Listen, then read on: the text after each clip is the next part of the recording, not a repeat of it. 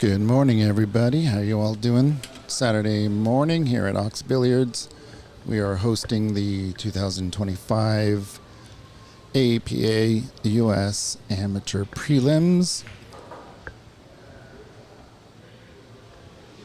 We hope you're ready for some action. First match we'll have up for you is Shu Chang versus Patrick. It'll be an APA Masters format, which means it'll be a race to 7.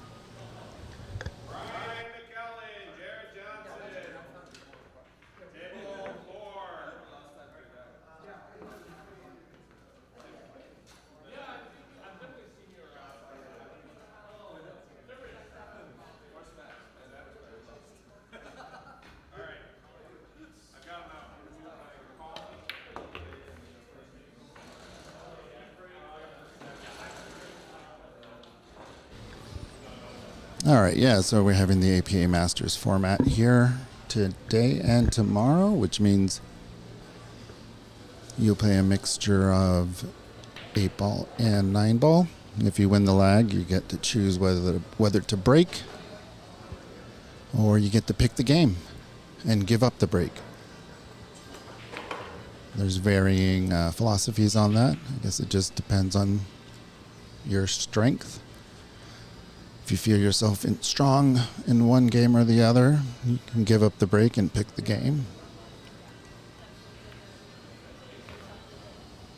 Personally, if I win the lag, I would take the break and control the table.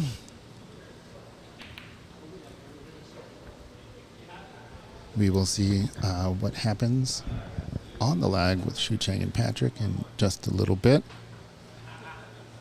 In the description, you'll find the brackets online, both the men's and women's brackets. So check those out and follow along. Tom will be updating them as the day moves along. We're set to stream all day. The last match will start around 8 o'clock today. And then we'll be back at it tomorrow morning at 10:30 so that we can find out who the winners will be. We'll have one woman and 3 men advancing and representing, hopefully, Seattle. I'm not sure how many out-of-towners we have. We can explore those players in the players list as the day moves along. Join us in the chat. Let us know what you're thinking, who you're rooting for, what matchups you'd like to see. That's always a good question in the chat. We want to try to give every player a chance to get on this stream. So we'll do a roll-on, roll-off. Stick with us in between matches. We're going to try to get you on as soon as possible when one ends. And that's about all the info I have for now up until the start of this match. We'll see you guys in just a second. Thanks for joining us. Root for your own player. Show us in the chat the love you have for your favorite.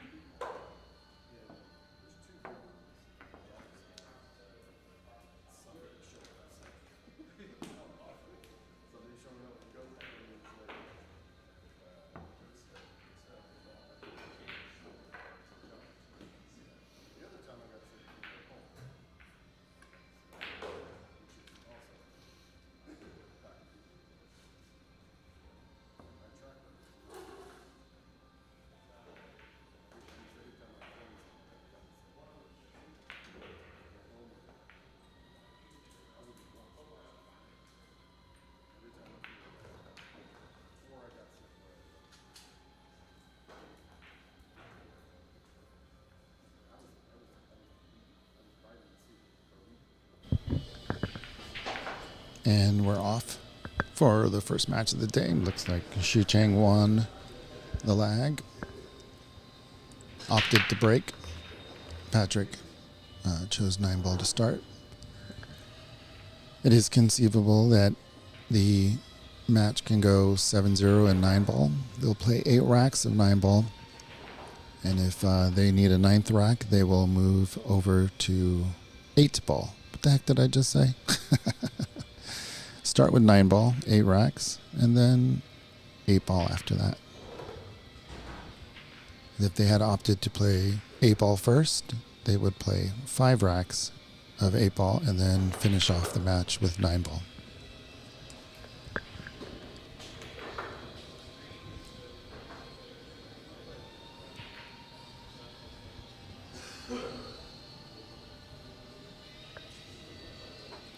Shu Chang got a ball in the break. Good position here on the pink. Let's see how he approaches this purple ball. Looks like he's going to try to screw back and get it. Oh, nice little stun. Get it in the right middle. Going from the approach. Might need to use that 7 if he wants to bump into the 7 to hold on for the green ball. Got a little bit too thin on this purple ball. So he didn't bump the 7 so much so that it got into a bad position, but he did clear it out of the way so he can cue into this green ball nicely.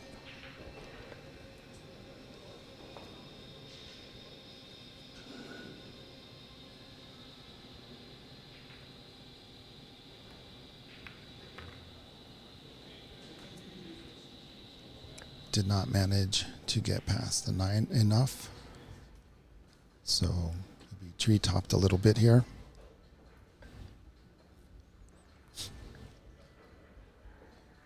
You can do pocket speed here since you can't really do a stop shot for the 8. You can just roll past the 8 and come down the table in the left middle.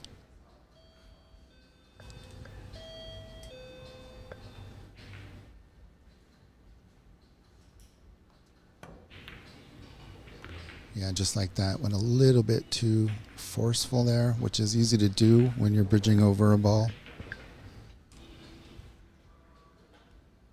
But it looks like he can see a big chunk of that middle pocket, so this should be makeable for Shu Chang. The trick here is holding the ball for the 9-ball.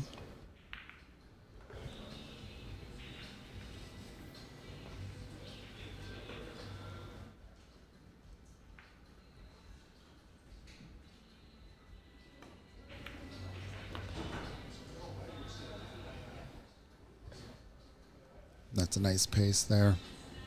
Trying not to do too little with the cue ball, just letting your stroke out so you can hit the short rail and back up for the 9 in the left corner. And Shu Chang, break and run here.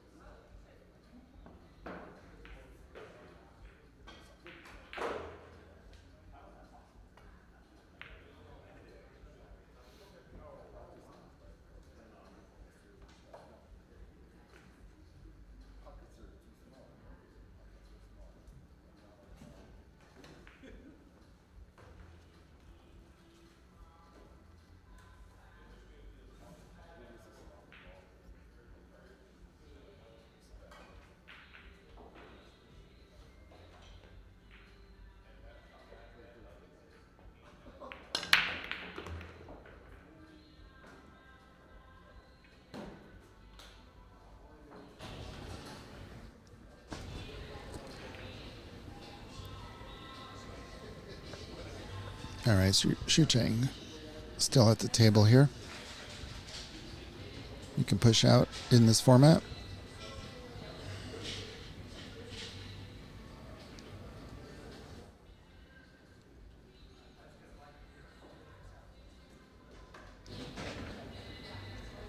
We can also jump in this format, even though it is APA.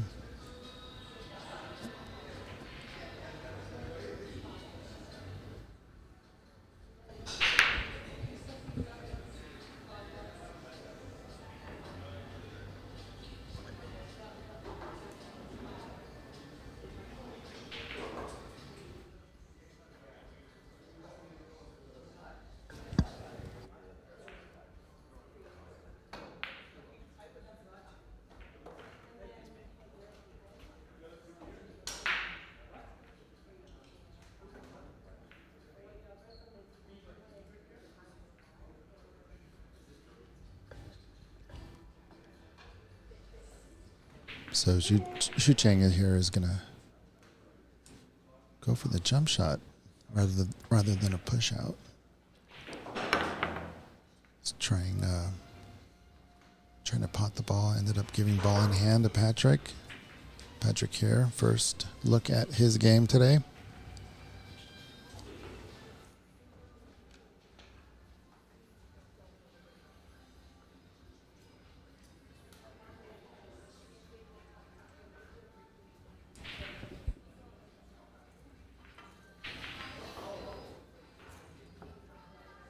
Got most of the balls spread diagonally across the table. Looks like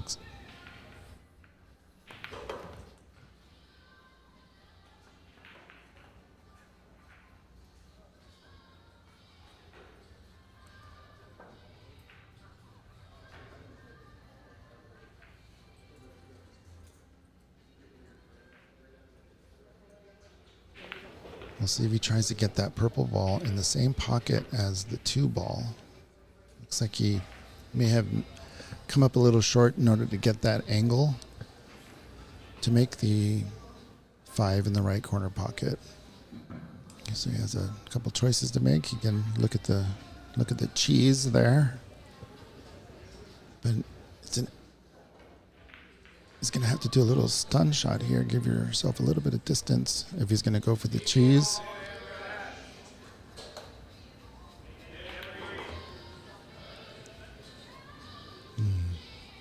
Drew back just a bit too far, but he is looking at it. Looks like his only option here. Still makeable.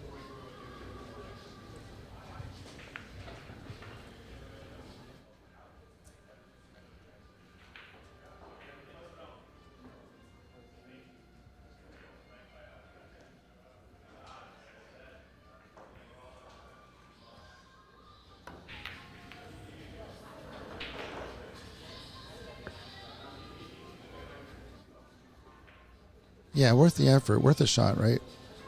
I mean, if he couldn't get on the left side of the purple to shoot in the right corner pocket, that was a good enough effort.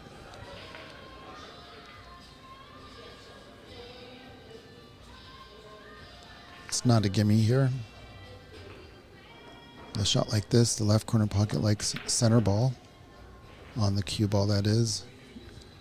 For some reason, these corner pockets don't like too much spin when you're powering them in. It tends to get stuck in the jaw. Just sitting there on the shelf of your opponent, but nice position here on the green. Stun over to the 7.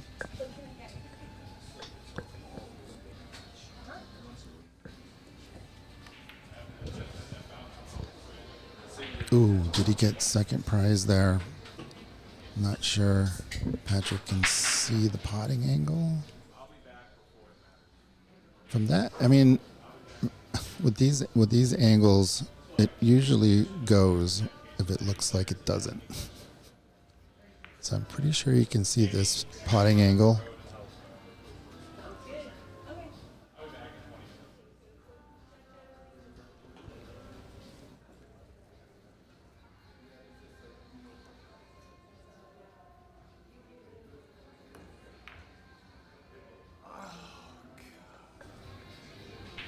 Example there of the deep shelves on these tables.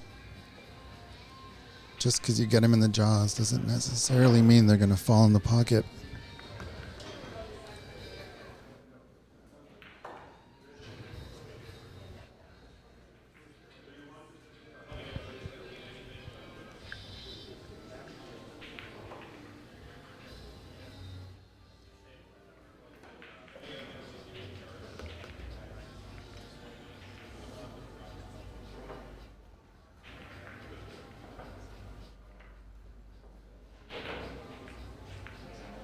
Gonna go back and forth here.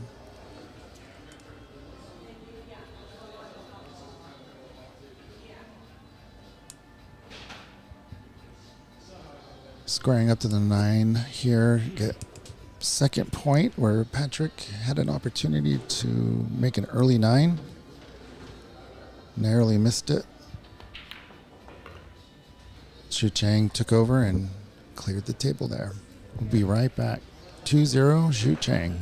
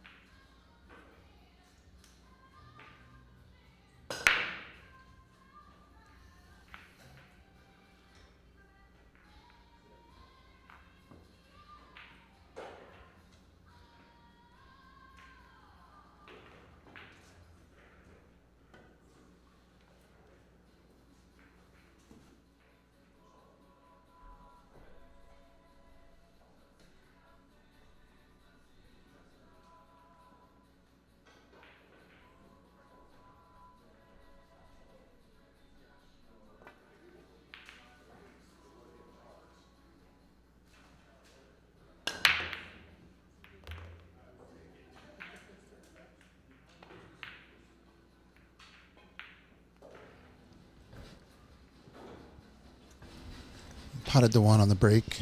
Has a sight on the blue ball, but it's going to be a thin cut there in the left middle pocket. Cue ball's going to go crazy if he attempts that shot.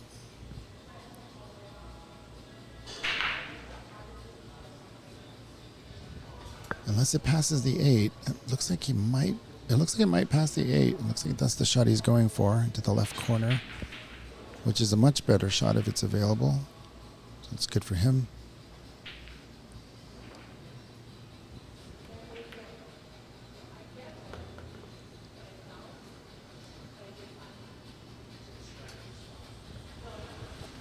Shu Chang and Ox Billiards have been working for the past year or so, developing a new membership. Ox is now having 2 types of memberships, the league membership and the athletics membership. Trying to give more players opportunities to enjoy the facilities 24 hours a day. Uh-oh.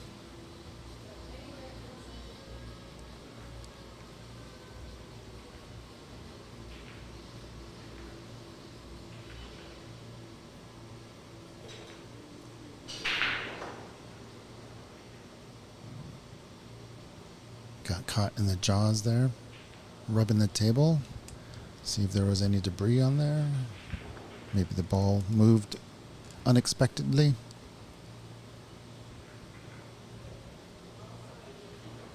Just checking the 33-degree angle, trying to see if that cue ball is going to go into the middle pocket if he pots into the right corner.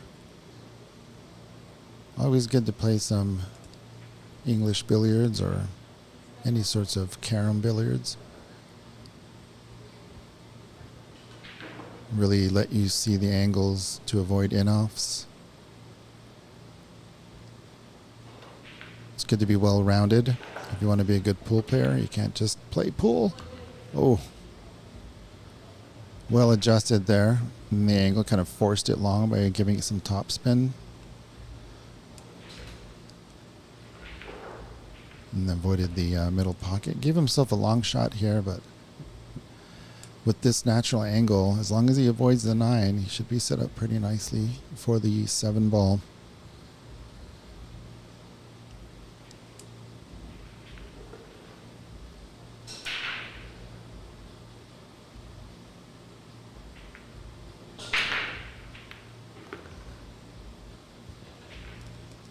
Don't get too straight here. This is difficult now. Very difficult shot here. Could go for a 50-50. He's going to try a draw here, it looks like. He's trying to bring the cue ball back up. This would be quite a shot if you can pull it off.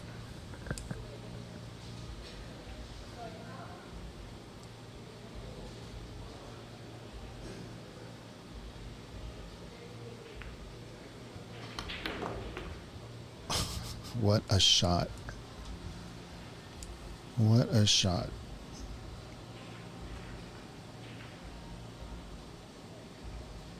Got a little bit too straight on that 7 and then wiggled his way out of it. He's not in the best position here on the 8, but now he's in perfect position. So 2 shots to get him right back in sync.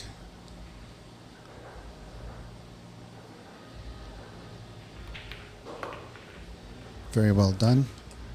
3-0, Shu Chang will be right back.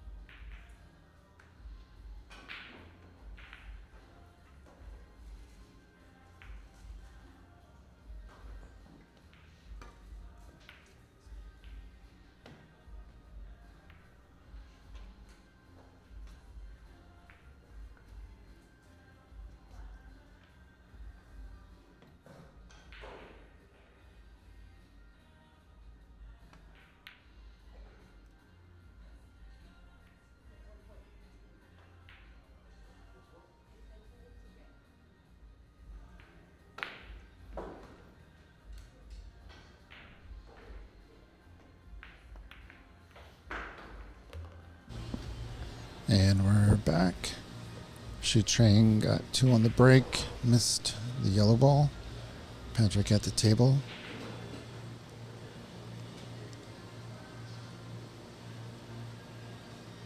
Looks like a fairly reasonable run out here. Just simple shots played to perfection. Got a little bouncy there. A little power.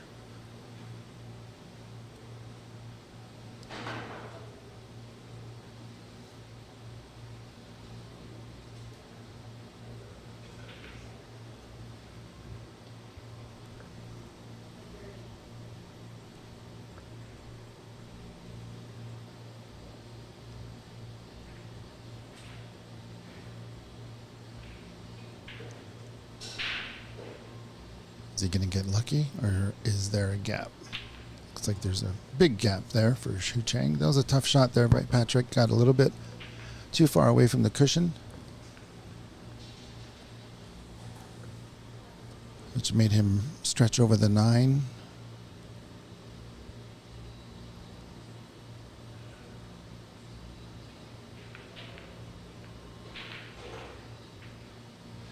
DT in the YouTube chat is asking about how many matches will be streamed today.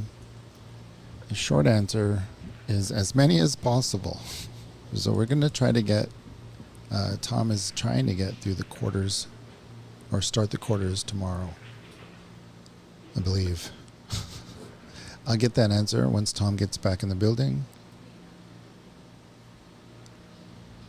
But if the last match is at 8, starting at 8, it's going to be quite a few stream matches for sure. Trying to get you guys a variety of players.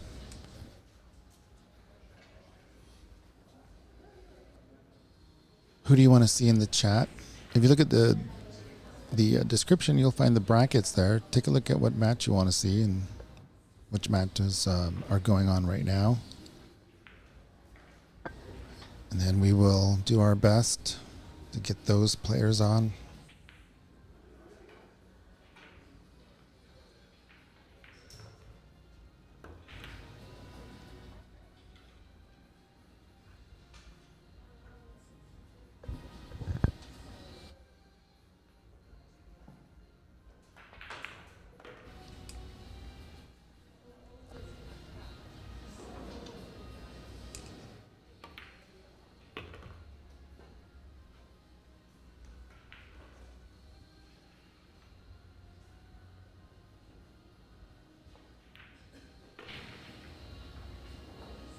Players started arriving here at Ox about 9 o'clock in the morning, warming up, trying to get used to these tables, or at least to people who don't frequent this place. Some members are able to come in whenever they want, so a few members were here before the doors opened. Kind of the perks of membership.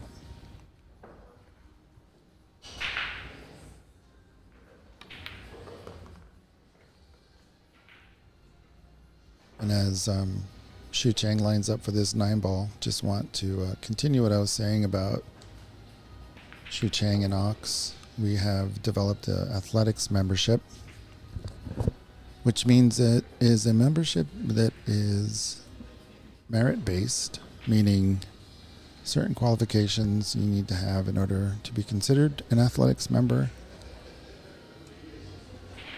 It's not quite a sponsored player. They are members, and they're the high-level players that either have their own table, give back to the community, handle themselves professionally. Shu Chang exemplifies all of those things. And as an athletic member here at Ox, he will be giving coaching clinics to our members. So each athletic member will be giving 3 clinics a year to our members at no cost to our members. So what this does is it gives advanced players that aren't quite sponsored a chance to develop other skills like coaching. Coaching examines your own game, so that in itself will improve their game, and then it'll give them an opportunity to flex some things that they're already doing. Shu Chang already has students, so now he has a venue to flex those abilities, develop them as time goes on, and then it gives back to membership, education, training. It's kind of what we're all about here. So we're extremely thrilled to have Shu Chang as the first athletics member. We'll be coming out with more news about that, and we already have our second athletics member, which I'm excited to announce, but we'll wait a day or two.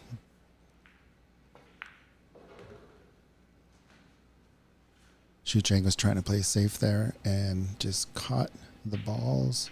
Didn't get wide enough on the 1 ball, so Patrick doesn't have an easy table here.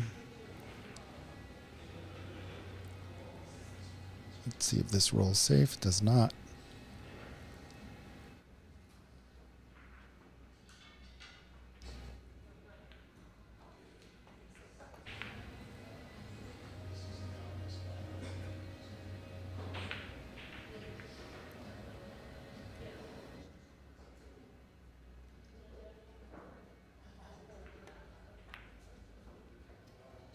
Might bounce out. Oh, beautiful. Beautifully done. Had the right spin on it.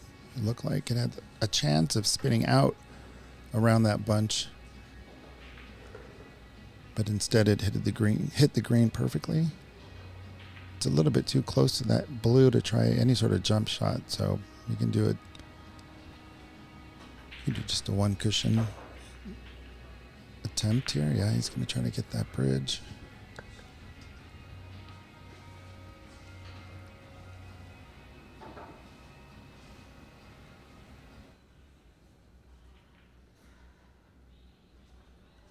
Not an easy shot here.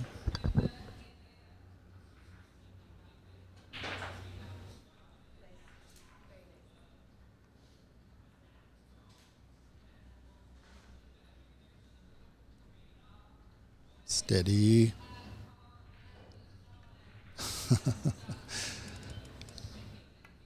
If you're watching this, Patrick, you should put the butt of the bridge on the bed so you're not floating two hands in the air. You got your left hand just holding the table and the bridge butt, and then you can have a stable bridge. Yeah, right there. You just bump the green ball there. We get two arms in motion, floating in the air. It's hard to control that bridge or create a stable bridge head there.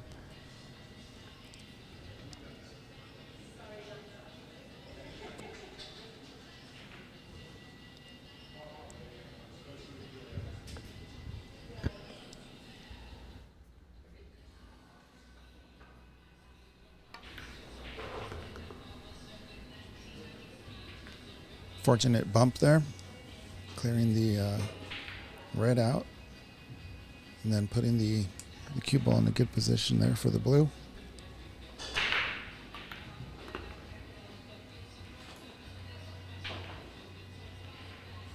Now, after moving that green, he's got elbow room and open paths to move around the table with all the balls here.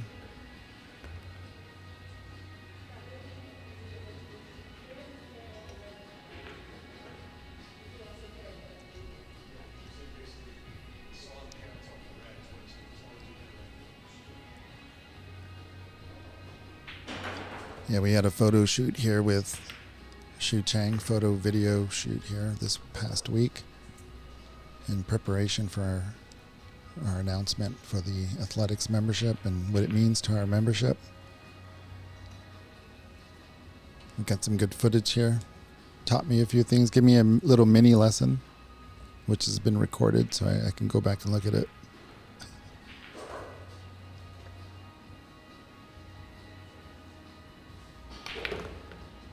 Wow, nice little draw in between the gap.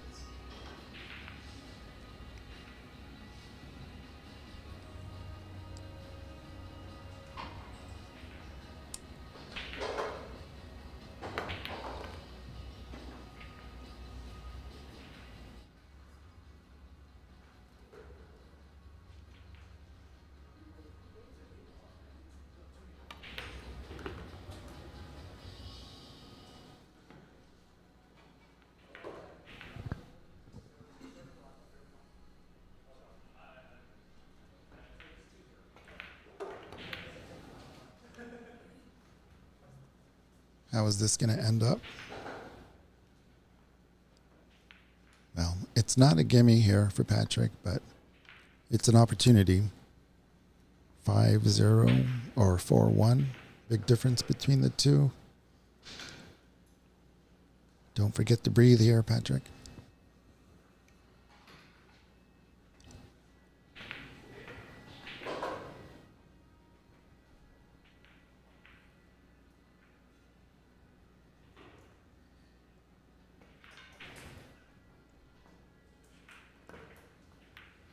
Nailed it. What a shot. On the board. Great job there, Patrick. Pressure situation. Managed to nail it. We'll be back in just a bit. Thank you for watching.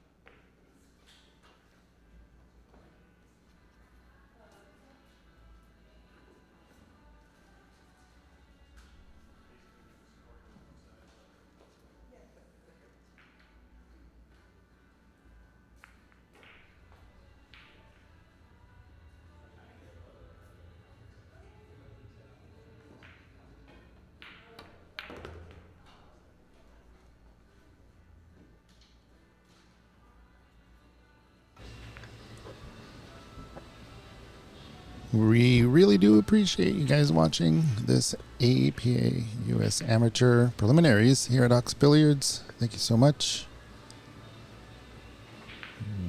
We love having you here. And if you're not here, we love having you on the stream.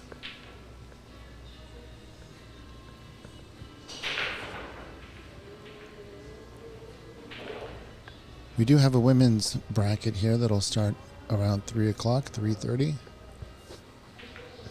So hopefully we'll have an opening there to put their first match on the stream.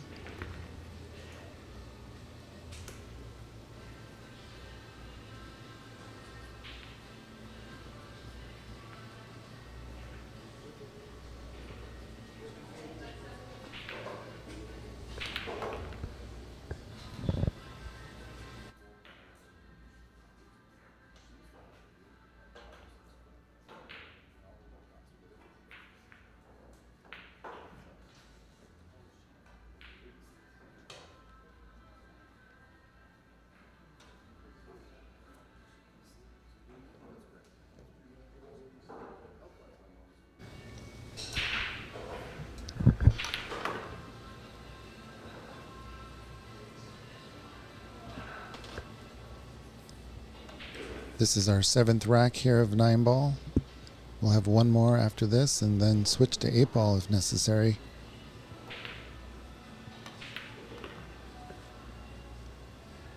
Nice little stop shot there. Try to make this 6-1. He has missed a 9-ball, which gave Patrick the 1 point there. Did not miss this one, so Shu Chang with an opportunity to advance 7-1. That will be his goal, as he has the break, controls the table.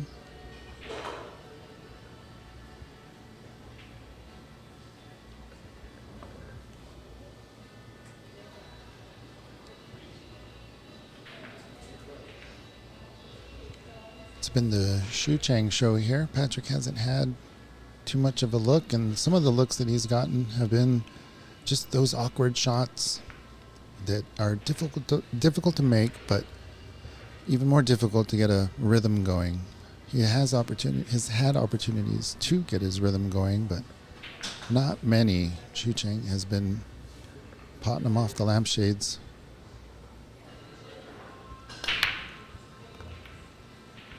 Pressure break here. Comes up dry. Was wondering if that would put a little bit of pressure on Shu Chang here, trying to go 7-1.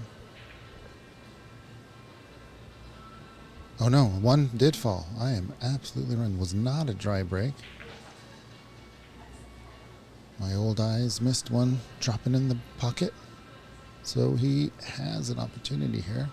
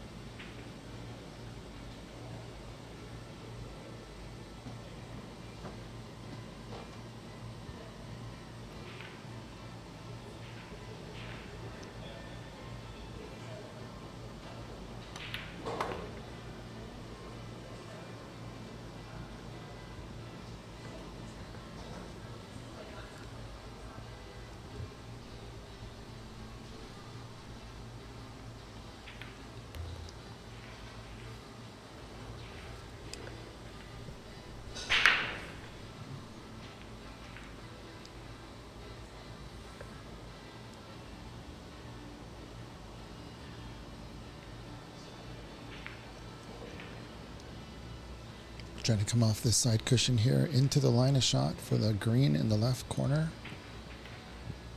It looks like he's crossing the line. It's a much more precise shot. To go cross the line and then have the cue ball end up on or near your line is tough to do. The advice is always try to go into your line off the cushion or off a stun or however you want to control the cue ball, but going perpendicular into the next line of shot is it's very difficult. Managed to do it okay here. Has a natural angle to get on the 7. Doesn't have to do too much here.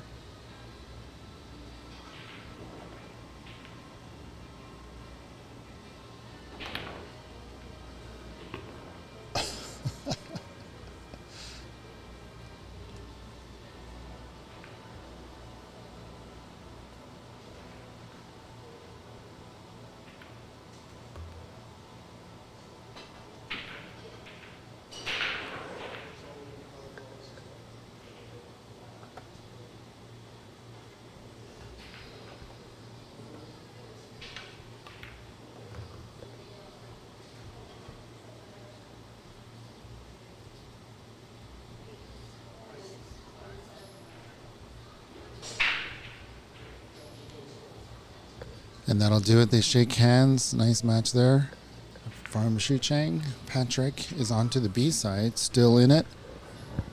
You got one more chance to get through the B side and then back up. Patrick, not out of it yet. Well done by Shu Chang there. We'll be back with the second match of the day. Put in the chat who you want to see.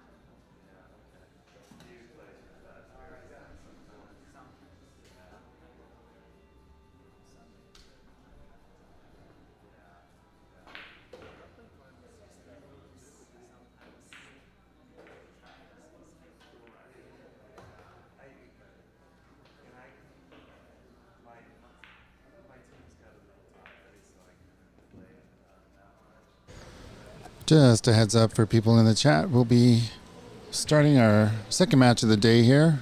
Christian Nyberger versus Cameron Lowenstein. So stay tuned. They'll be heading to the table in no time.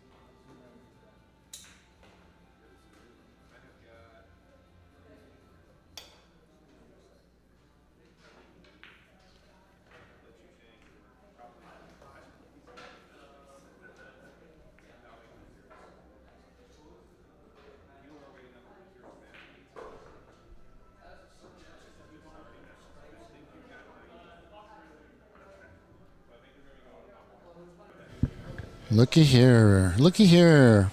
New swag. We got special patches here for players that do breaks and runs and all that good APA stuff.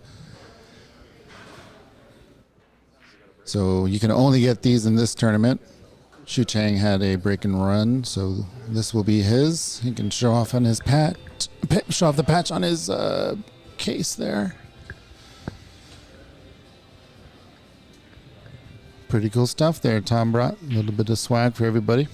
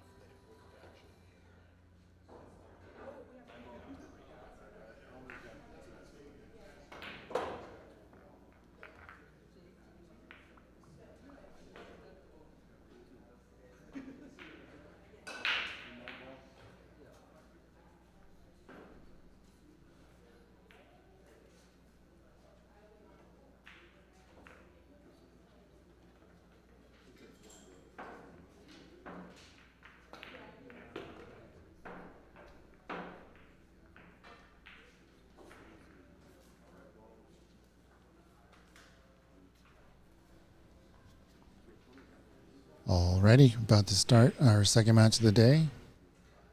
Share this stream for people who might be interested. Cheering on your favorite player. We got Christian Nyberger and Cameron Lewenstein. Like Christian decided to pick the format, gave the break up to Cameron.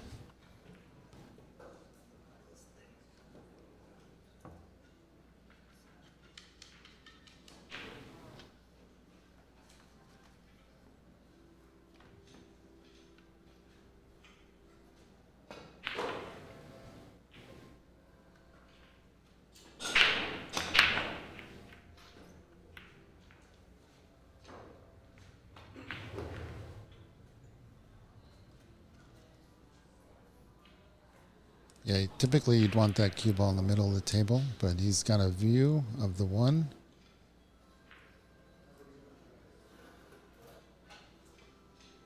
He's trying to see if that 2 goes past 7 and 8.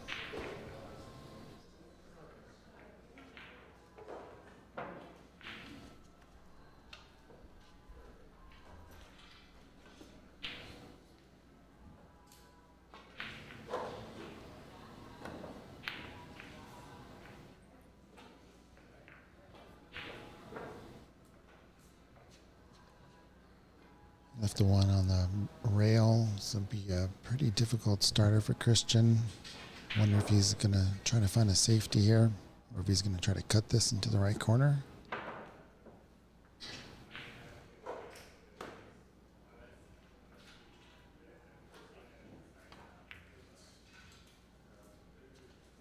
Opted to play safe. Did he get lucky there? No. Looks like it's open.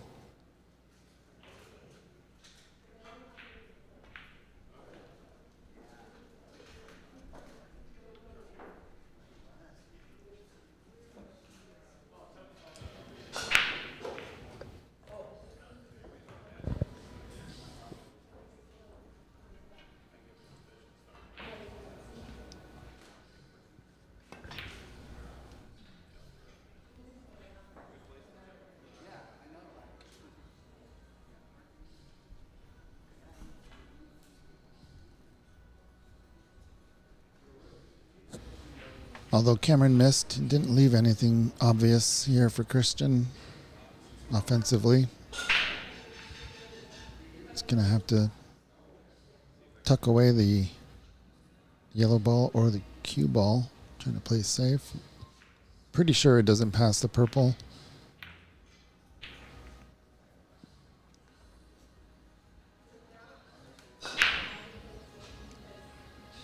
More of a distance safety there. Didn't hit the green ball properly. May have been a little pacey as well. Depending on what he was trying to do. Really don't know what's going on in their minds. We can only assume and guess and call it as we see it. It's a good shot there. Oh, had a chance. Would have been snookered behind 7 if he had made that.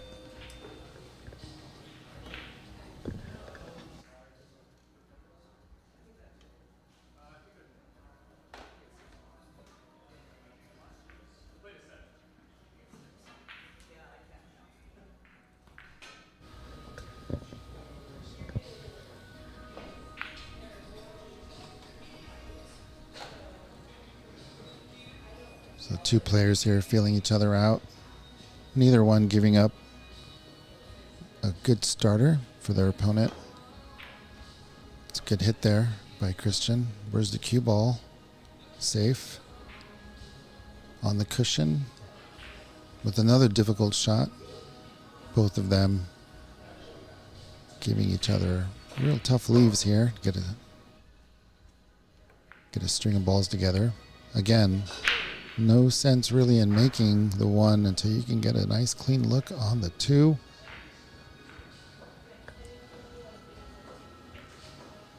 Cameron did make it, managed to bump it.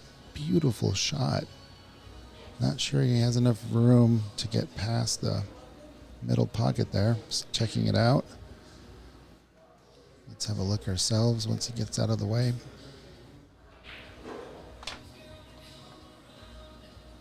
Yeah, that cue ball's going in the middle, so he's going to have to do a little bit of work here. Well done. Well done. So Cameron is off here. Off to the races, that is.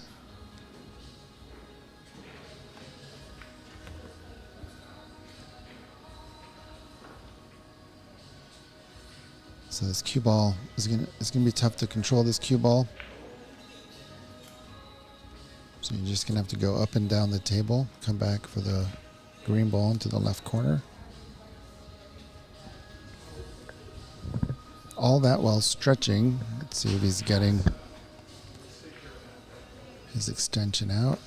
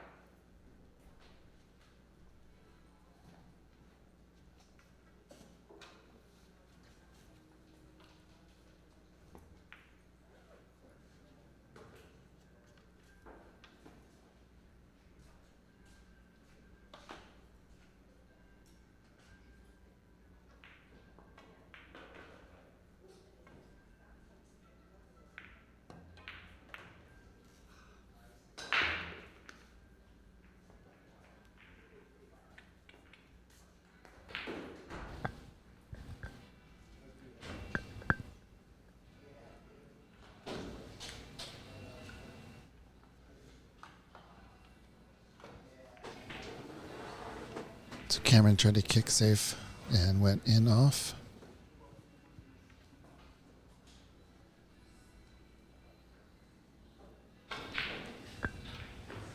Christian here with a chance to get the first point. 4 balls on the table, ball in hand.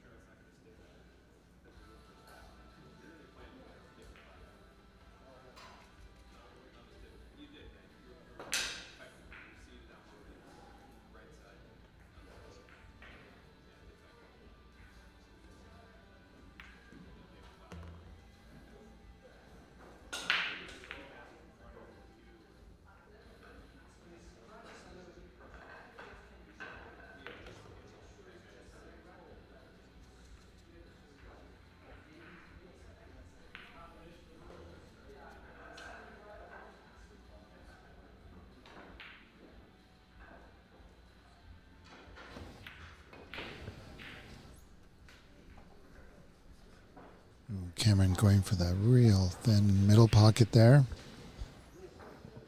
Ooh, Larry Leach crossing the camera. What's up, Larry?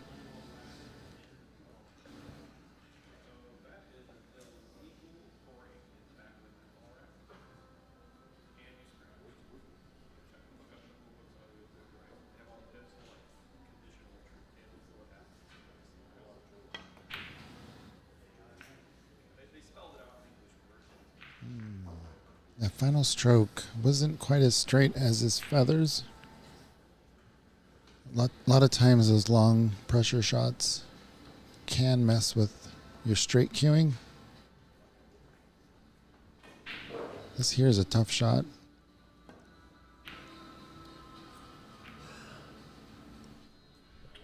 Gonna have to bring the bridge out, or at least an extension.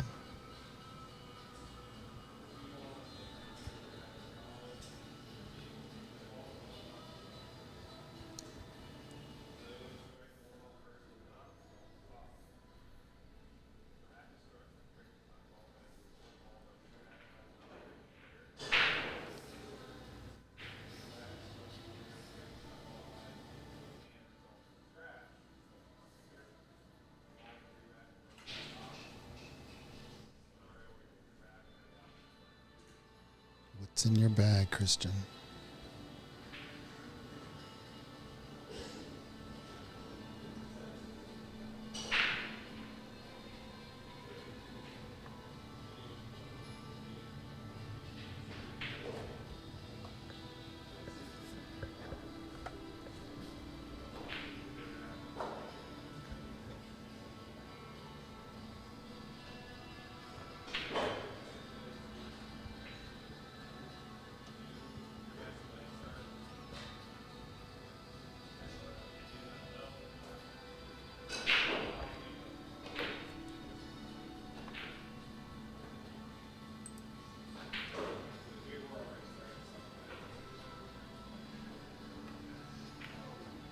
And Christian's on the board first, 1-0.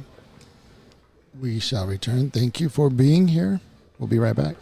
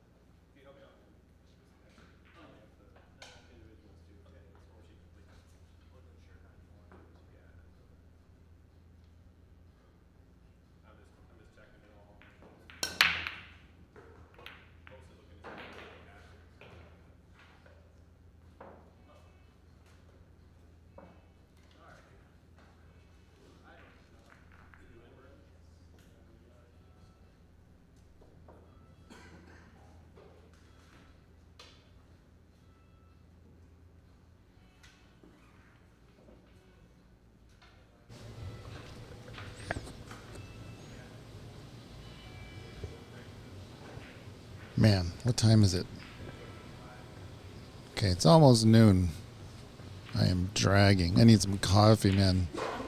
You want to get? I could use a double shot. Is Chikarina's open? Because I could do a double shot right now, honestly. Ooh, is this a 2A? No, there's a gap. Christian. It's gonna be. The cue ball's gonna be thrown left here.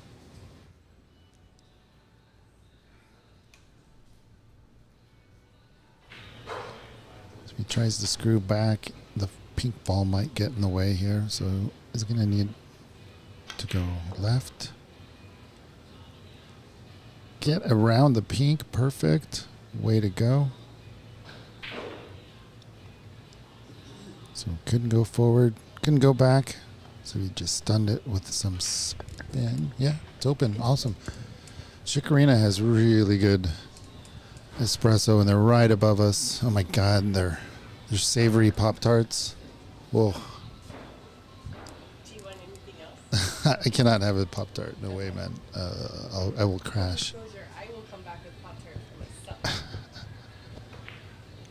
We're spoiled in this neighborhood with just amazing coffee shops and restaurants, bars, art galleries.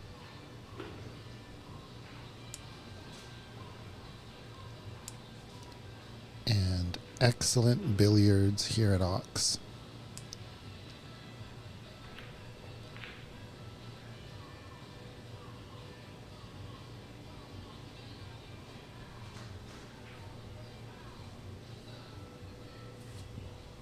So it's kind of cut here for a starter. It's a pretty thin cut.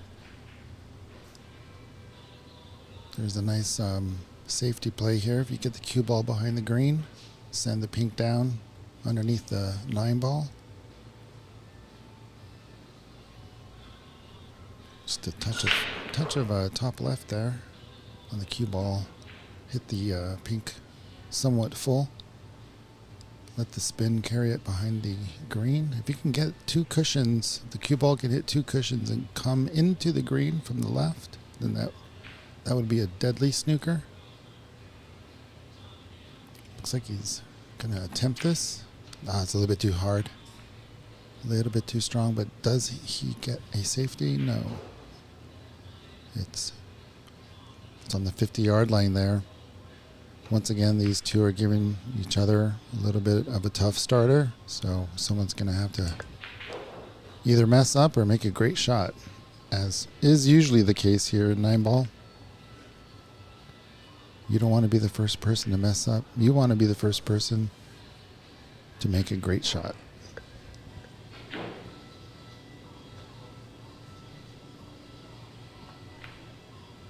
That's perfect speed. He let the spin carry it behind the 9 rather than trying to force it behind the 9 with power.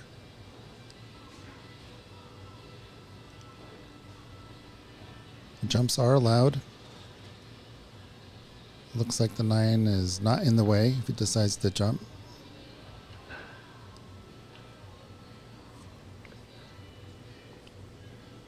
Looks like he might see an edge. No need to jump.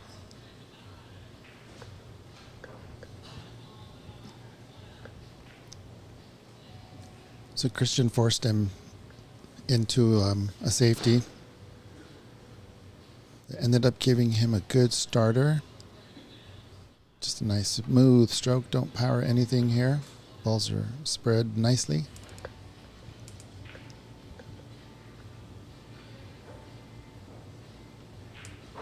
You have to go around the 9-ball here. That's what it looks like.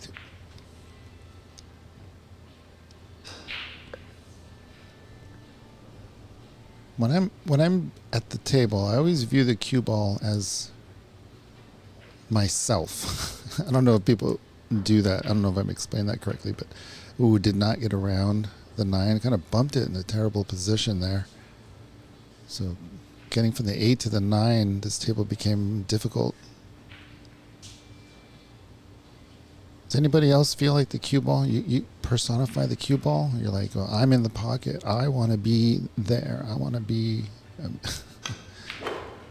think most of us do that, yeah? So he could bump the 9 here. You don't want to get too fancy. I don't like the 9 in that position, but it's not in such a bad position that you can scratch going for it. But you only have really one pocket to go for, and that's the bottom right.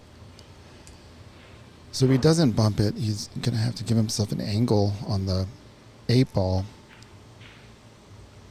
Oh, he's just... looks like he was playing safe. Or that was a pretty bad miss.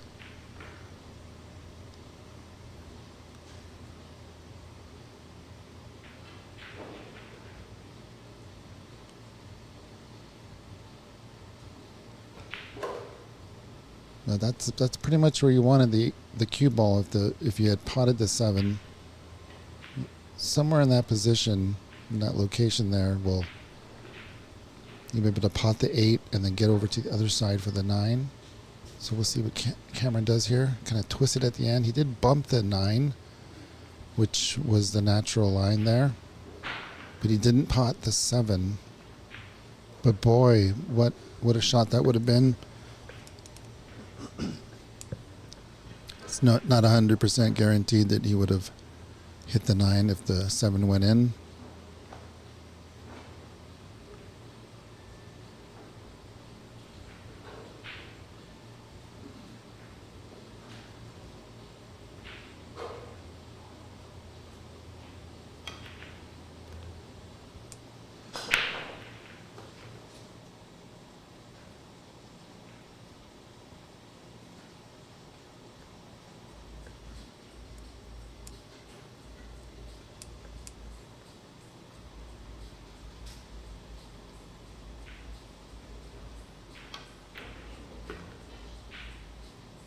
Get a good bounce. Decent enough.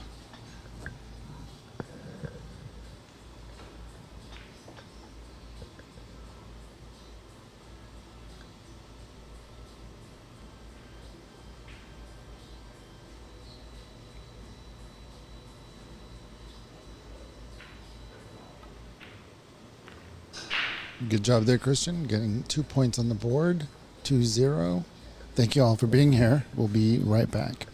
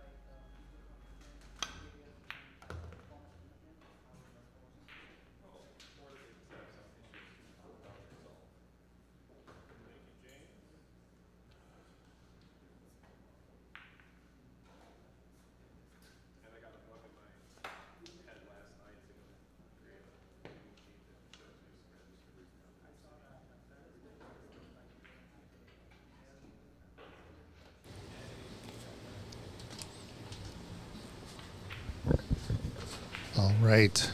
Espresso in hand.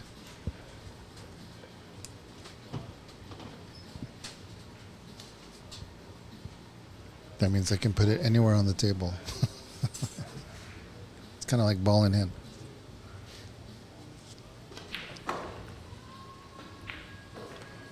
Nice fortunate bounce there, bumping into the pink ball, but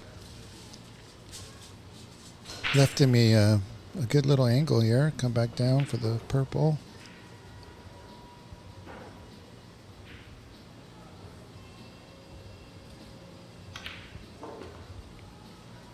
Hit it right in the face. Good bounce.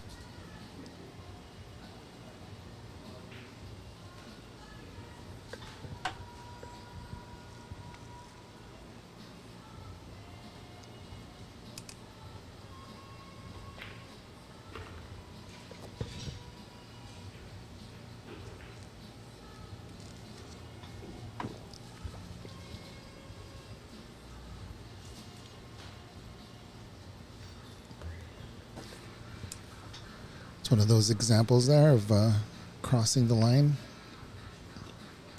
In this case, there's two lines for Christian in that 8-ball. It could be in the middle or the corner. So I guess if you have two lines to cross, you can go too far and pick the other one. Either one will get you on the 9-ball.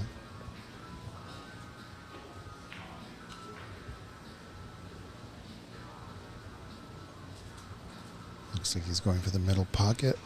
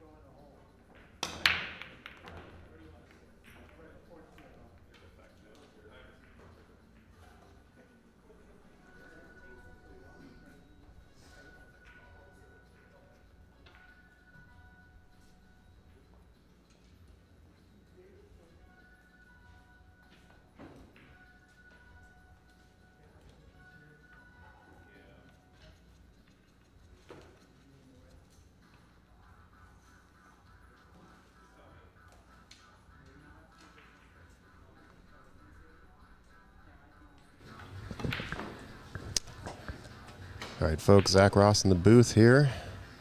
Just catching up with this match. Cameron rattled side pocket, trying to draw back for the 2, but ended up drawing a little bit too far.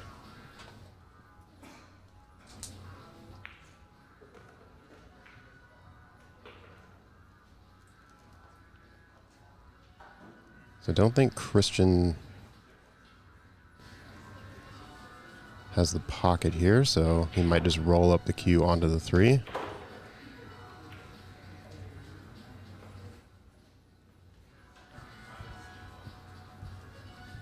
Leaves Cameron a kick, but chance for a scratch here if he does catch it a little too far on the left side of the 1.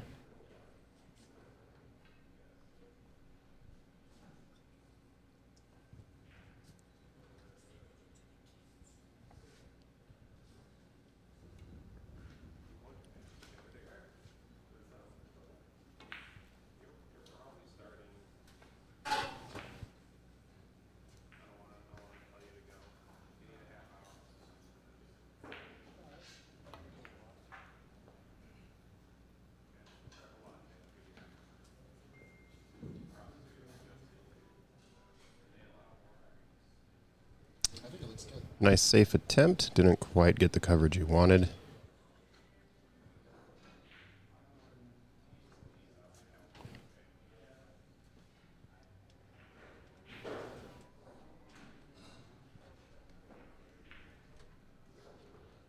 Nice kick there.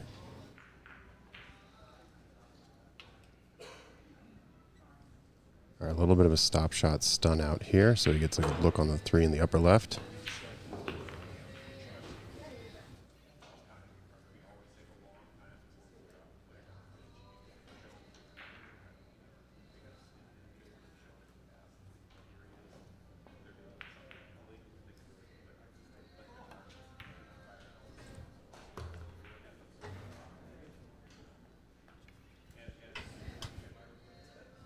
Good pocket speed there. These pockets are taking a little slippery on the corners, so as long as you're timing it right with your speed, should be good.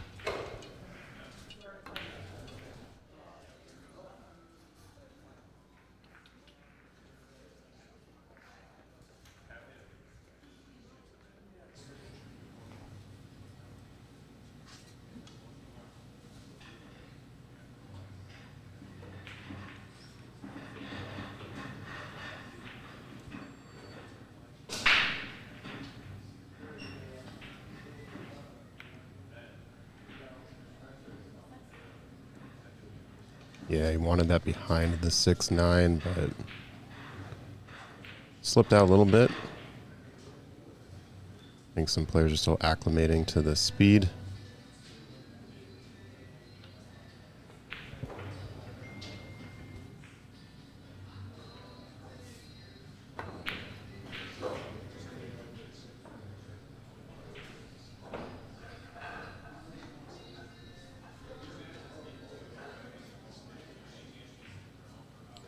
So, Zach, do you practice with Christian quite a bit, or every once in a while? Recently I have, yeah. Found out he actually lives pretty close to my apartment, so he has a table at his house. So I've been picking his brain on some shots and sort of training that he does, because he's moved pretty significantly in Fargo this past year. I think he's moved 70 points or something, so he's like a 590 now.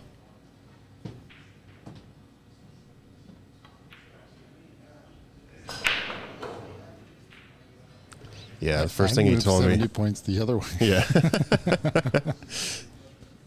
Yeah, he was telling me this morning that this cloth is a little faster than one he has at home.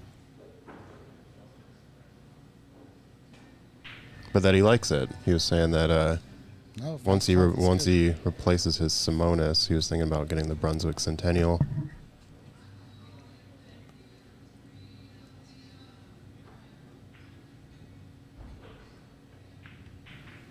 Well, considering the tariffs, it might be a better option. It does come from Mexico, I believe. Yeah, a bit more favorable trade deal there.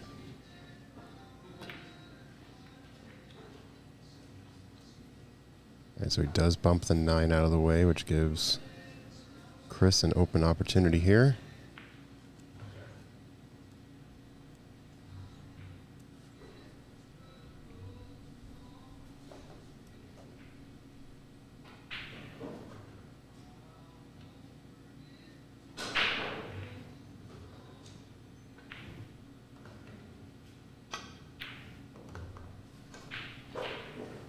He's going to get stuck behind the 9, though.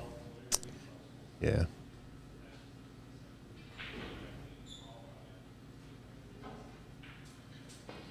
You know, what's interesting is I just got a new cue, and so I think with these powerful cues, it's so easy to overhit them, because the cue I had before was kind of like a stock, off-the-shelf type cue with that one. Ooh, Oh, man. he did have angle. Nice. The only thing you could see was the putting angle. Yeah. You got it.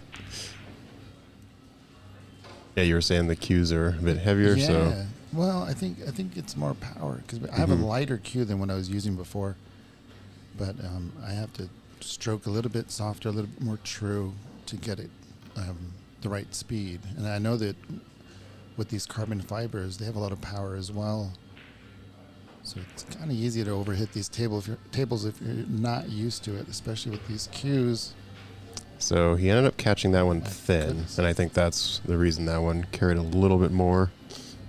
But actually found pocket line for the lower right corner here.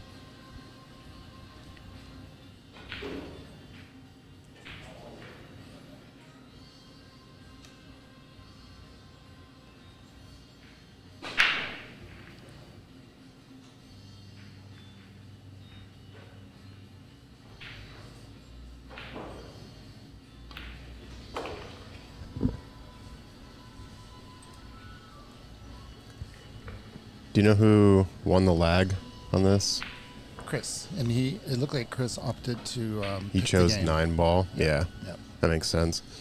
I feel like a lot of the higher rated players will be choosing 9-ball to start. I feel like it's more often you can get sort of a good run out in 9, less clusters and such. And I know that's his game that he favors over 8, so. Also Yeah. the only game that you can win without having to play the other, so. Which is what happened in our morning match between Shu Chang Okay. and Patrick. Yeah, 7-1. Patrick really didn't have a chance, or a look, I should say. He got a few looks at the table, but they were always awkward. Just kind of like hard to get your groove going. So Yeah. sometimes you just get those matches, and then once you give the ball to Shu Chang, it's like 5 balls, it's over. Yeah, I think Chris played Piyush in round 1. They also started with 9-ball, and I think he either won 7-0 or 7-1. So, one of the favorites here, in my opinion. Definitely have some heavy hitters here, though, so. We have some absentee people too, like Prof didn't join, or did he? Is Prof mentioned? No, I don't think he signed up. I was talking to him about it when Shu Chang and Daniel were playing, and he forgot that signups. He said somebody usually messages him about signups, and I guess that didn't occur. So It's nice to have an assistant, yeah, a little personal assistant. Well, I'm the opposite. I thought I signed up, and I didn't. I had a goal of signing up, and it just apparently never happened.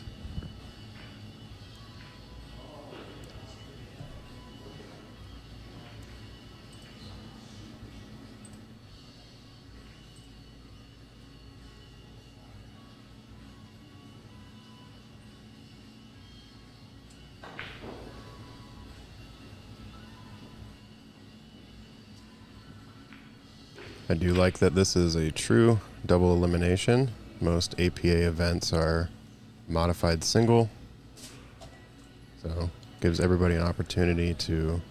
What's the difference there? So the modified single, typically if you win 2 games, you're kind of past the point of no return. Oh, I see. So if you lose, then you're out. because you've already played your 2. Yeah. Okay. But in this particular tournament, which I believe should be every formatted tournament, is double elim, but that's the way it is.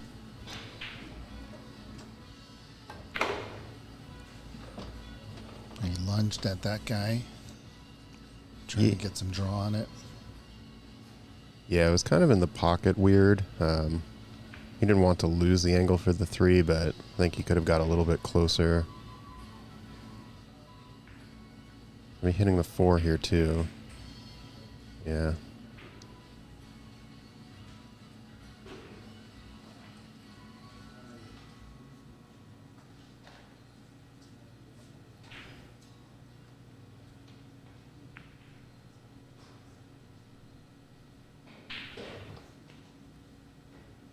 Might be bumping the 4 here.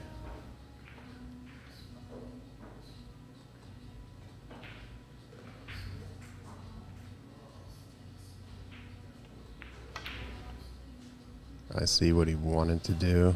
Okay.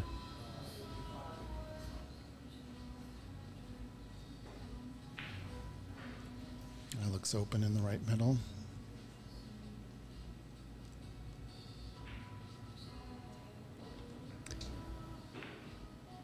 Yeah, with the ankle he has too, it might be best to just draw straight back. Yeah, kind of like that. Yeah, a little fortunate there. Yeah. Spread those out. Unless that was perfectly planned, but Yeah. you never know. Great shot. Yeah, pretty good speed. Take this in the upper left corner. Plays it with some follow. He may bump the 7, kind of push it towards that corner.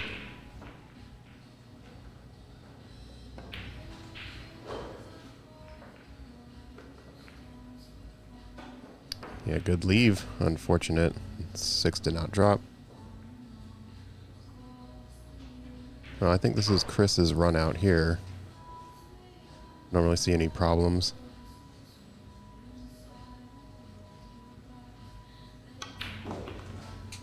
He had a similar situation a few racks ago and didn't clear. Cameron came up with 2 balls left and couldn't clear either. So it's been a scrappy match here. So let's see if Christian's finally fallen into a groove here and can get these last few balls.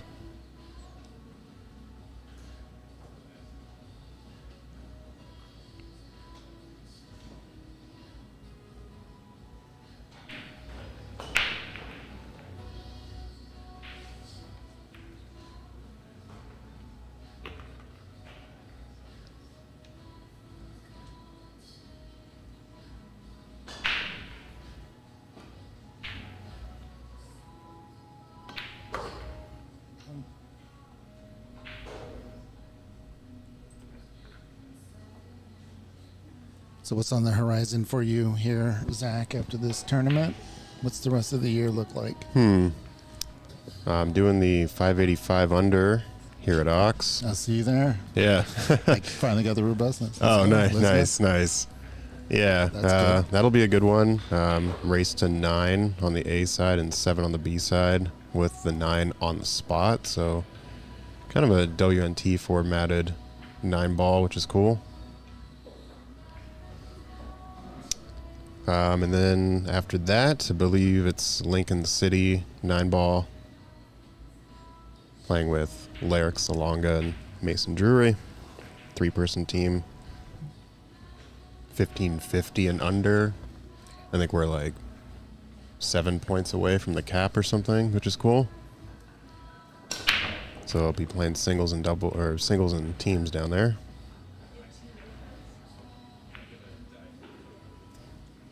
That's it for upcoming.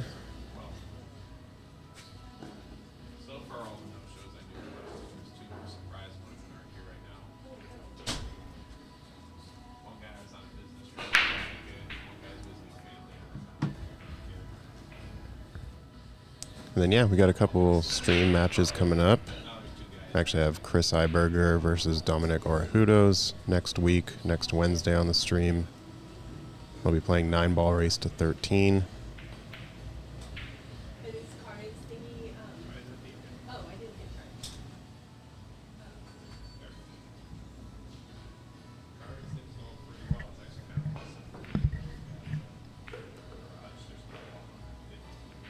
Pretty good safe here. I think he tries to go 2 rails at this. Yeah, hitting it shouldn't be that difficult, but hitting it safe will be. Just got a little wide there.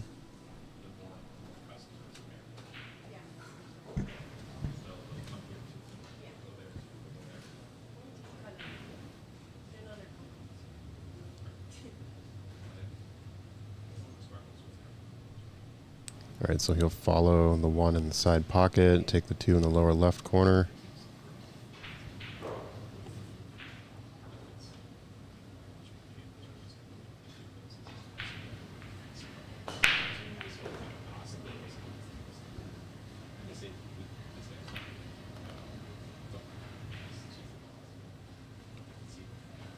So that shot there is an example of going into the line. Correct. Rather Yeah, than so crossing he wanted to make sure that the cue off the rail would move into that line. You can't always do that, but when you have the opportunity to, it is the safer and better shot to take.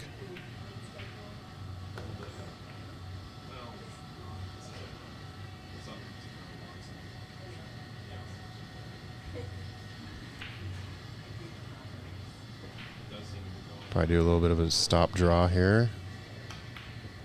Okay, he was able to thin it off.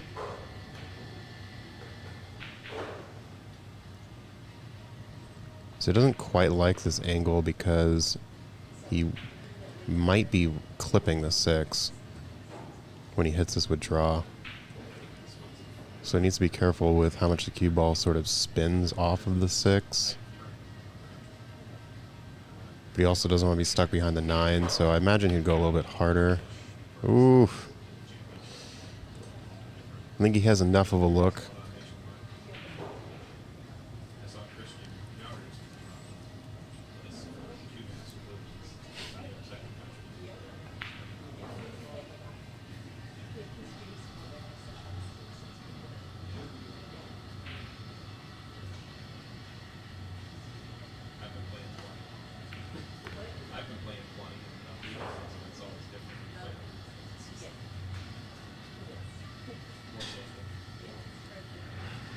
So yeah, safer to go above this 6 than trying to cross middle table. Cue ball would be rolling towards that right side pocket. So going up and around is a good choice. Now I can just do a little bit of follow here.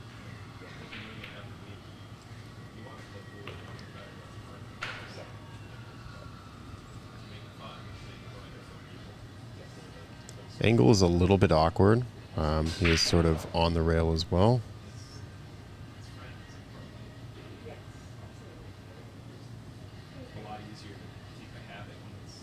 Just needs to mind the scratch potential here in the side pocket.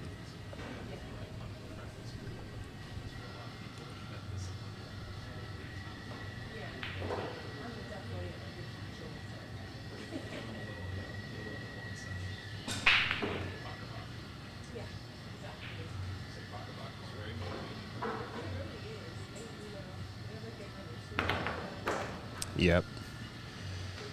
That was a risk. So he's just going to relinquish the 9.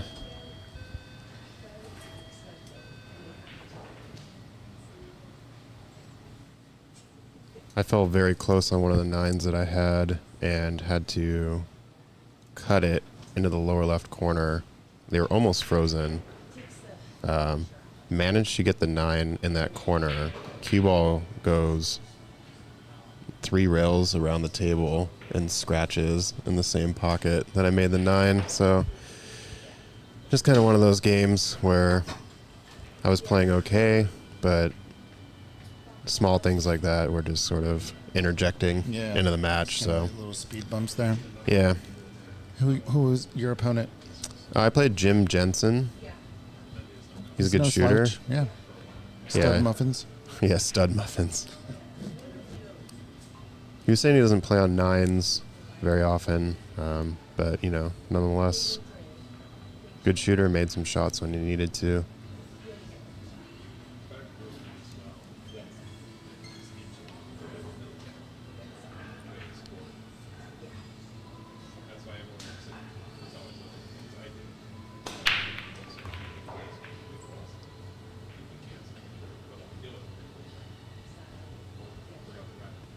All right, so I imagine he'll go for a push here.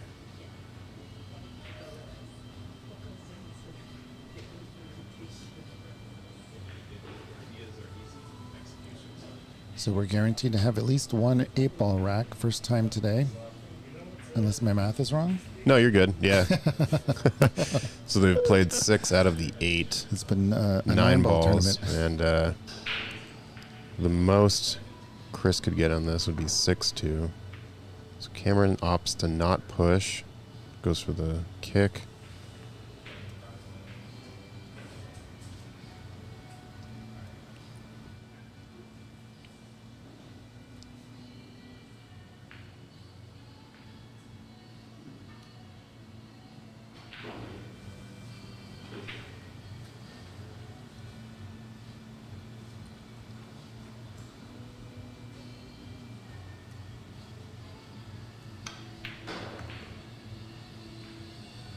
Yeah, I think he was able to hold for this window on the 2. I think he'll be coming 2 rails out, middle table for the 3 in the upper right.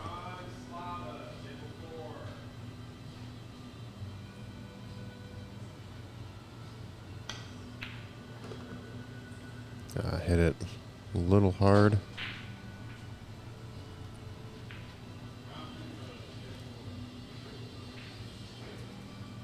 Looks like he might have a bank angle. Not quite sure if he has the angle for that upper side pocket there.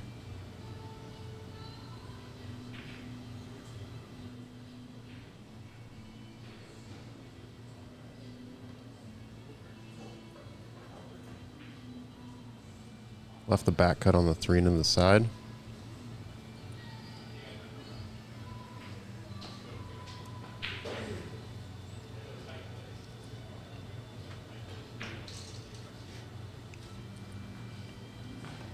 It's my first time watching Cameron play. Have you played him before or seen him around? No, I am not familiar with him either.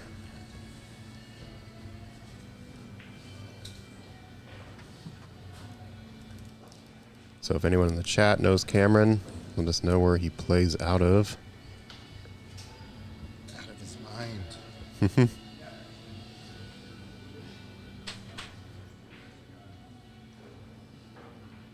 Dominic in the chat asking, players get the choice to start with 8 or 9. Is there any strategy to that? Yeah, so if you win the lag, you either choose the format or the break. If you choose the break, then your opponent would choose the starting format. I personally believe there's a bit of strategy choosing the format. I feel like stronger players typically favor 9-ball. So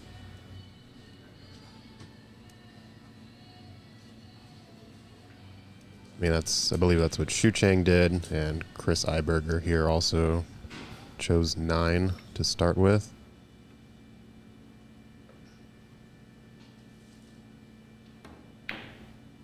Even though with 8-ball you do have more options on your shots, there also tend to be a few more clusters in play, so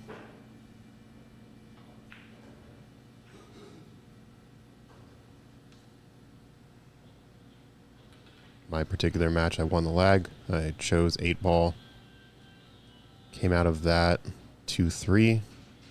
And then my opponent ended up winning 4 9s in a row. So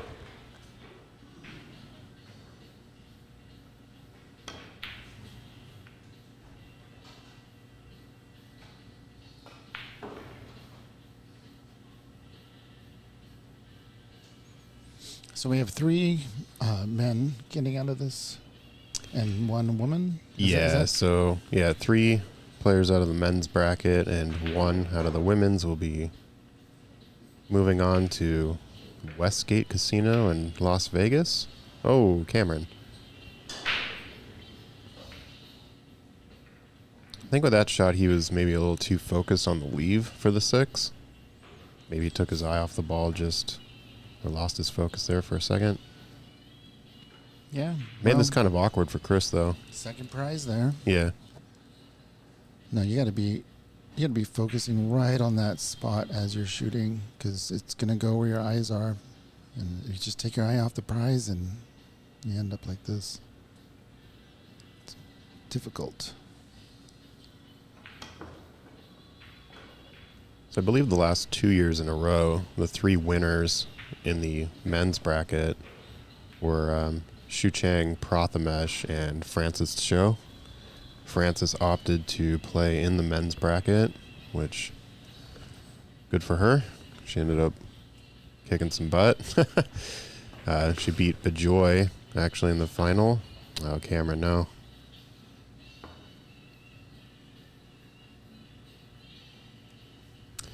Yeah, she ended up beating Bejoy in the final, I believe, both years. Yeah, I believe so. Yeah, well, one was on table 1 and one was on table 2, if I remember correctly. Yeah, last year's it went hill-hill. I actually just sort of rewatched some of the matches the other day.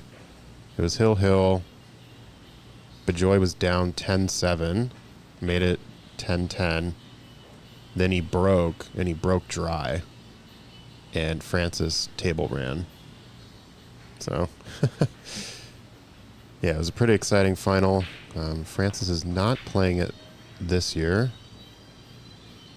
So the only repeat potential player here is Shu Chang. Everyone else will be new.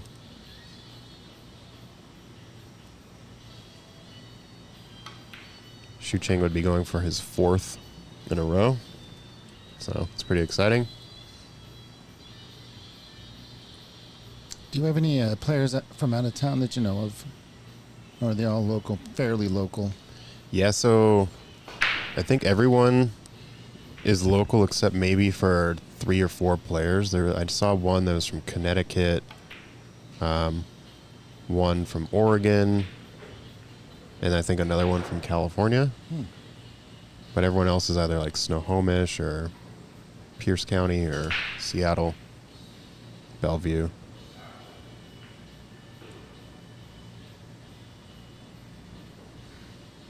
So one for the combo. 9-ball caught the pocket a little bit. Cameron should be out of this one.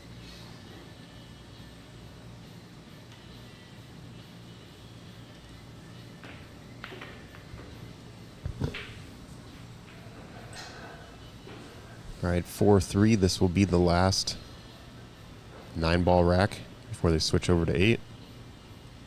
So that combo shot that Christian tried, you think the pace was an issue? If he had hit it softer, you think he'd given it more of a chance? Or I think he needed to. I think the 8-ball needed to overcut a little bit more.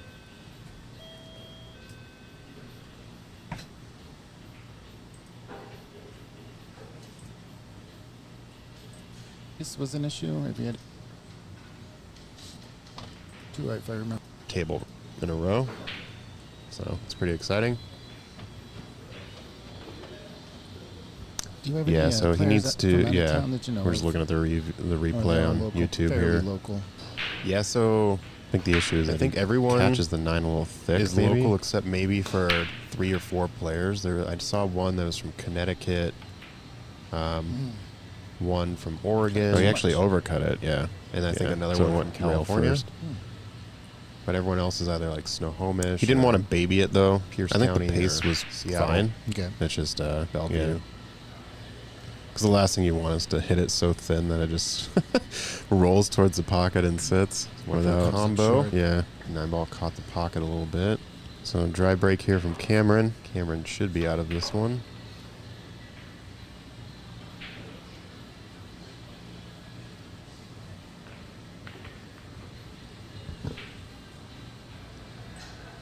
He has enough angle to make the 2. This will be the last. Will be running into the 8, so 9-ball rack. Making sure he has a look on the 3. It'll be a little tricky. So that combo shot that opts for the safe. I think it's pretty smart. You think the pace was an issue? Though it might have leaked. Softer, you think he'd given it more of a chance? Or I think he needed to. I think the 8-ball needed to overcut a little bit more. Either way.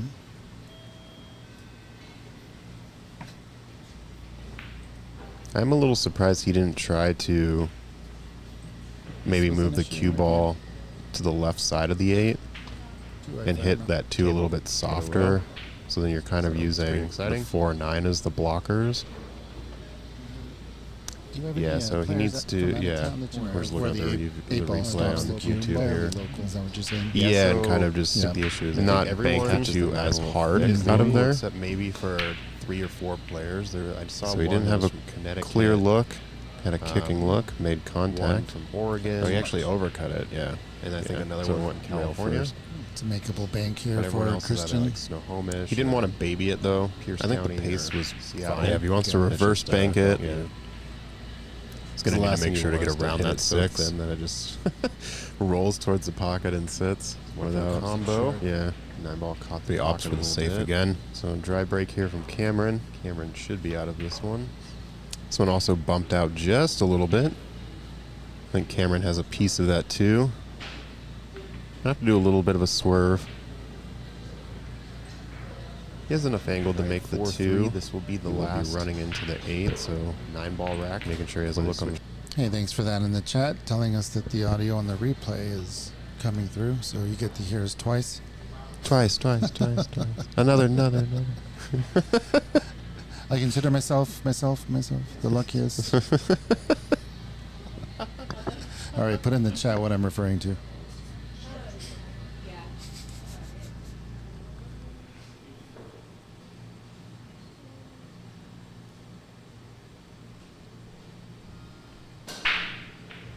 I like a stop shot here.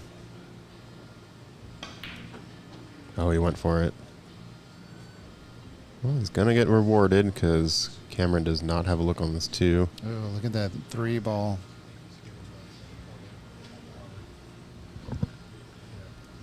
How you doing there, Mason, in the chat, letting us know as well. We should have turned that off. Should be all right. Play some background music, maybe.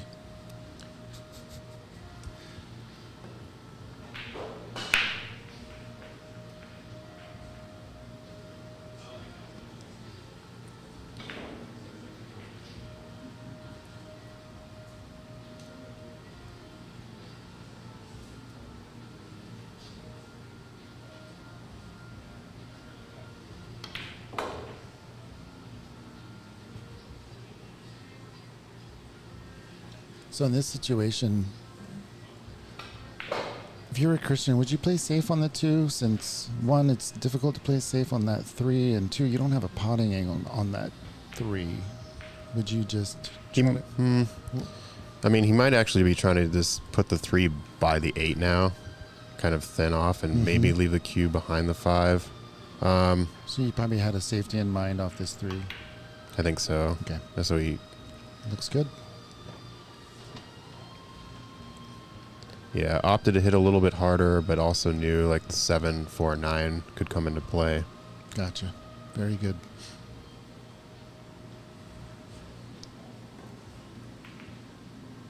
Yeah, I think typically if you have an open shot in 9 ball and it's makeable and you're feeling good about it, you typically should go for it. And then think about the other balls that are around that you could use as a safe.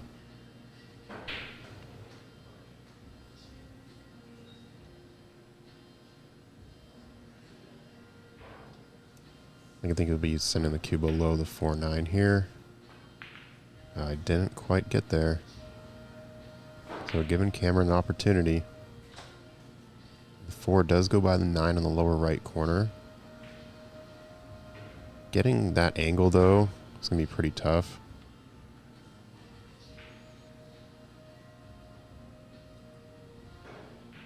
Could try to go straight back and forth, or straight across rather.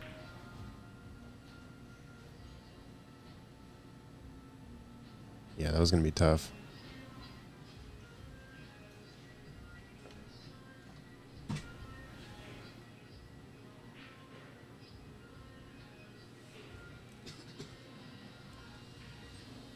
Oh, and by the way, Tom Mackle said we're going to shoot for 40 matches today. Somebody in YouTube chat was saying how many matches will be streamed. So 40 matches will be streamed. Just do a quick camera pan around the room, catch all the tables. Yeah, we could just stream all 8 right now for 2 seconds. Could do that at the end of the rack here while they switch to 8 ball. Give you all a look around the room. But yes, the women's portion, since there's only 5 people, I think they'll be starting around 3:30 today.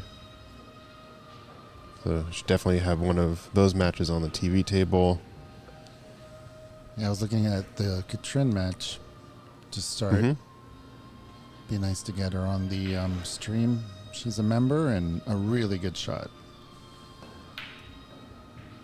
All right, so yeah, he went for the combo. I think it was kind of a free shot at it.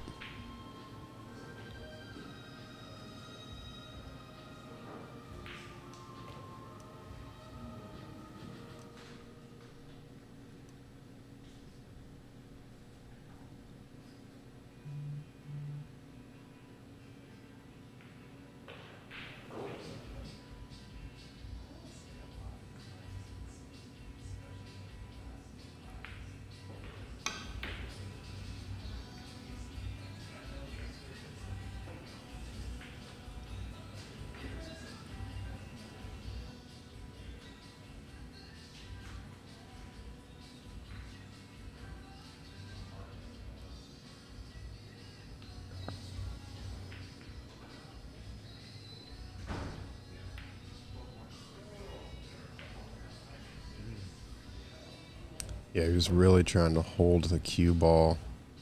And again, I think maybe he was just focusing a little bit too much on the cue ball hold.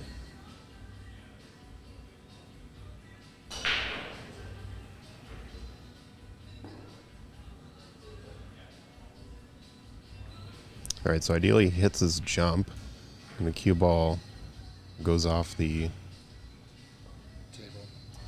table into a drink. The drink spills onto electronics.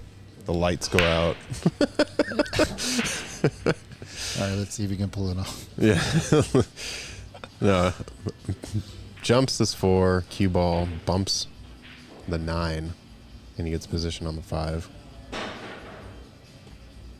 So none of that happened.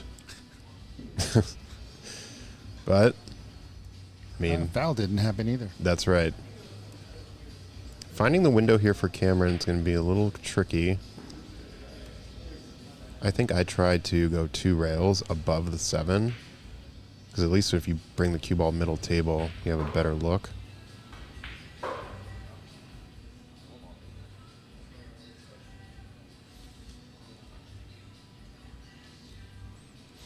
All right, this one, yeah, you can just kind of hit it with a little bit of top right just to make sure he maintains that a good angle for the 5.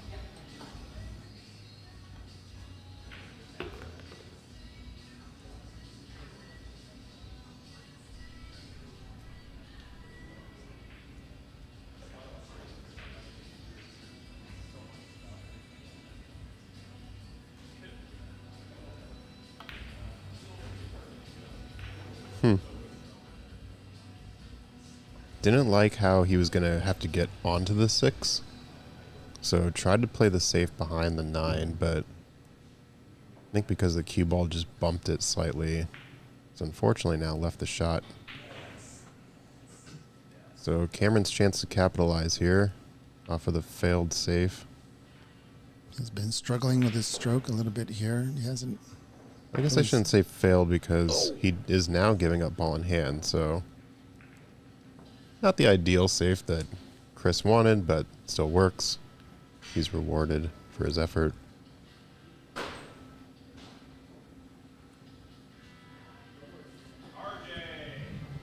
RJ, your match is about to start.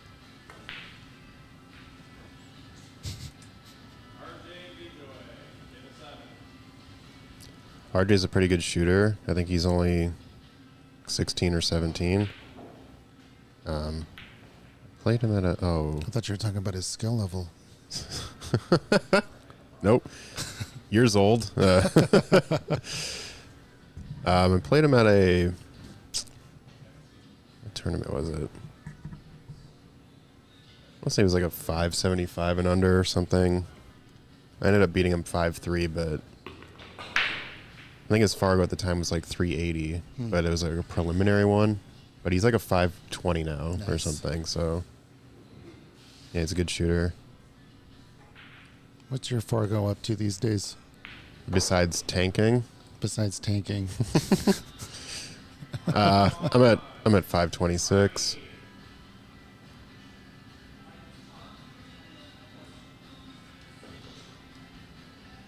I was at 535 earlier this year.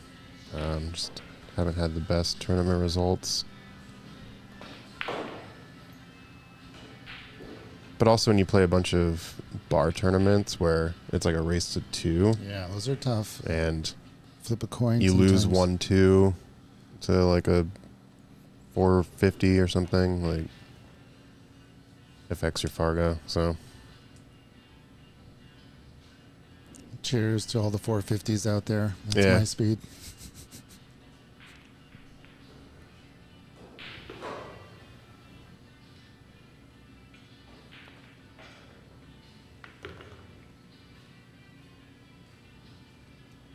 So Bob in the chat asking where we can see the board. In the description of this live stream, you click the description area. You should be able to go to the Google Sheets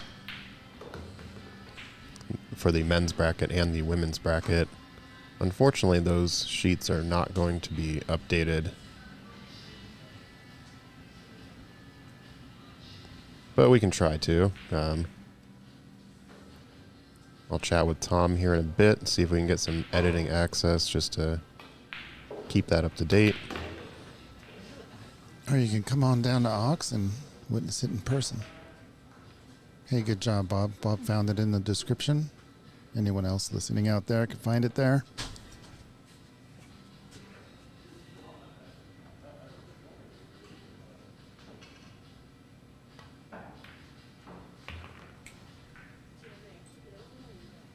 All right, they'll be switching over to 8-ball. While they do that, let's go ahead and... All right, our first 8-ball rack of the day. What time is it? do a little panning of the room here. It is 12:45. Yeah, that's not too bad. 2 Got hours and 15 minutes. Mihal versus Naresh over on table 3. I believe Mihal's first opponent did not show up. I wouldn't. Got Ron Fujimoto here. Table number 4 playing against Slava.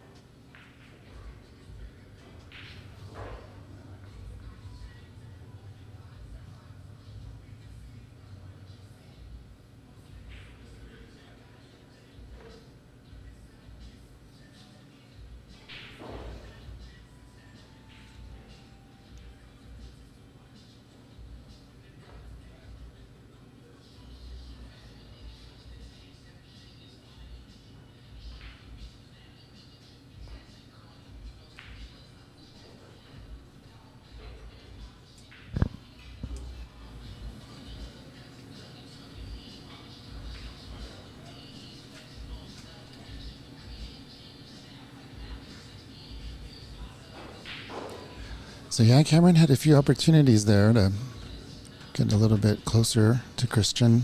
Didn't quite turn out. We'll see if he gets more opportunities in 8-ball. He has more balls to shoot at rather than just the lowest one on the table. Tried to look up Cameron on Fargo rate. Couldn't find him. Might have a different name on Fargo, don't know. Or just hasn't played in any Fargo rated matches. Yeah, a few players here don't have a Fargo rate, which is a BCA affiliated rating.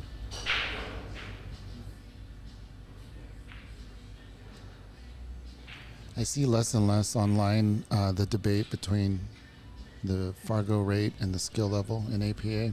The correlations between the two. There used to be like a couple years ago, just nothing but discussions online. Is that kind of like died down? Is that not a fad anymore? Or?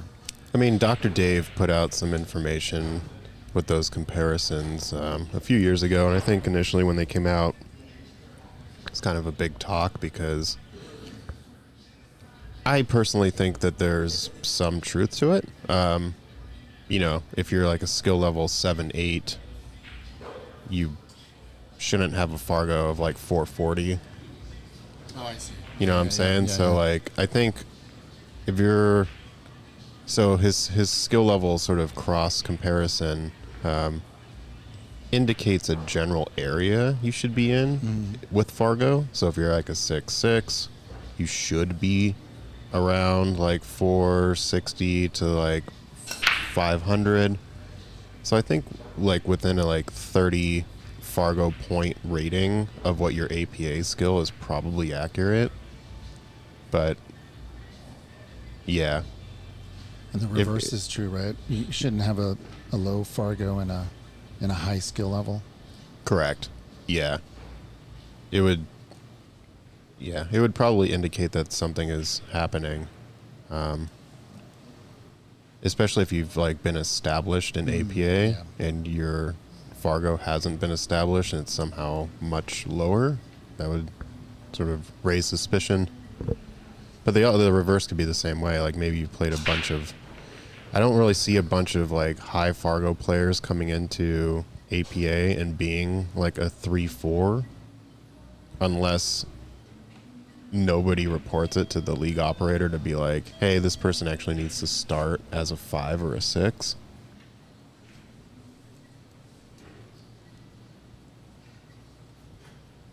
So if I'm a skill level 5 and my Fargo's a 450. I think it's probably about right.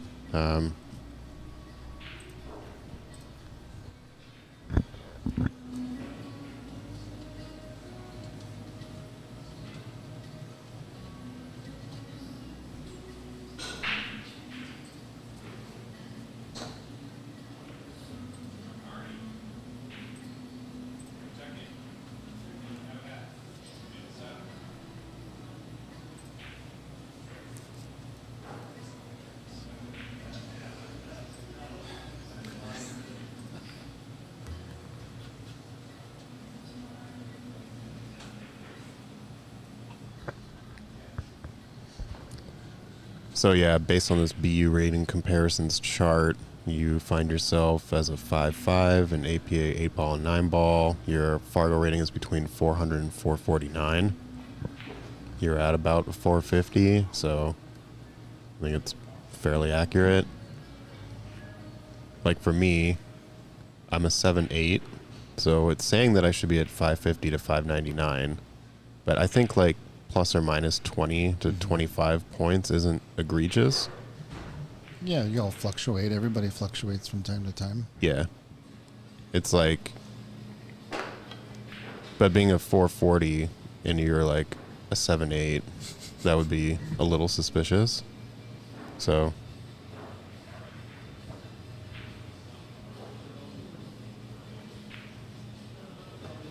And there, I mean, there's a bunch of debate around it because, you know, with APA, there's the whole safeties and innings that count towards your skill rating.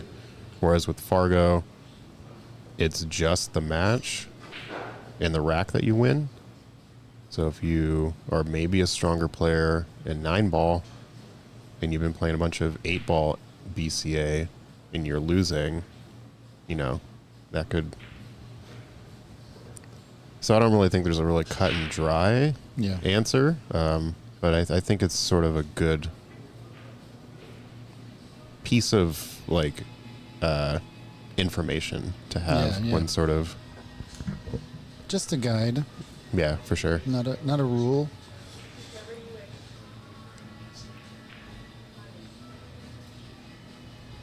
And so he opts for the safe here. It's pretty smart. There's not really any open stripes. I think Cameron might be trying to take this 14 up into the upper right corner.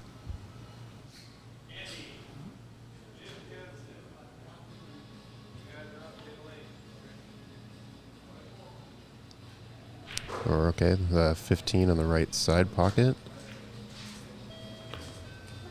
Hit it pretty good. Has a nice look at the 9 on the right side.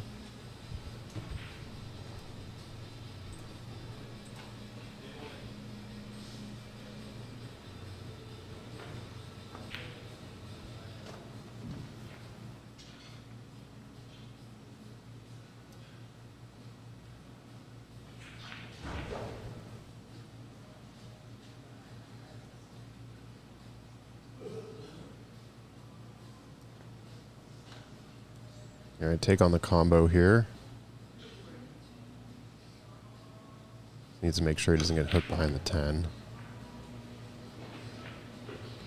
It's pretty good. He doesn't have the look on the 5, but he does have the look on the 2.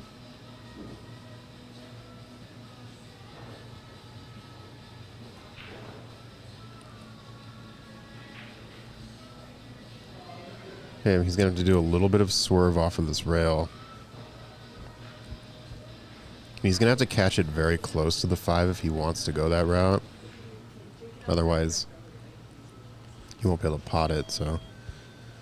I think the 2's the right choice. He can bump the 14. And the 12, rather. Yeah, so he bumped it out, but didn't make the 2, so...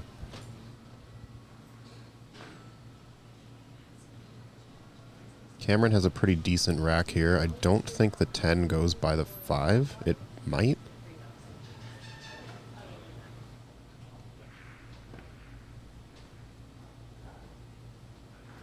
Well, even though he's scratched, he is creating a problem with this 5.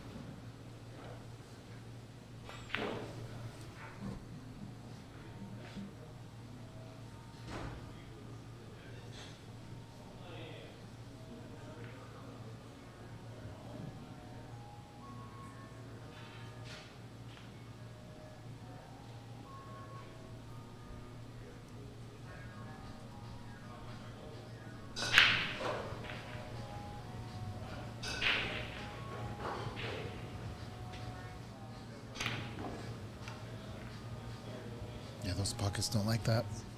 But he'll save that for later. Kind of leaves Cameron 5 pockets to play with. Yeah, and even though he broke out the 5, it's still not super ideal for either of them. I think if I'm Cameron here, I hit the 11 and I send the cue ball up table. And if you hit the 11 just enough to where you can kind of freeze it to the rail, at least you'll have a shot to get back down table.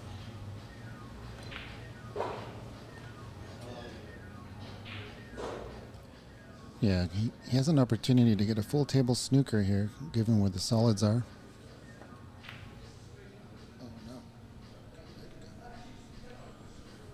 Yeah, this is pretty good. I think he did leave the 3.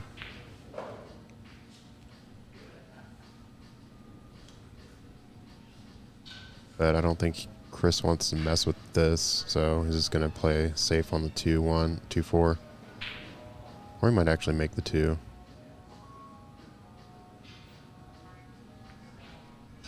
I'll just bury it there. Cameron might have the 12 in the upper right corner.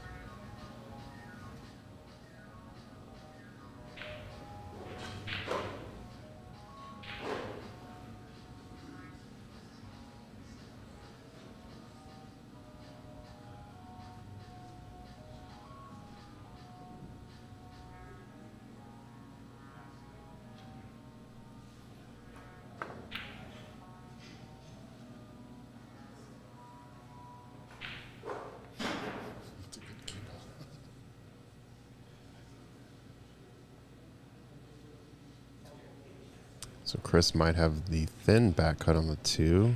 It's a little tight. May opt for another safe here. I think he does.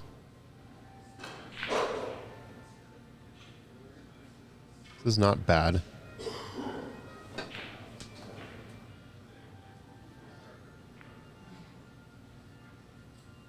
think Cameron just needs to be mindful of disturbing that 5.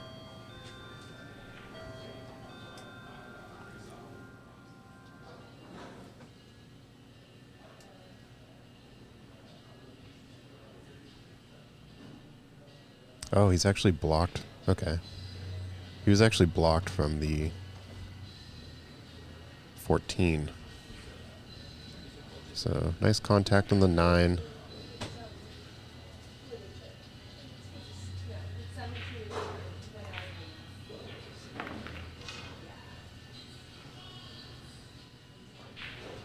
He's going to have to masse around the 12 to get to the 2.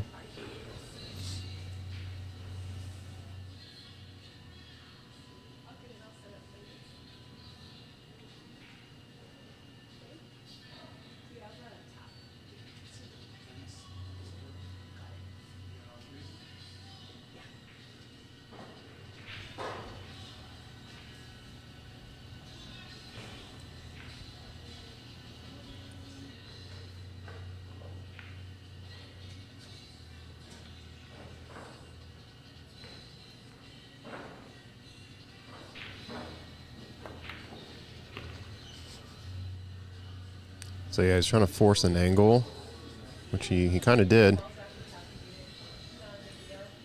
But the rattle almost sat.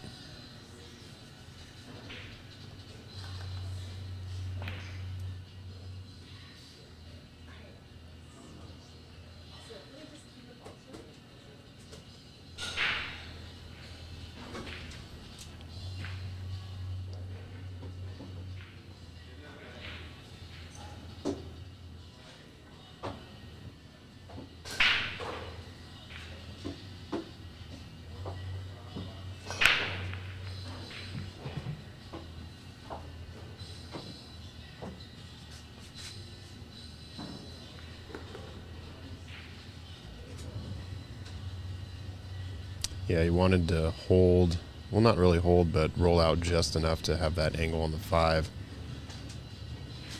Now, finding that angle again here is going to be really tough.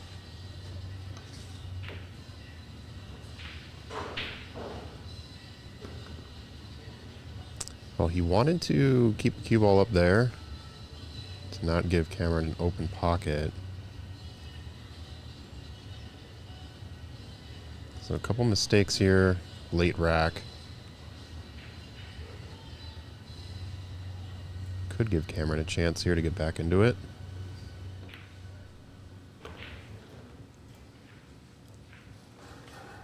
Caught the point as that one went in. But he's still pretty good.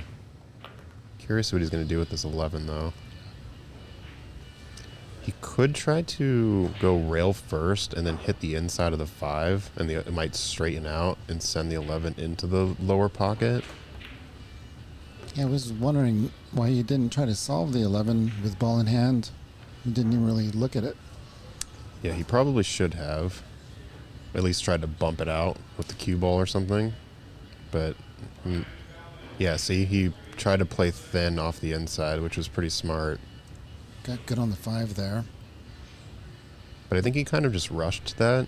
I think if maybe he would have taken just a couple seconds more to kind of zone in the power he needed. Because I think he needed a little more, either a little more power or a little more spin. So when it deflected off the 5, it would spin towards the pocket more.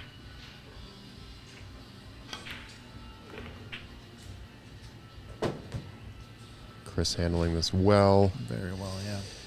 He's a little straight. Yeah, he's not going to like it. It's not bad if you're straight if you have an angle that's moving away from the side, the short rail, but this is moving into the short rail. So he's just going to have to, yeah, he's just going to accept having to take the awkward cue ball position here. That term, take your medicine type. Mm-hmm. I don't like that term. Like, medicine's good, isn't it? Like, what the? Oh, easy there. Like, yeah, I don't want to get well. FCC violation, like, this man. You're gonna have to just take your medicine here. Like, okay, go. Yeah, it's not gonna get better. Anyway, that was a great shot there on the cushion, slicing it into the middle. Yeah, handled it well. It's now sitting on the hill. All the pressure is kind of falling onto Cameron now to come back with 4 racks.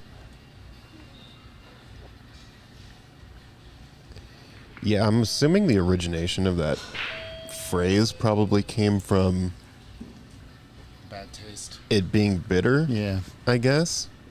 back Yeah. when it was mostly cocaine and Back when the snake oil The snake salesman oil was salesman. peddling his wares in his wagon across the western frontier. Yeah. yeah, I gotcha. But yeah, I know what you're saying. Yeah, it's funny.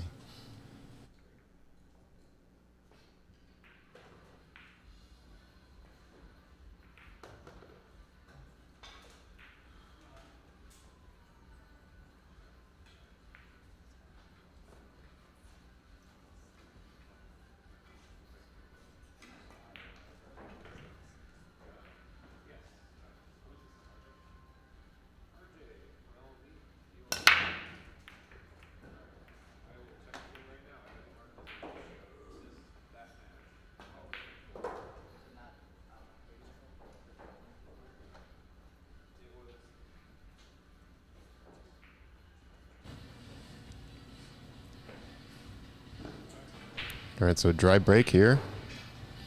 A little bit of a cluster, a little Christmas cluster here in the lower part of the table.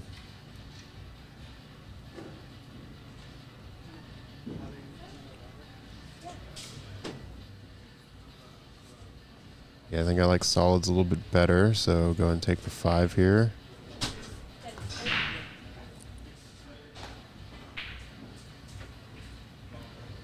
Six in the upper left works.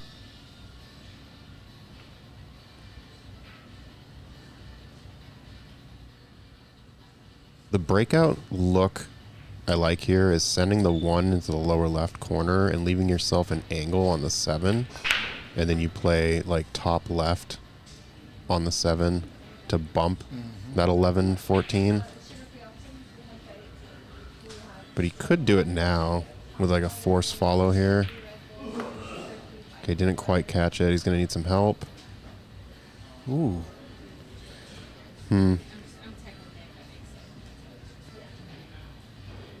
He's looking at the 7, but no, he's at the 3. Okay, 3 goes. Nice shot. Needs a little friendly bump there. He's going to take the 1 in the upper left corner. This one's going to be breezing by the 4. No, caught it way too thick.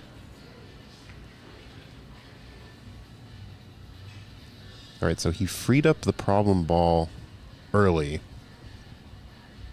but he didn't quite have the good layout for the run out. And I think that's sort of the issue that you battle when you sort of dissect an 8-ball rack is when to go for that breakout. I really like making a ball to break out something as opposed to making a ball and getting position for a tough shot, which is kind of what Cameron did there, where he left himself for the 3.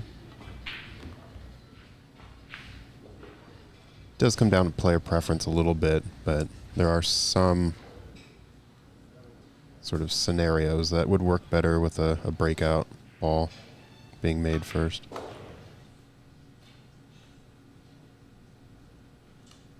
Yeah, I think from here, Chris may consider using the 15 as his last ball to get onto the 8. Which he does, so yeah. See him going 13, 14, 15, 8-ball, one of the center pockets. So you can use the bridge and just roll straight up to the short rail and back out.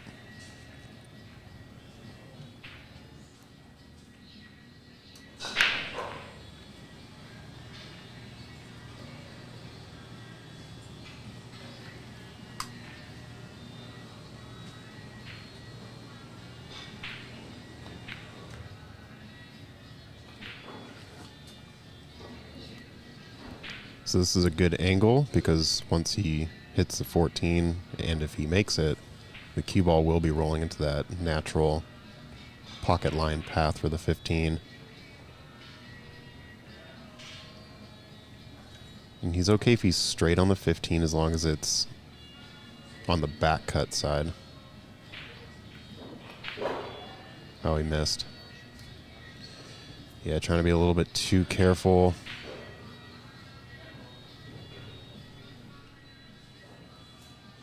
Okay, 1, 4, 7, 8 here.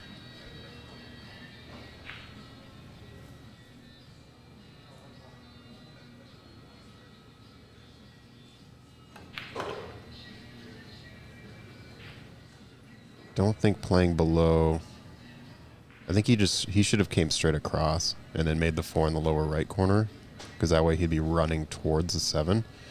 Now he's going to have to play a really big draw or stun. Yeah, it doesn't have the best shape here.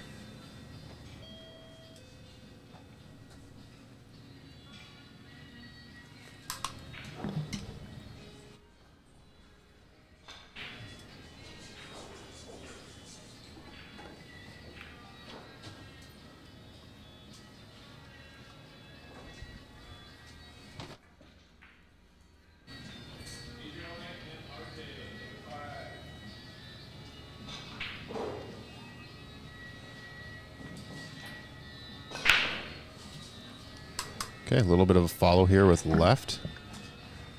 Should swing the cue ball into the line here for the 15. Needs to fall below the 8. Barely got there.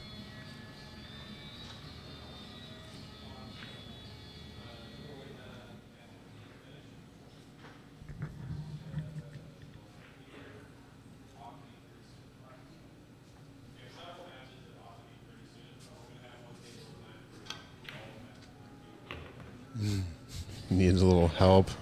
I think that 15 kind of dusted its feet off as it walked into that pocket and got the friendly bump. So Chris here winning this one over Cameron 7-3.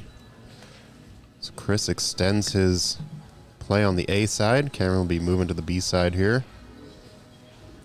We'll have another match coming up shortly. Thank you all for checking the stream out today. Stay tuned. I'll bring another one here soon. I think I might go grab some lunch real quick, so leave you here in the booth with Mike, and maybe we can get Christian in the booth here with you. Yeah, maybe we can get you on the table. Yeah. See what happens. It's all a timing thing, right? It really is, yeah. But yeah. All right, I will be back in a bit, folks. Stay tuned. We'll be back shortly.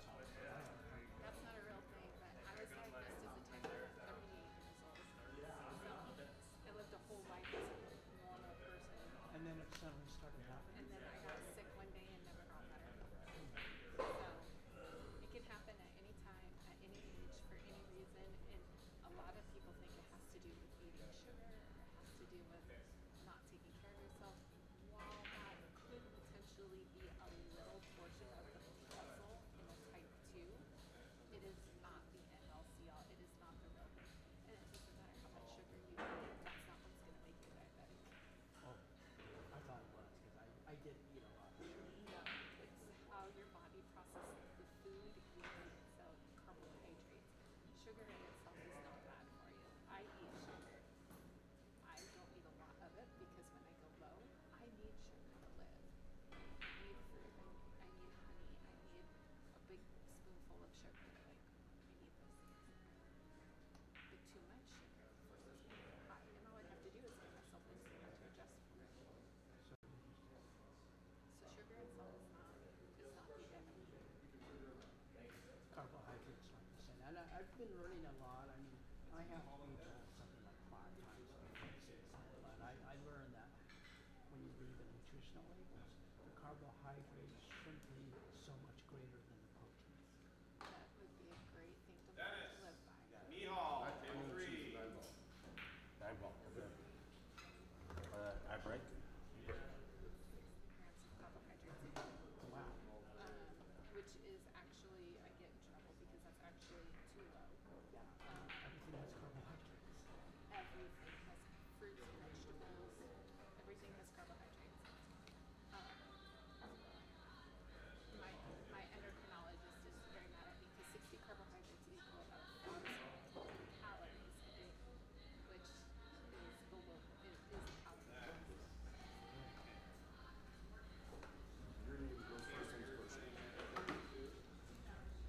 You currently have an opponent. You are able to play half. Oh, wrong side. Here, you wanna?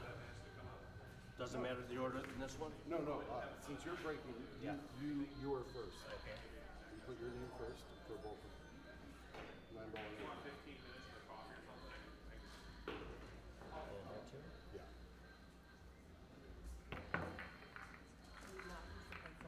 Oh, sorry about that.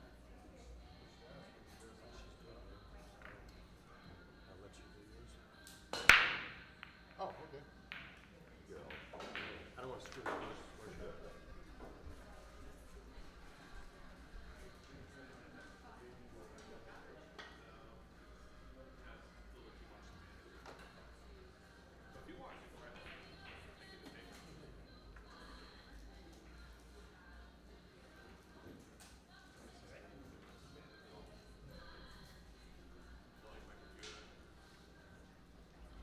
Good luck, Aaron. Good luck.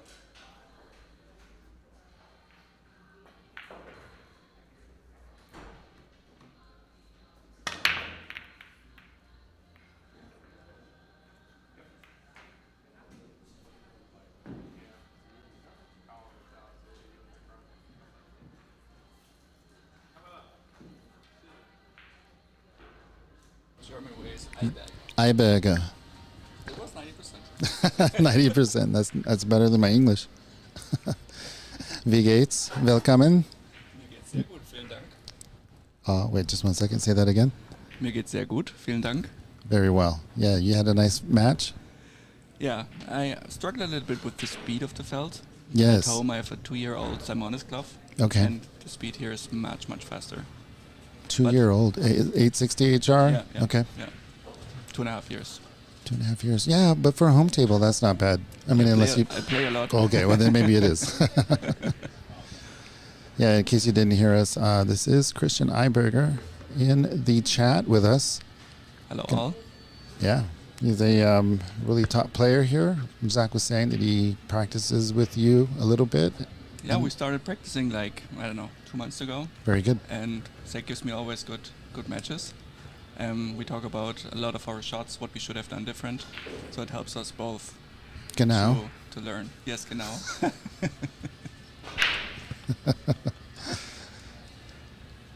Well, he got fortunate here, unless that was a purposeful safety, which could have been. Yeah, what you do here. Rail first, just Ye- in front of the side. Mm-hmm. Might scratch as well. Yeah, we saw that happen in match against you with Cameron. He had a 6 ball in a similar position, kicked it right, and then got into the pocket. That's always the danger there. I felt I played some good saves, and he always get out of it, which was kind of a bit frustrating for me, but good for him. Yeah, it's sometimes it's easy to get out, but you have to like get out and get safe as well. Yeah. I mean, that would be the goal, to return the snooker. He tried to swerve, it looked like. Should be alright. Oh, ball in hand. Well, I missed the ball in hand in my match, which was needed to open 2 balls, Yes. and I focused too much on where I should go and not on making the ball, the typical thing. Yeah. When that happens, is that a function of the pre-shot routine, or the focus on the feathering, or being 2 shots, thinking of 2 shots Yep. while you're down? Yeah. Okay. So it's the final option. Shu Chang walking by. So Christian, you are probably one of the favorites of the 3 men to get out of this tournament. Yeah, I we mean, need to get up my match. Shu Should make- Shu Chang would be another Yep, favorite. Yep. And I saw in the brackets a very interesting format. So when you lose on the A side, you go to the B side in a different bracket. Oh, So really? You're not staying in your same bracket, which is unique. That's good. Yeah, it keeps it fresh, I guess. Yeah. People are saying that Christian is Yeah. just a bit quiet in the chat. You got your mic on full blast there.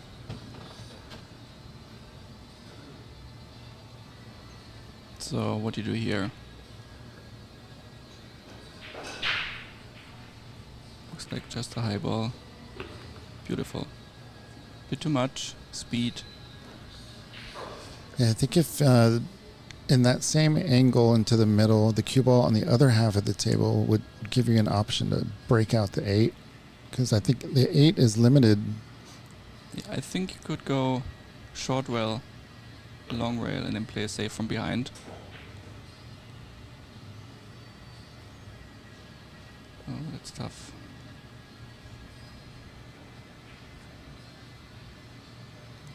I probably just thin it as thin as I can on the right side and put the cue ball on the left long rail.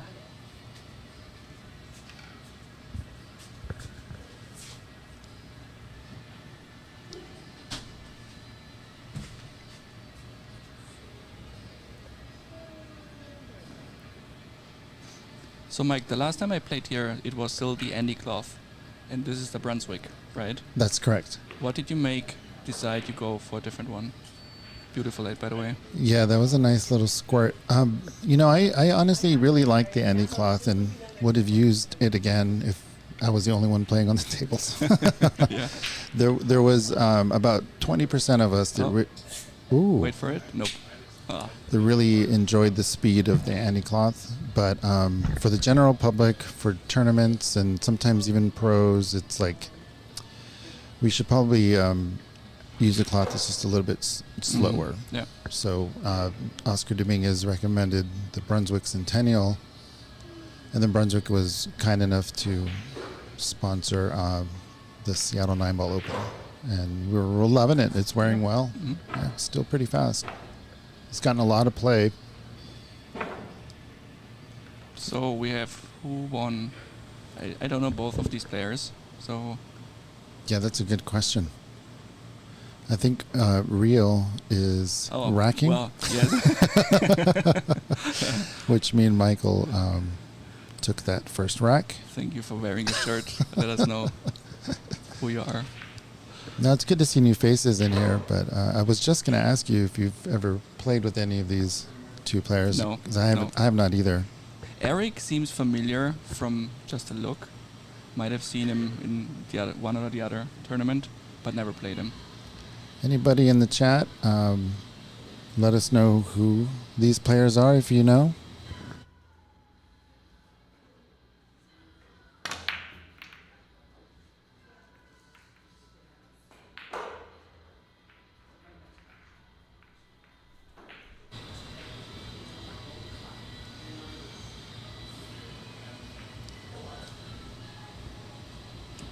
And also because it's APA, I guess most people are used to APA rules where there's no push.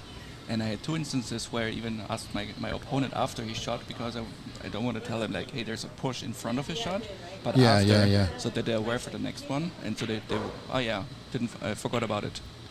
Yeah, it's not common, so it's not in their like familiarity. Yeah. It's not an option they might think of. And then the jump cue as well is allowed in this tournament or this format. It's sort of like a Masters format. Yeah. technically in APA you can jump, but you need to jump with your playing stick. Yep.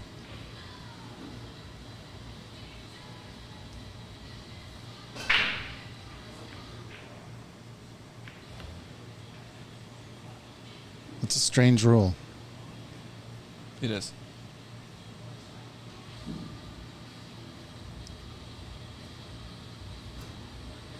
Well, there's already a shortage of jump cues. If the whole APA was allowed to buy jump cues, we'd be out for years and be back ordered Very for a few. We got second prize there. Looks like. Oh no, there is the potting angle. Looks like. But coming back to the 3, big challenge.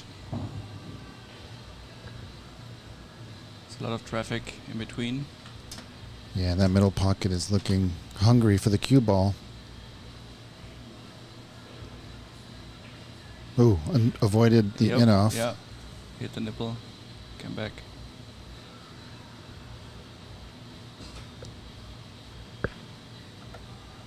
And here I like playing the 2 on the left, moving it to the short upper rail, and have the cue ball come back down, either between the 4 and the rail, which is risky because of the side pocket, ideally between 4 and 7. Or move the 2 ball up. Yeah, either or. Get Yep. them separated. Yep. He might see an edge. Yeah, it looks like he sees it. So how many people do we have in the chat? 18. How's Christian's volume, everybody? I can hear him great. Looks like the levels are Yeah, I Are think up there. the comment was a long time ago. yeah. Oh, Hey, cue ball is gone. no cue ball.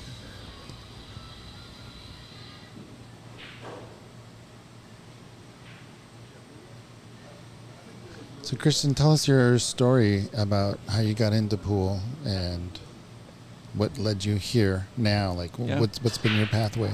So, how old was I? About 19, 20 years old. My girlfriend, this is like 25 years ago. I'm already 44.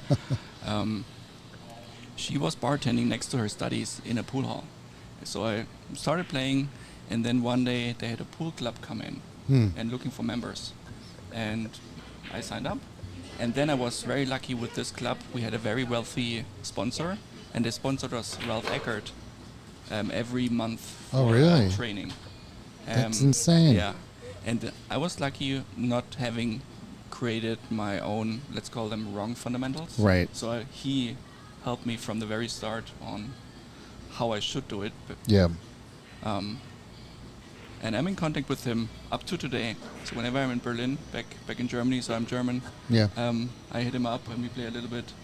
It's good. And then how I came over was 2.5 years ago, where my wife got an offer in Seattle. Oh, cool. And then we decided, hey, why not doing it? We're at the beginning of 40s, no kids. That if we want to do a crazy move, moving states, Yeah. whatnot, like just do it. And if it doesn't work out, we always can get back. There's always a way to turn around if you go a little bit too far wrong. Yeah. So I mean, that's a cool story to get a start, get the fundamentals down by a very good coach, an incredible coach, and then able to journey all the way Yeah. over here for a new start. And so you arrived in Seattle, stayed in Seattle, and Yeah. just kind of Yeah. been here ever Yeah. since. Very cool. I moved in, it was January of 2023, so 2.5 years. Okay. So you missed the whole chaos of COVID. Yeah, we had You had your our own chaos. Yes. These rules changed every week about what Yep. to do, should not do. Oh, Oh no. He was unfortunate miss. I've been to Berlin once. Spent some time in Germany, but was just in Berlin real quick. Had to go. The Germans thought that we were crazy for just going for 18 hours and coming back. Mhm. I said, we're American. That's kind of what we do. We don't get vacation. we have to Yeah. we have to touch base and go. But yeah, loved it there. Walked to the city quite a bit. Stayed in a bar until 4 in the morning. Yeah. There are bars and clubs existing in Berlin which literally never close. Yeah, it was insane. Yeah, when we left, they told us they were going to close in 5 minutes when we walked in. Mhm. But then we made friends and Yeah. had fun, and those 5 minutes turned into forever. So, what do you do here? That's a shot I practice a lot to draw it back. Draw it back, right? Next over the side. It's so interesting how this shot happens quite a bit on the 9-ball rack. Yep. And And yep, that's the... Well, if you would make the ball, the 8-ball, the path of the 9 would be... the cue ball would be different, so you Right. might not have scratched. yeah, that's a good point. You know, if you don't make your ball... I just got called, Mike. Yeah. I'm up now. Well, Christian, thank you for being in the Thank you booth. very much. Come, It's you're fun. welcome back anytime. Thank you. Good luck in your next Thank match. Goodbye, chat. Awesome. That's fun. Yeah, that was, yeah.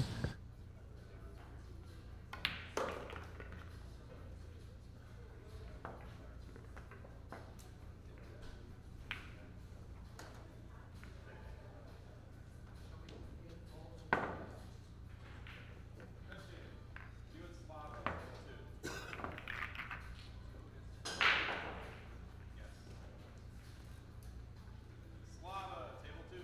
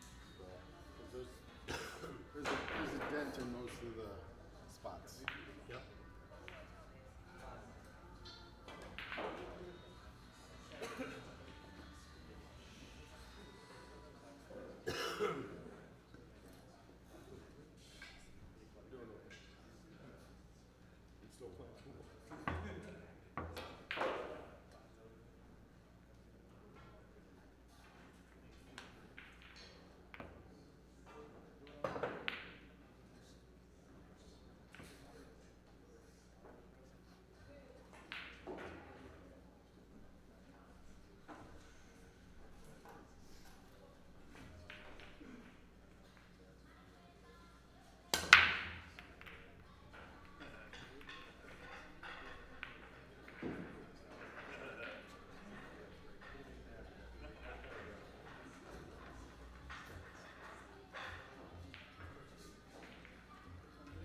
in? Okay. Nah, we'll get it. Oh yeah, we can get it. I think we can get it now. Oh, wait a minute. Thank you.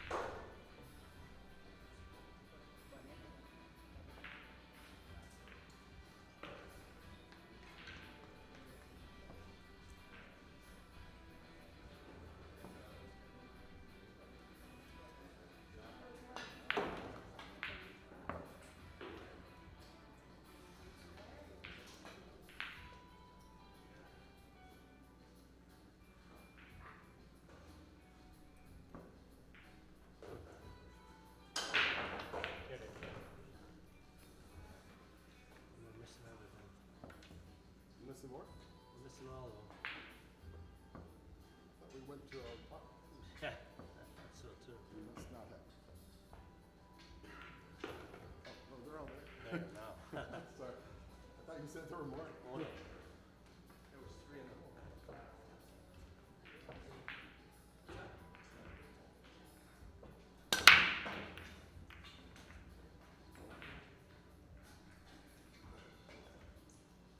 They moved a lot.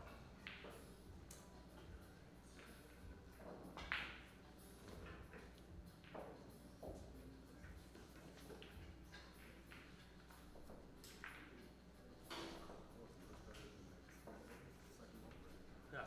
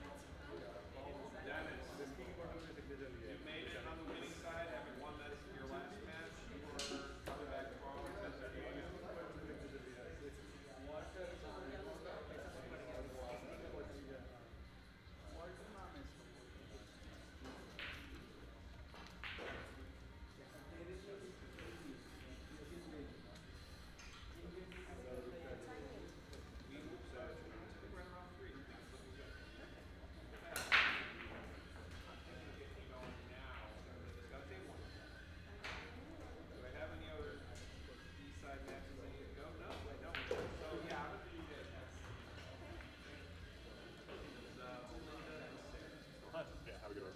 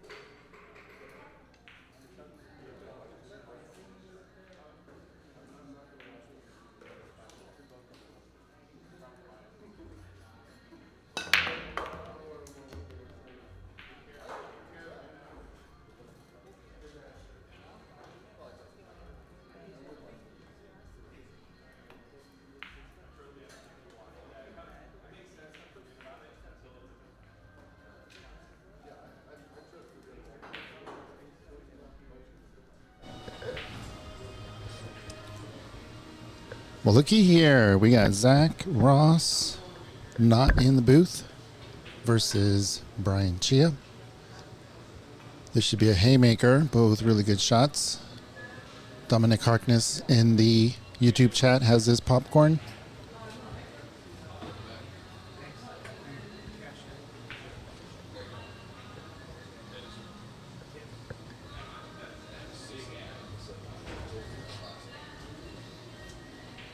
I like Brian's style. It's very deliberate. Almost feels like he's playing tennis, if that makes sense.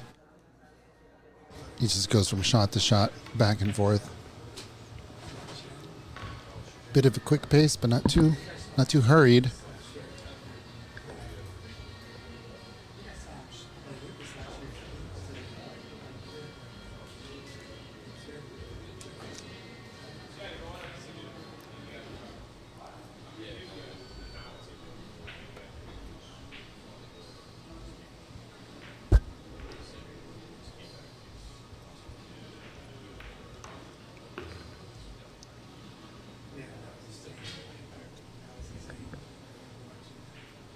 First frame, Zach watching Brian work.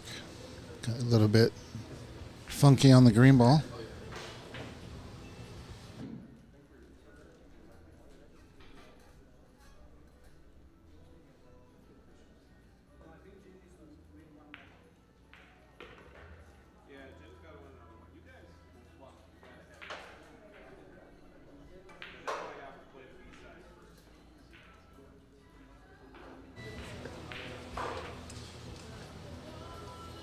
All right, my oldest daughter's favorite song is on the radio. What's a radio?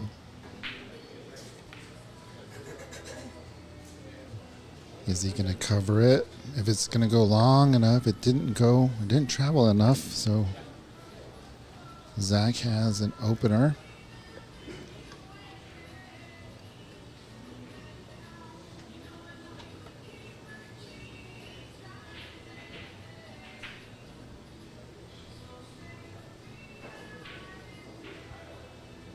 Cue ball.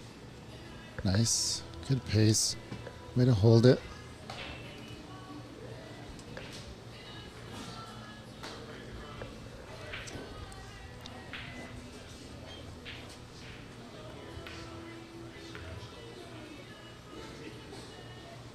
He gave himself a nice angle here. stun across.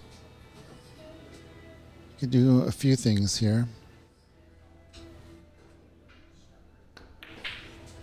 He went for the stun. Put a little bit of unintentional side. I'm not sure if he really meant that, but got second prize here. Snookered Brian. He's got his shooting cue out. So looks like he's trying to find a kick.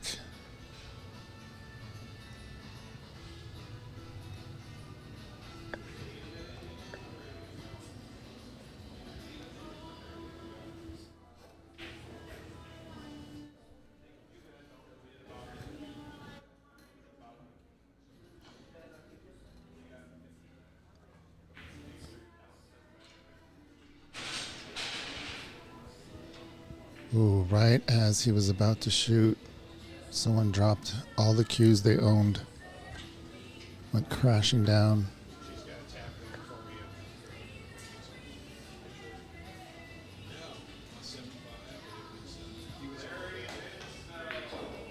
So it's definitely makeable for Mr. Ross. Got a little bit too thin. That was a funky stroke there. Maybe the stretch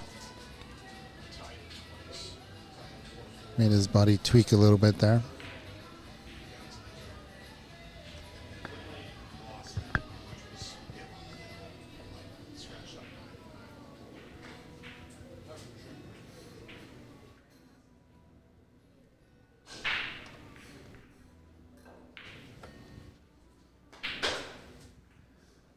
This is also a makeable shot here for Brian. Come off the side cushion. Oh, wait. That was very, very hard. How's the cue ball getting? Yeah, that's not too bad. It worked out.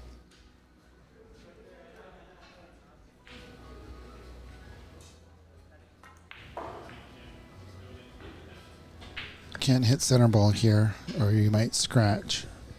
He's going to try to hit the long cushion.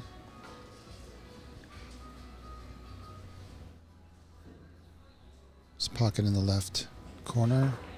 Have the cue ball bounce to the right. Avoid that other corner. Oh. Yeah, he spent a good time looking at the shot, but I think when he was down, may have rushed it.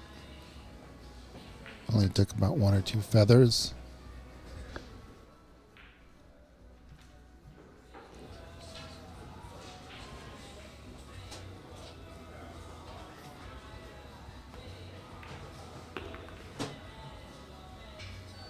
Good job there, Zach, taking his time on that shot, getting the first point of this race to 7 match. You are watching the APA US AM Preliminaries here at Ox Billiards. This is still 2025. It's been a long year. We're still here. And we love having this tournament. It's always a good format, Masters format.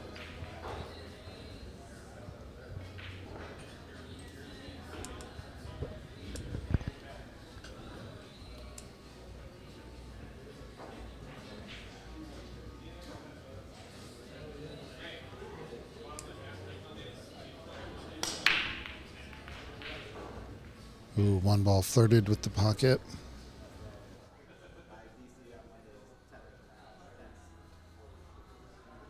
And the 8 ball blocked it. Well then, in this format it is a APA, but you can't push. So if Brian knows that or remembers, might be an option here. See, does he have his jump cue? I wouldn't think jumping would be in order here. It looks like he's pushing out. It's a good push out.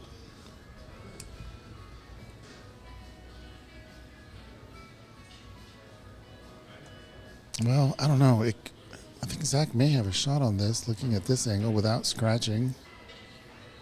Let's see what he chooses. Yeah.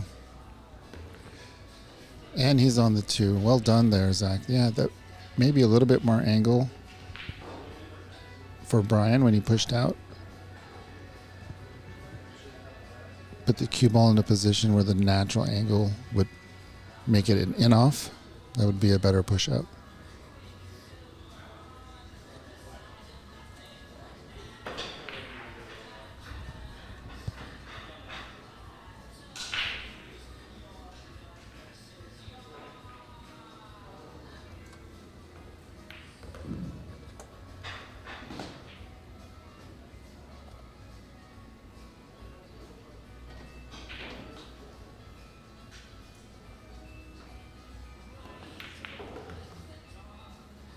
Kind of steered it with his body there, but it worked out.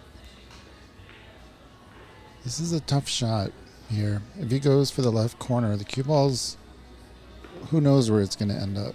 So you might want to play safe if you could. Beautiful. Oh man, hit that green ball. Is it safe enough? Might be safe enough, but we'll see what Brian can do here.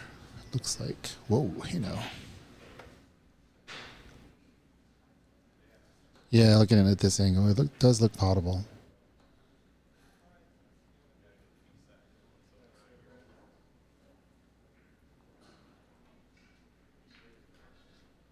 Opting for the safe.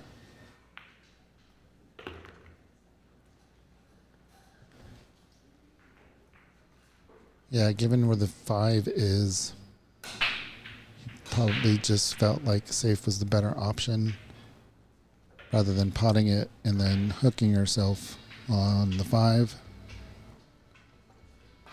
But now he gave Mr. Ross a ball in hand, so he can control the natural angle himself here. So let's see if we can get what looks like on the right side of, oh, yeah, that's where he's trying to go. That's the line to get on the right side of the 5, but it just didn't get there. It was a little bit straight on the 4. So the 4 took the brunt of the energy. Oh no. That was close.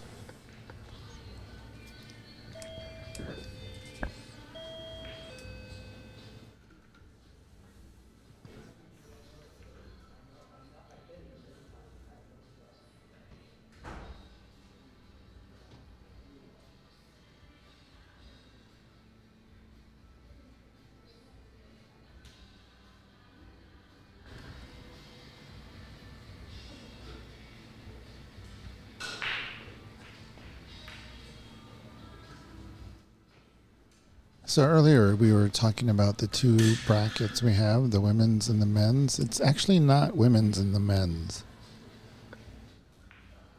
So we were under the impression, based on the language used, that it would be women's and men's, but it's open and women's. So, and it's been that way for a bit. So last year, as we were mentioning, Francis played in the open.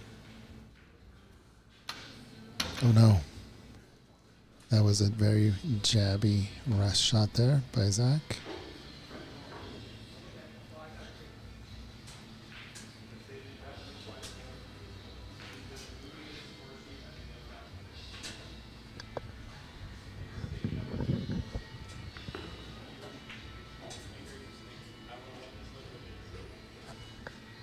The brackets are in the description for you people. Let's see if they've been updating them.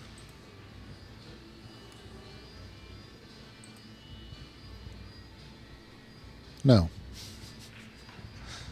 they haven't. So let's see if we can see the brackets on Tom's desk. How about that?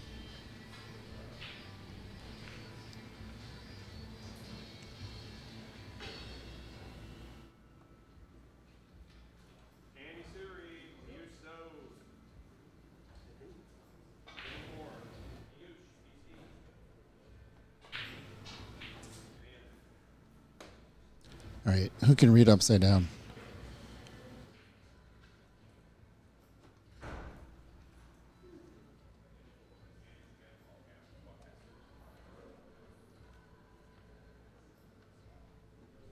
Focus.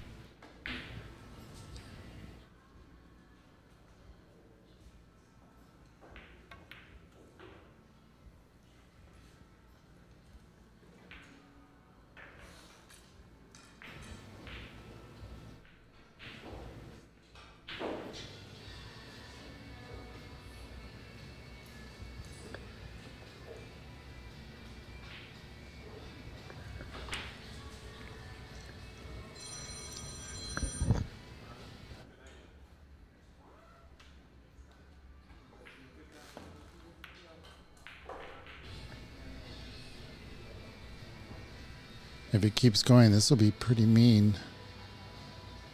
Yep. The kick is there, though, so he's going to have to see if he can't get it in the right corner pocket here.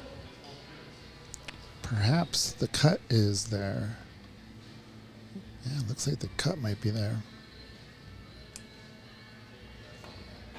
Yeah, opted for the kick, whether or not it was there.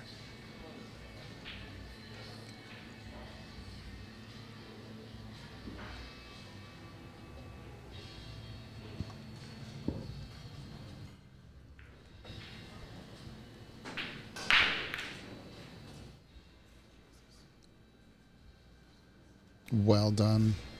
That is brutal.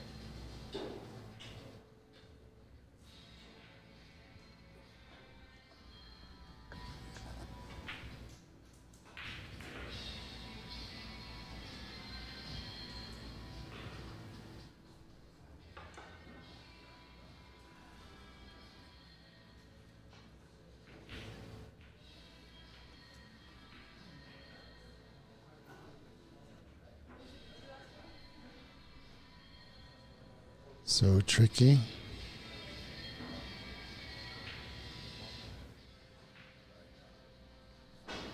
Oh, hit the 8-ball as he shot.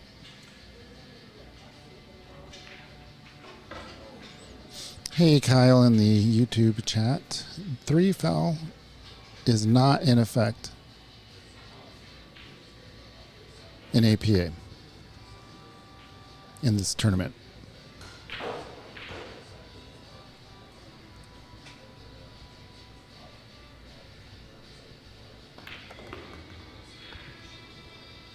Well, that was a brutal, bulletproof snooker by Zach, and he's going to take full advantage of it here. It's got to be a little bit of a confidence boost. All right, folks, I really appreciate you guys joining us. Thanks so much. If you're in the area, stop on by and say hello. Got a lot of action all day today in real life. I know we're streaming one table, but there's 8 of them rolling. We got an expansive seating area so you can see the whole room. But if you can't make it, we really do appreciate you watching.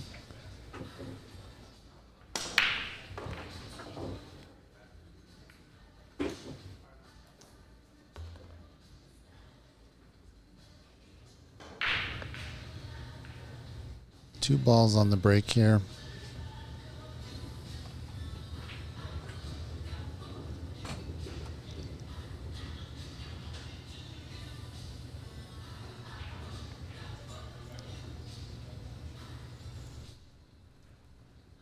Trying to cut this.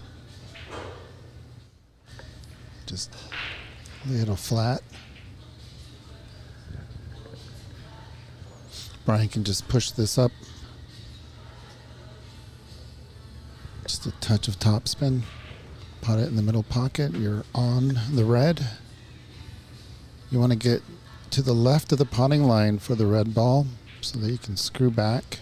There you go. Screw back for the 5. Might have too much of an angle here. So the trick is, if you have a wider angle, don't overhit it. Just same stroke, nice and soft, just small screw back. I went a little crazy there, but he's good. He's on the wrong side here to get on the green. If he's going for the middle pocket, if he's going for the top left corner, cue ball's going to go flying and hard to control.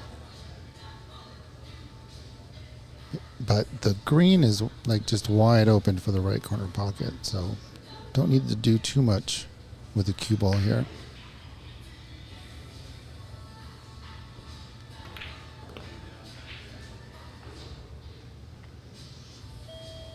Well done. We got Baka Bak in the house. If you're at Ox, scan the QR code for Baka Bak. They don't charge you the delivery fee from DoorDash because they're just around the corner, so you'll save there. Delicious food. Their fried tofu, their kimchi mac and cheese, the bowl of guilt. Is that big bowl of guilt? What's that called? So good. Shame, that's it. The bowl of shame.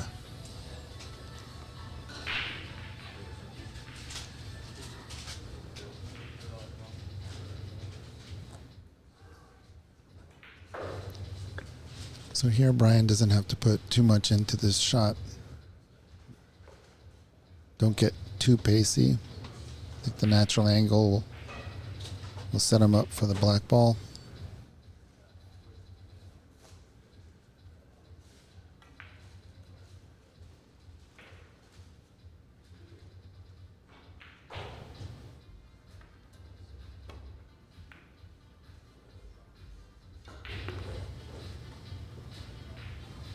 Yeah, not too happy there, Brian. But it happens.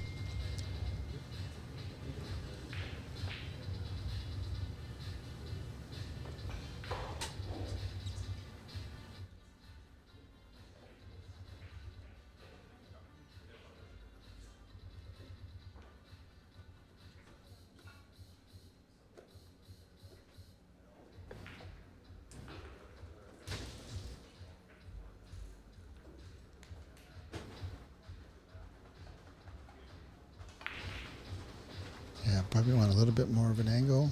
You want to go shoot away from the cushion, or you want to bounce into the cushion. Either way will get you down the table. That's a good angle there.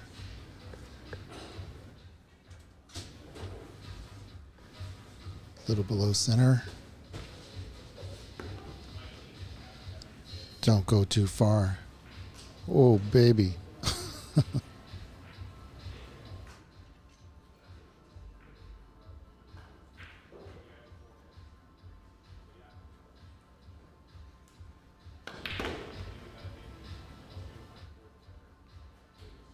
Well, right middle pocket. Just got to think about that. Brian should have a little bit of hope here because that is a tough shot for Zach.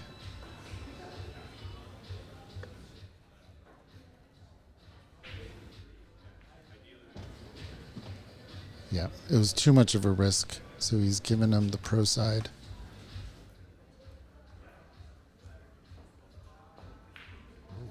What happened there?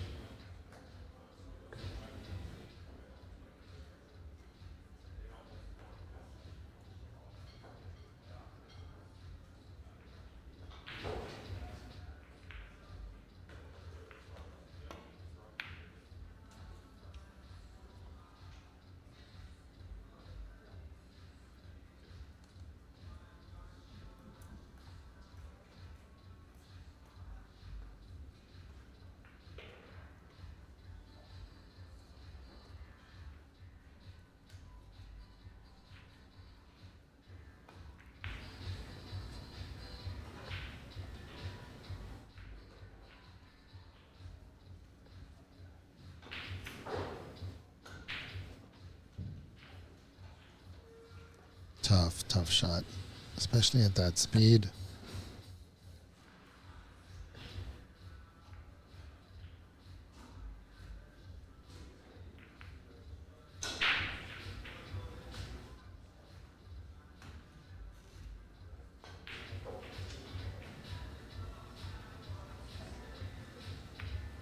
Well done there, Brian.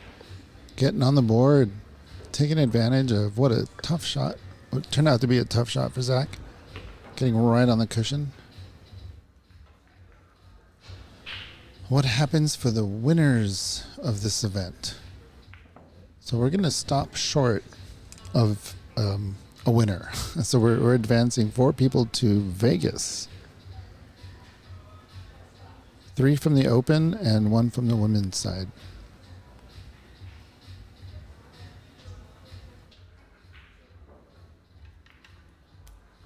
Ross wearing the Ox Billiards jersey. That jersey is not for sale. It's only earned.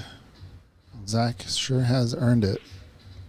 Being a sponsored Q Sports communicator.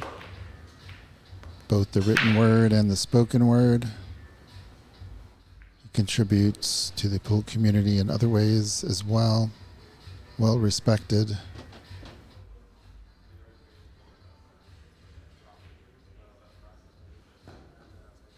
He's a good guy, has an infectious laugh. Love hearing it. Trying to make him laugh as much as I can.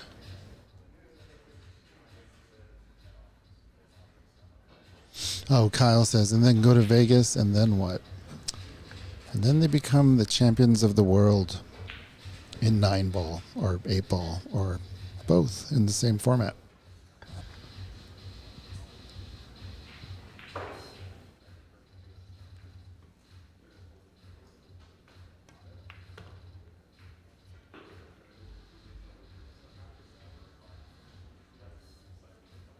Yeah, from what I understand, the format is Masters format. However, anyone can join. There's no qualifying. You don't have to play 8 weeks in APA to qualify for this. I don't even think you have to be in APA. You can just sign up.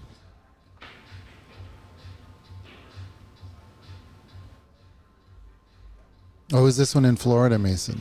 Oh, cool. So really nobody's going to Vegas.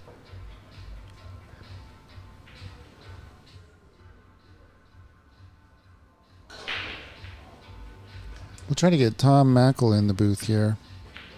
Can explain all the intricacies of the APA format and all the flow chart and if-then charts.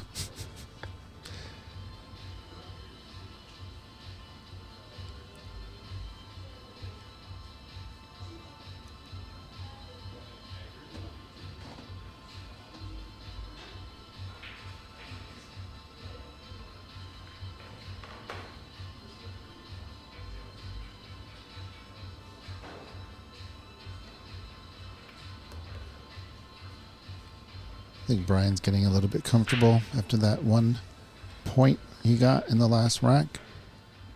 At least the last 2 shots, he's seemed to calm down. He's a little offline on this one, so he doesn't want the cue ball to travel too far, because then it'll get too close to the green.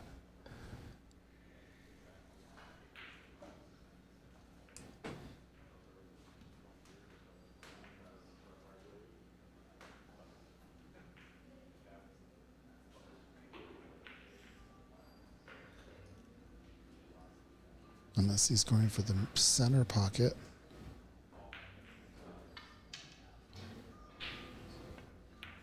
No.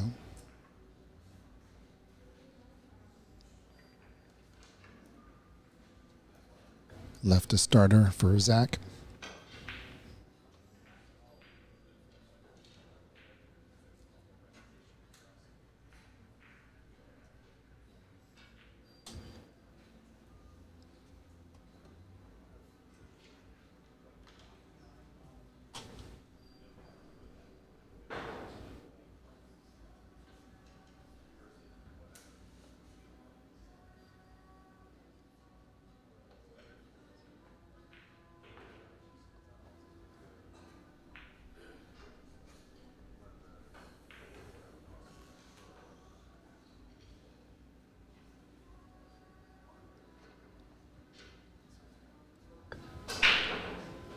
So let's see if he runs into the 9 here. If he does, yeah, it was, oh, second prize. Look at this.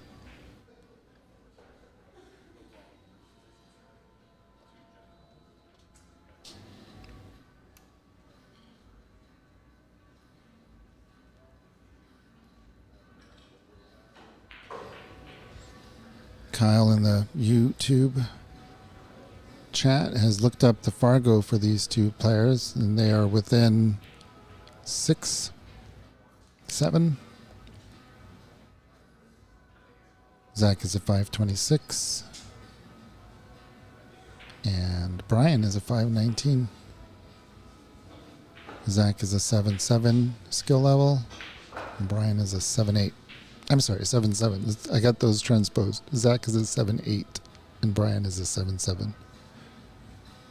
So good on Kyle to get those stats, and bad on me for not reading them correctly. Is he going 1 cushion here? Because he should try to go 2.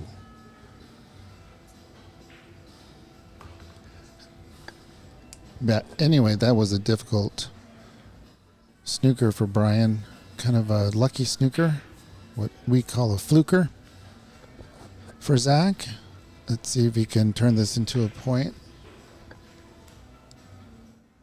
like he did the last time. That brutal snooker behind the 8. Ooh, that was jabby.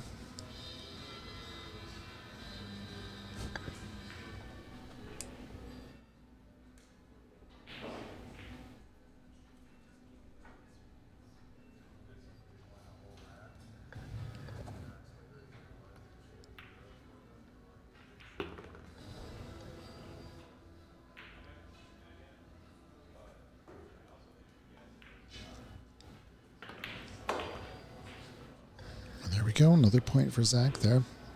Going to take a small break. Really appreciate you guys watching. Enjoy yourselves in the chat. We'll be back in just a bit.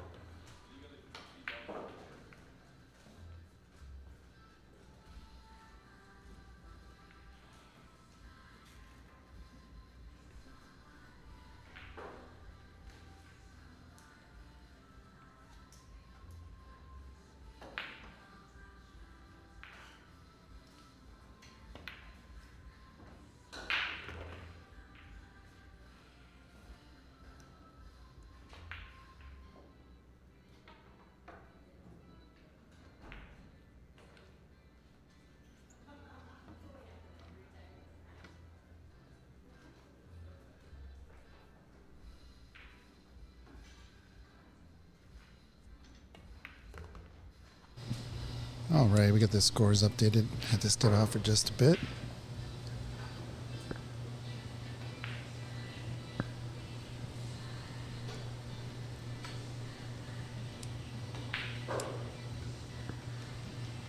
Yeah, 9 on the break does count. A lot has happened since I was in the booth.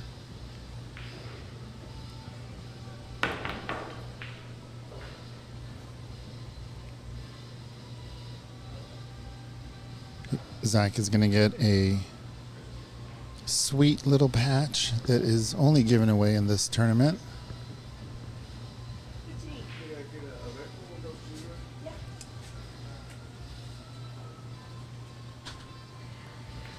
Ooh. Steered that at the last second. Got a little twitchy.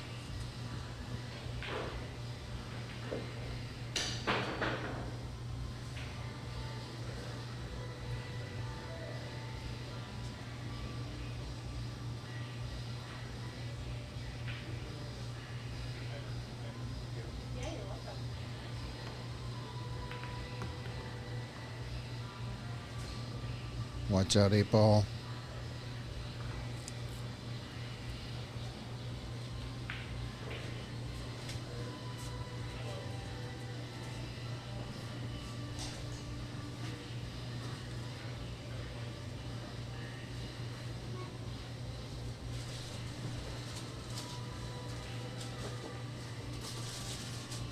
That might work. That might work. Oh, no.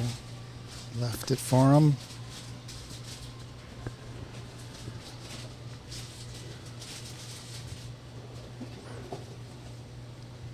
This is a B-side match. Zach fighting to stay alive, as is Brian.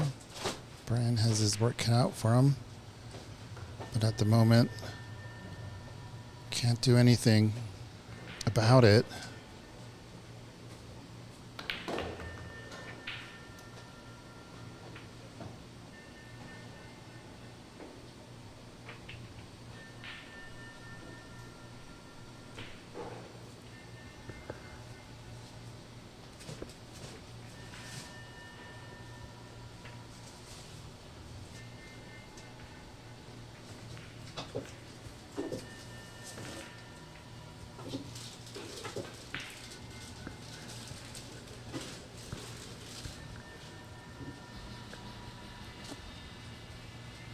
Brian shot up from his seat, eager to stay in this match.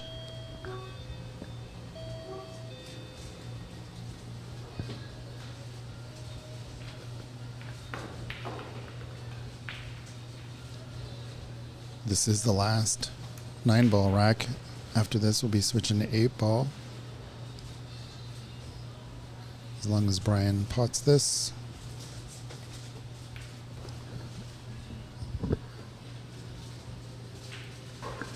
All right, we are moving to 8-ball. Thank you guys for hanging in there.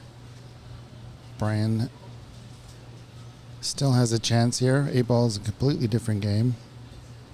So we'll hopefully see him mount a comeback. We'll be back in just a bit.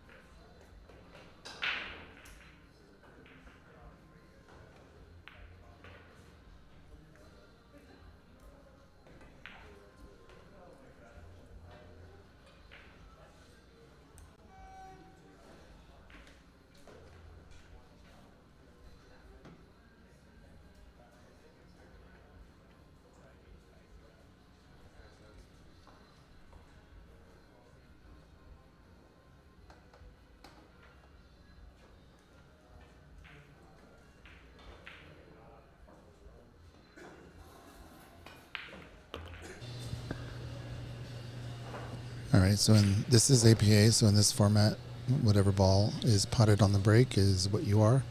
Unless you pot one of each, then it's an open table.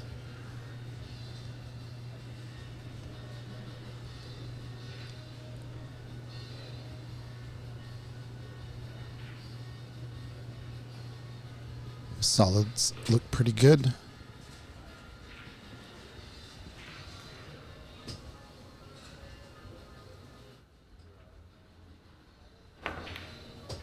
Ooh.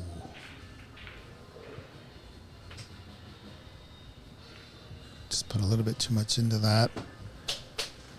It's easy to do if you're jacking up your cue. Job there. It's going to solve this 6 ball. Ooh, not going for it. Instead, he's looking at that 2, is he? Oh, that's not him.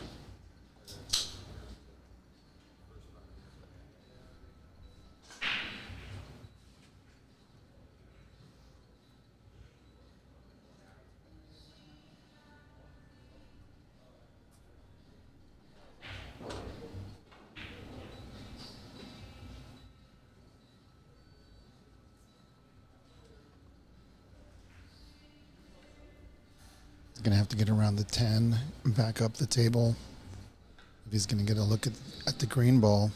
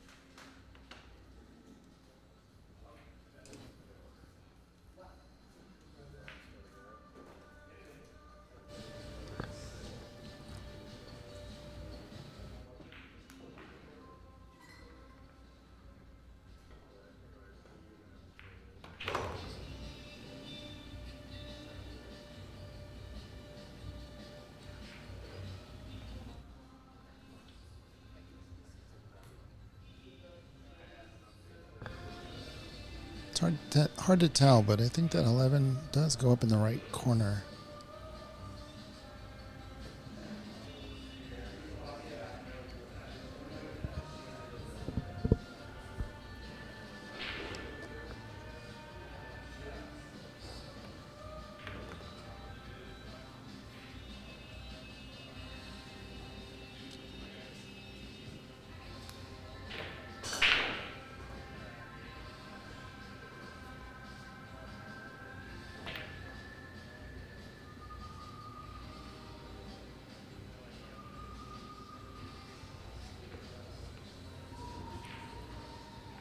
Yeah, I'm not sure Brian has anything here with the green. Could do a long bank, length of the table. That's an ambitious shot, though. You could try to play safe by screwing back and getting behind the 8, but that angle looks very difficult to do.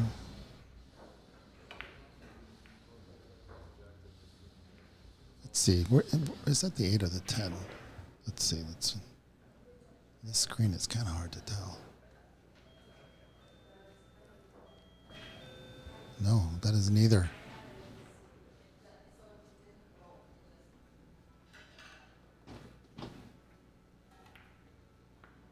Yeah, that's a tough shot then. Not much you can do there for Brian.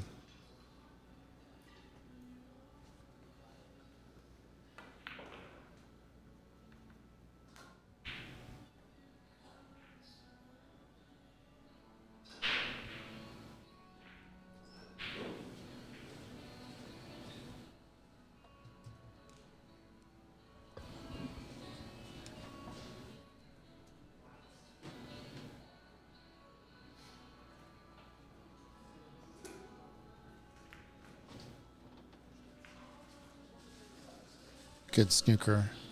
Accomplished 2 things here.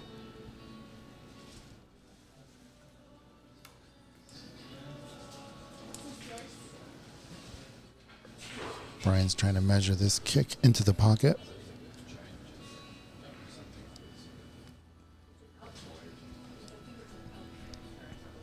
That's half the distance of the triangle, of the base, of the length of the base. Now he's trying to see exactly where to hit that cushion. We've got to account for the slide. And he's measuring to the right of that green ball, but it should be measuring from the potting angle of the green ball if he wants to make it.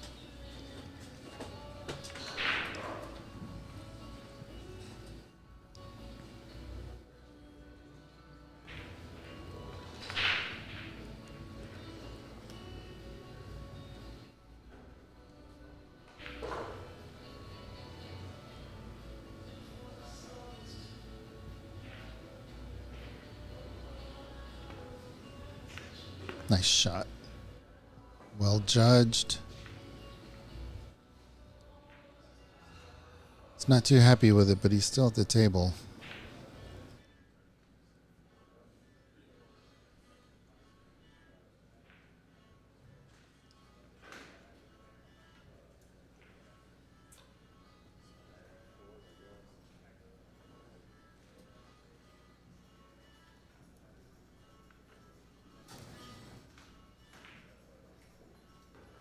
Going to try to slide it past the 10.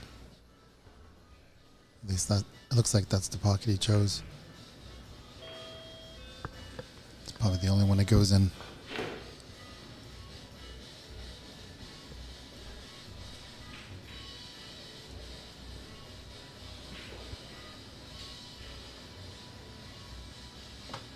Get Andy on table 4. He's a big guy.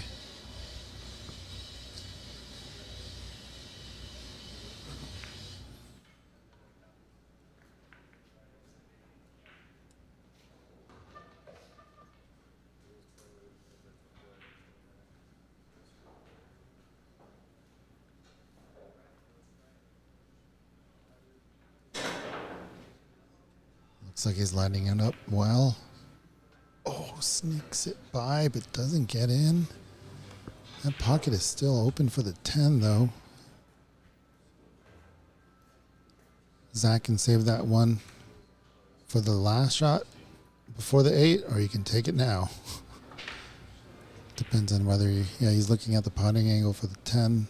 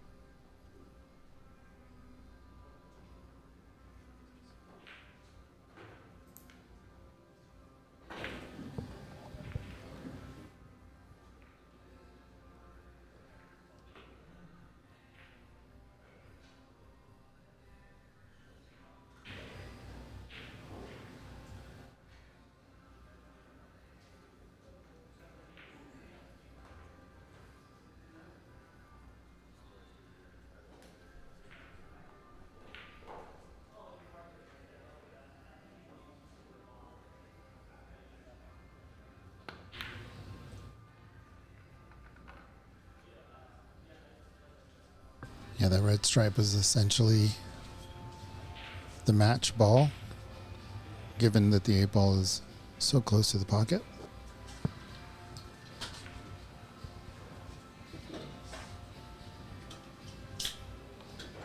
Brian is trying to stay alive here in this race to 7. Really needs this 8-ball.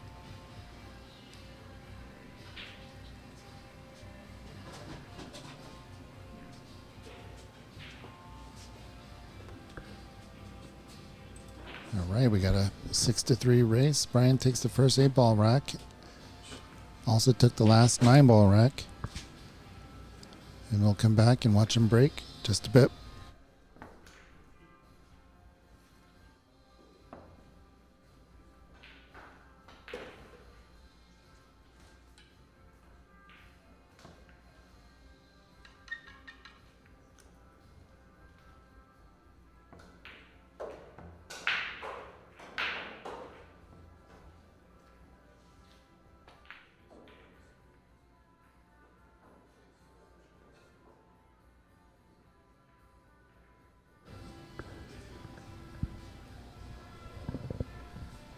And we have confirmed that the people who qualify in these preliminaries will be headed to Florida.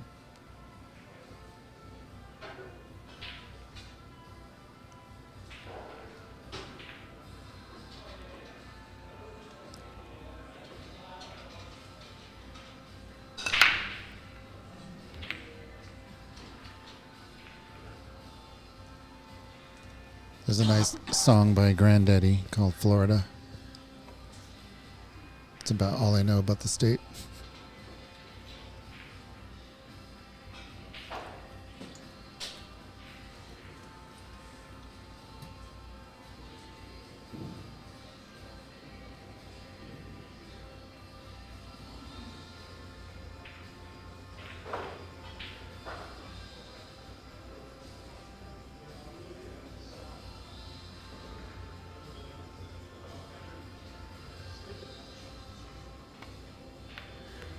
It's a good stroke there.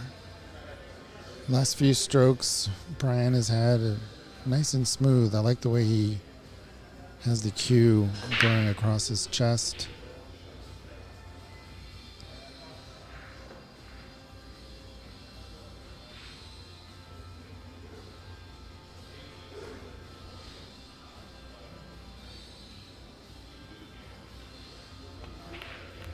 Yeah, once again, just cueing nice and straight.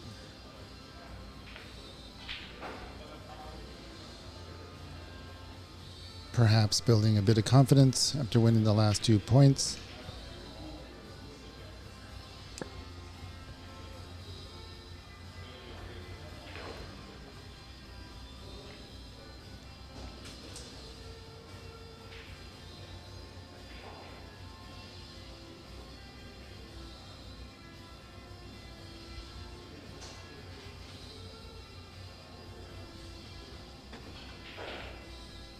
Where are you going, cue ball?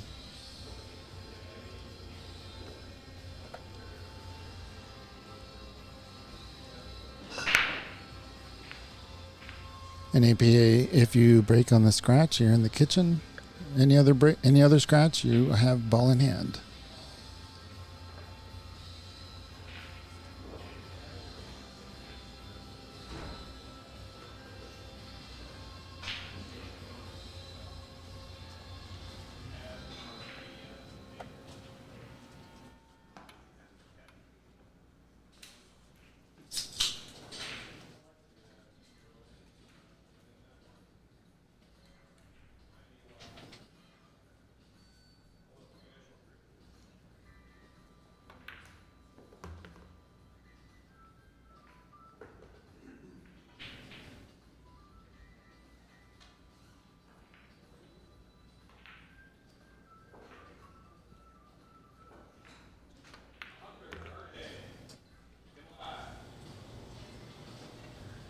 Good pace there.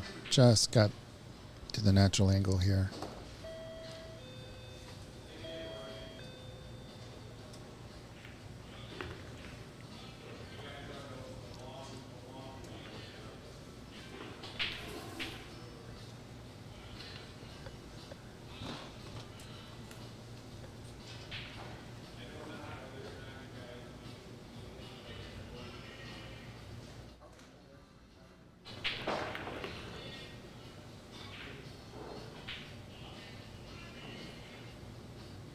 Ooh, is he corner hooked? He's got other options, but he's pretty deep in there. He's not on the ball that he wanted to be.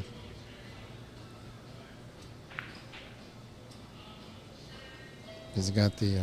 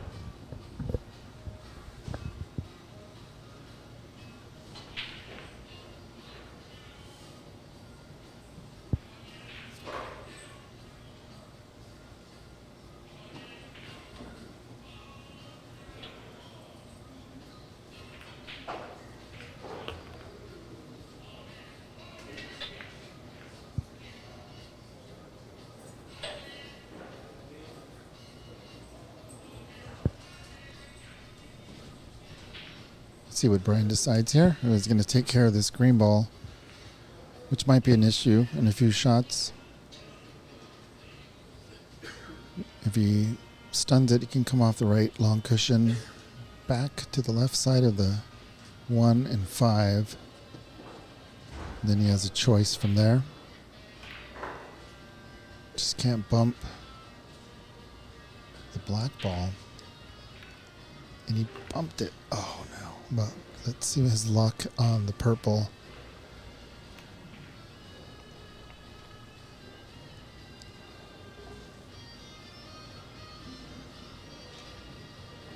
Yeah, that was a narrow gap he was trying to get into. Looks like he hit the cue ball a little bit too low. He just slammed it into the black ball.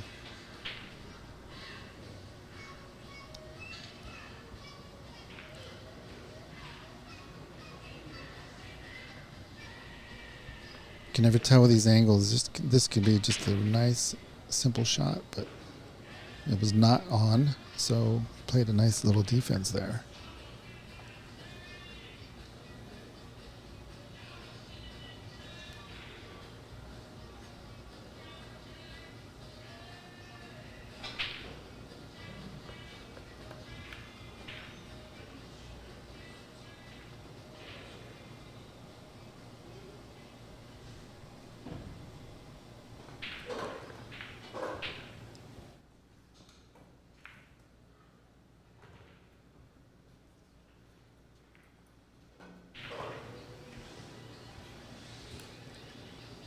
Yeah, that looks good in the corner pocket. Obviously the yellow ball goes.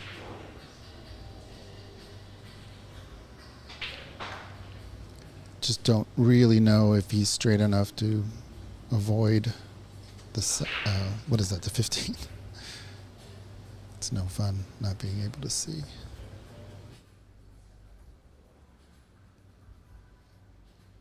Is he going for the middle pocket? Where's he going? He's going for the corner. And he rattled it. And he did what he wanted to do, which is bump the 15. But these pockets in the corner do not like a fast pace, especially at that angle when you're close to the rail, when you're within 1 diamond of the long rail. You have to have a really nice stroke, but trying to do a lot with the cue ball in a pressure situation when your opponent's on the hill. It's a tough task.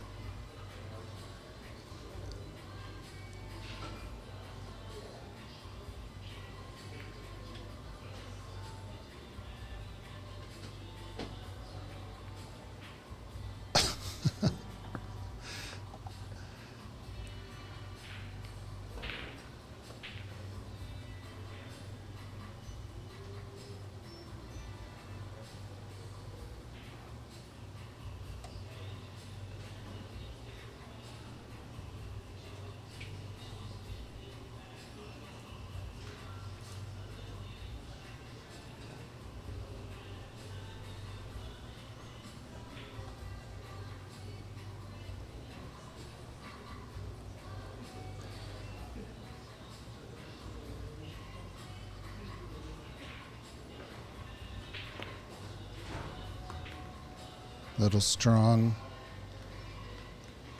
But he's okay.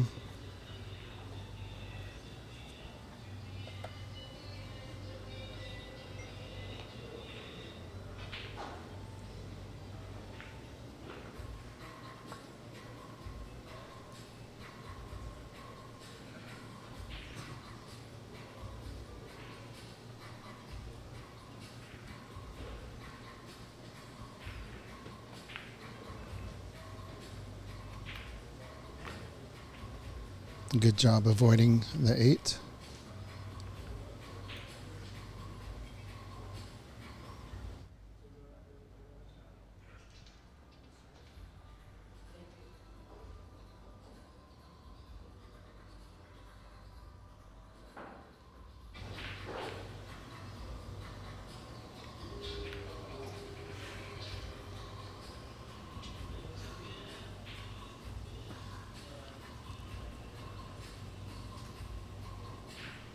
May have been a little bit too straight on the cushion. And then trying to just roll it in. It's a tough shot too. Zach. Is he going to get there? Yeah, he's good.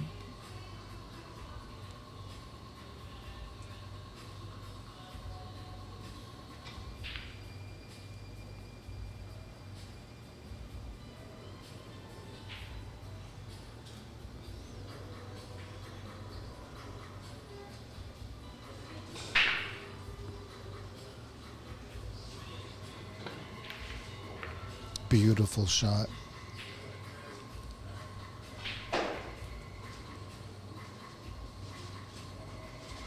Well done. Got the nice angle here.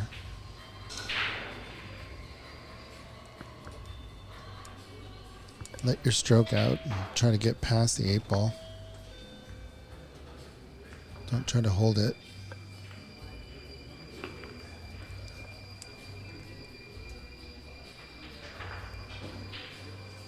Let's call in the middle pocket for the match.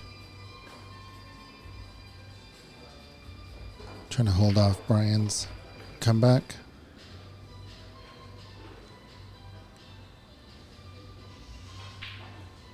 And that's it. Well done. Shakes his hand. Good job there, Zach. Zach's still alive in the hunt. And we will be right back.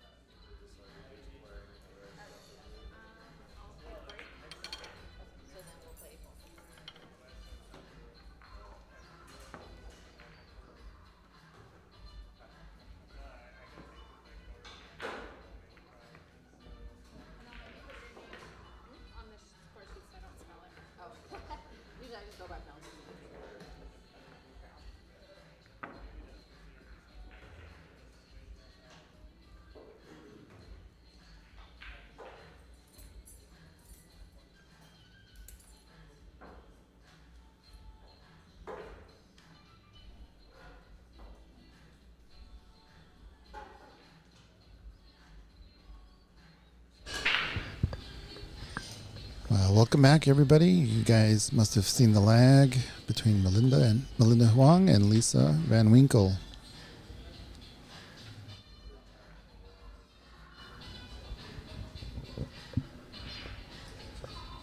It's the first time we're starting with 8-ball. I believe this is one of the first matches for the women's bracket, if not the first match.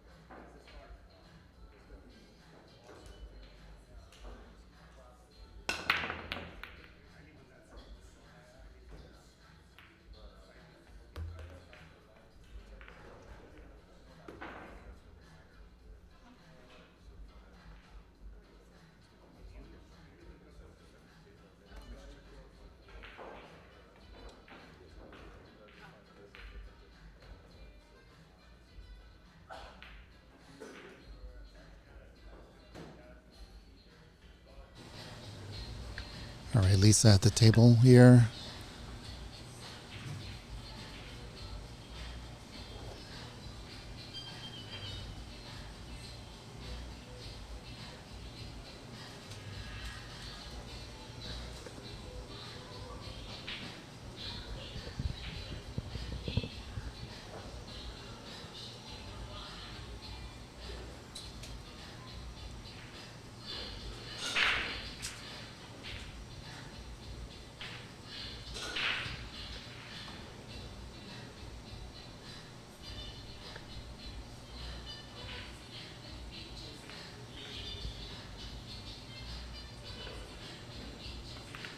That was a good idea, trying to carom that green in.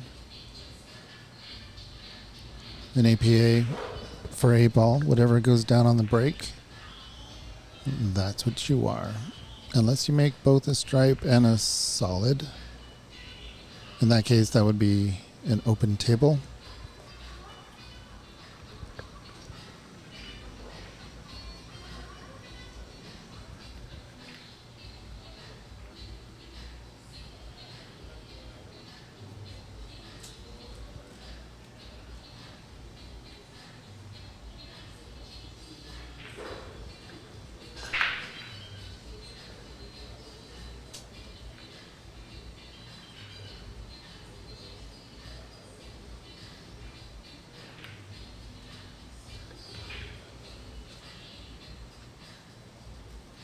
On the 5.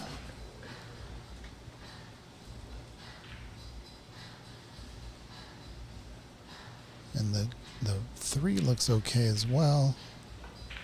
3 might bring her down to the 2. It's a nice soft shot. Slow down. It's unlucky. If you're ambitious, you can try to bank that 5, but might want to play safe. Oh, thank you, Zach.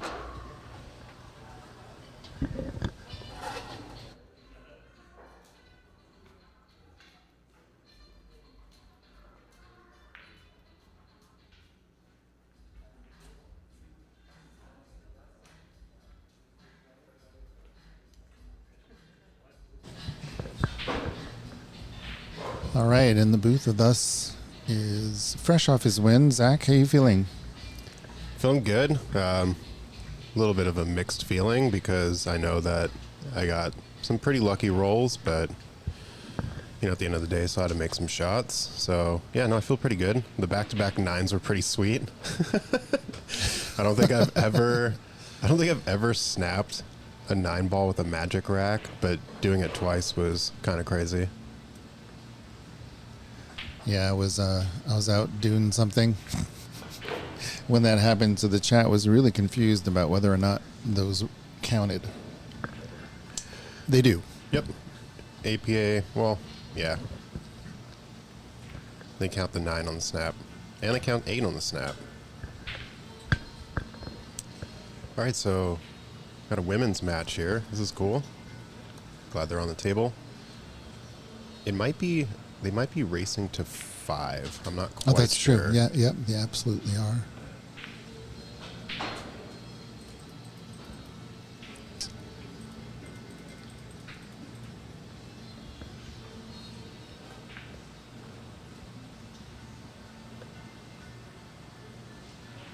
Yeah, so for all the women watching, only 5 women signed up for this. So, you know, Sign up now. sign up. Yeah. You gotta do. They You gotta usually do it. open signups in January, and the conclusion of the signups is June. So, you have Get in January, really, yeah, and then just start training. yeah. That way you'll be able to designate Aux as the venue you want to play out of. Earlier you do it, the more likely you are to get the spot.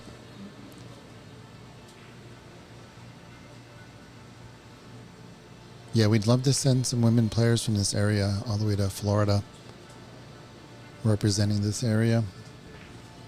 It is in Florida, yeah? And we were it's debating in, that. It's in Vegas. It's in Vegas. Yeah, It's like, oh, we're yeah. flip-flopping. Snip, snap, snip, snap. Snip, snap. Okay, so wherever the hell it is, Yeah, we want to send players. It'll be at Westgate, probably. I think they're starting to move their events to Vegas just because Nobody's there. they have a deal with, yeah, tourism is very down. Hey, Blue Buddy in the chat. Good to see you.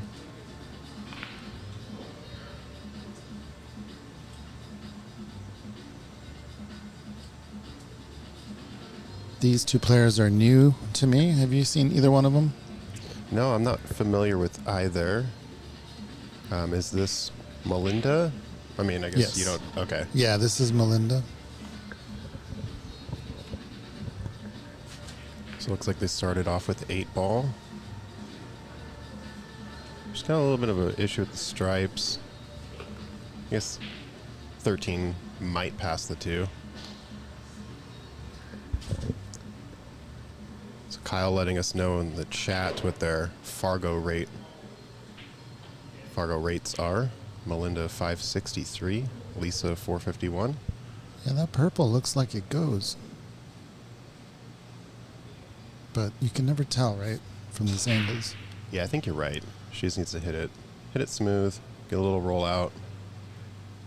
Don't disturb the 15. Well, that'll be suitable, but she really wanted to make that. Yeah, the 2 can actually pass the 13 still.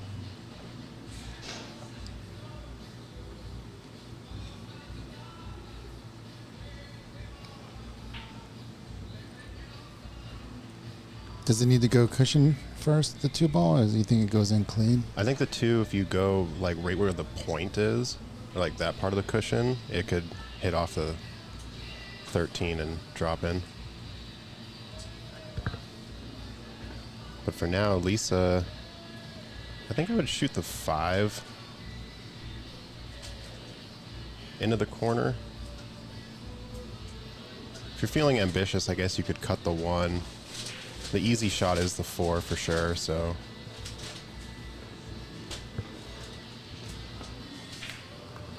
She has a nice stroke, Lisa. She's been potting some long balls.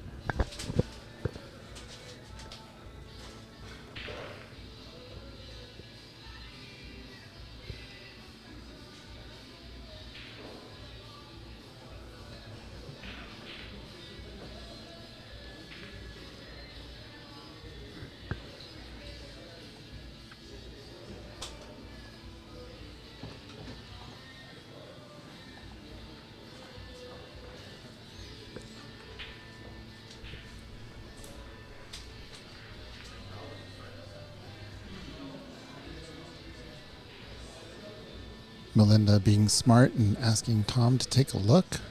She's trying to cheat this angle here and dig it out. So we got Tom trying to find the right position there. We'll also take a look and we can judge ourselves. Looks clean to me.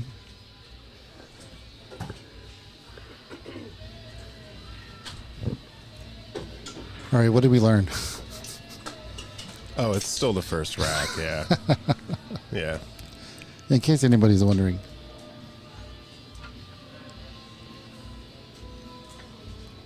Yeah, I was telling Mike earlier that I haven't had coffee today, so this is my first coffee. I feel like my brain is a little fried, so hopefully can get some realignment here in the booth for a little bit. And I'll be playing Brian McKellen for my next match, so yeah, looking forward to that one.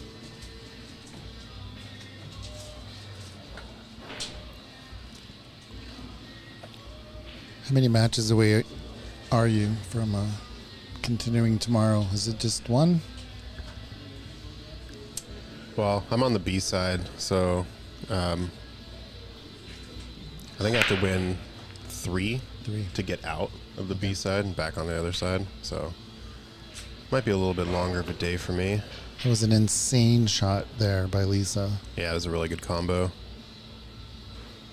Pretty good position too. I'd like to see her hit this with like between like 2 and 3 o'clock on the cue and maybe get around the 11 and back up top for the 1 in the same pocket. But she might be more comfortable shooting this 1 first, that's fine. Yeah, the cue ball is going to veer to the right, so you'll still see the purple. Still, oh. Yeah, just overcut it a little. Only left one ball there for Melinda.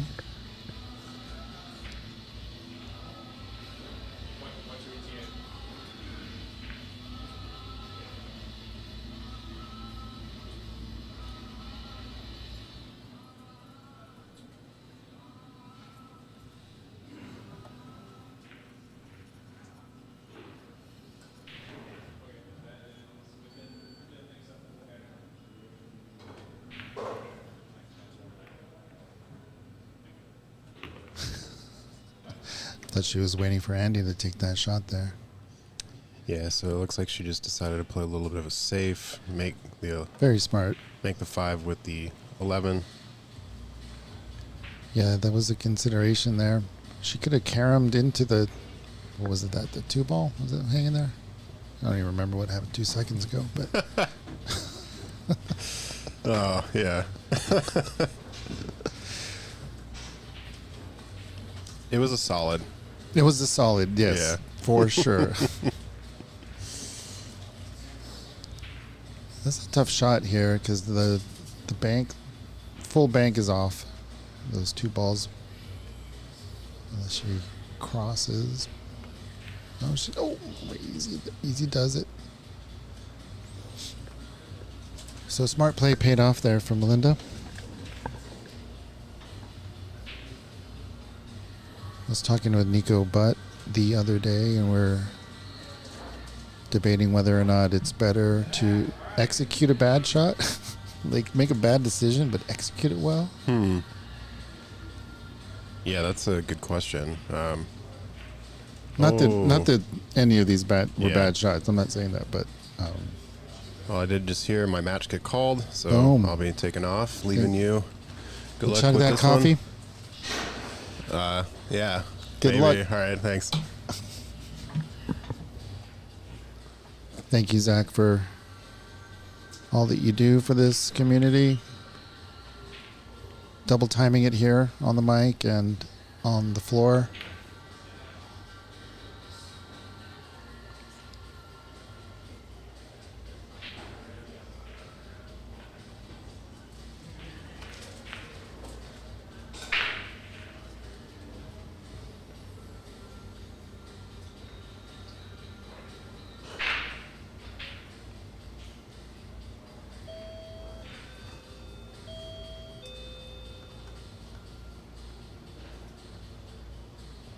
Oh, James, Hey now.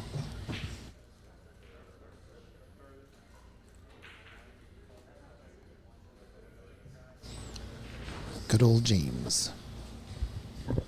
James in the house. We gotta get James on the mic. I'm shouting it out right now. He's super knowledgeable about the game. He's kind of flying under the radar. That was a great shot by Melinda.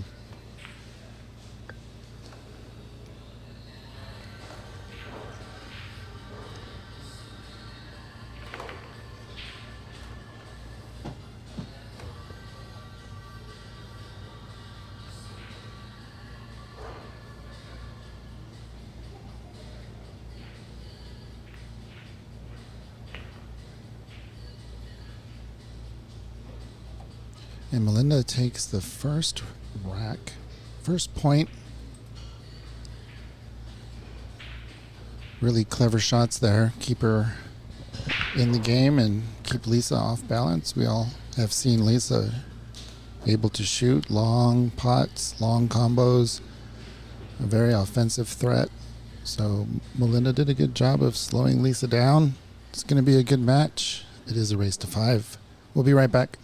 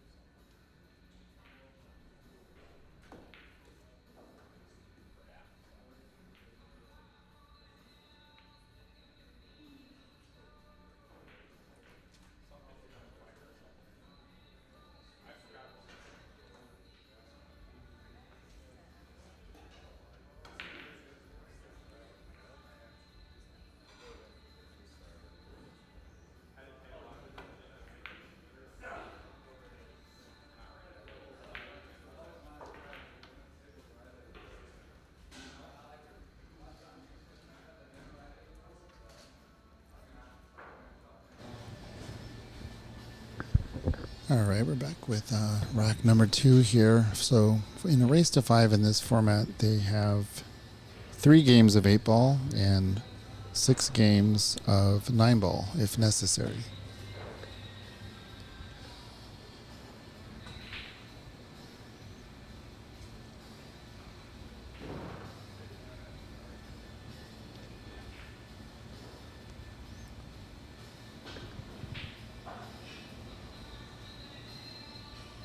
Kyle in the YouTube chat.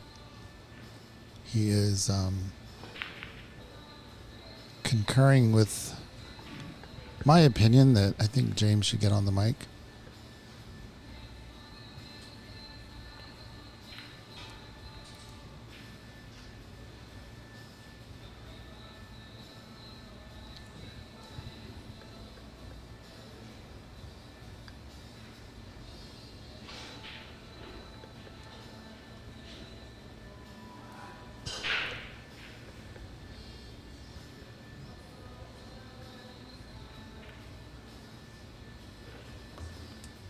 Crawled in.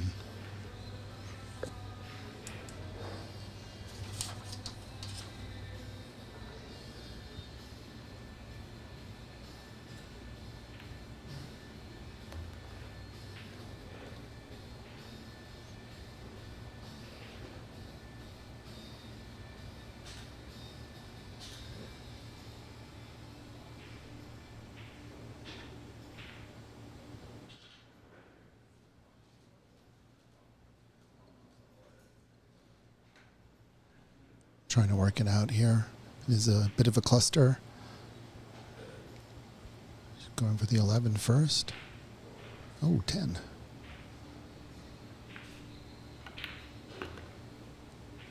Very nice.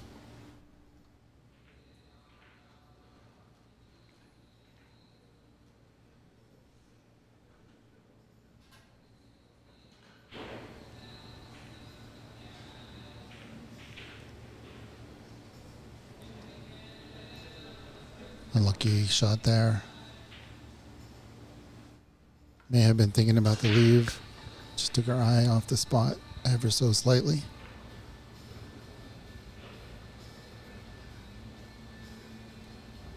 So hopefully we'll see these two players next month in the NWPA Tour Stop number 6.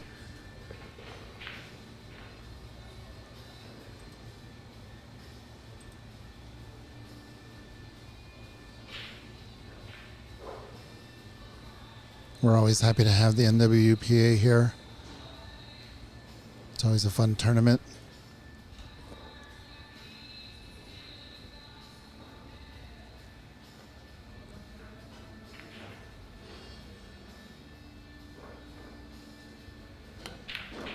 Oh man, what a stroke. That was so straight. But again, these pockets just don't like that power stroke.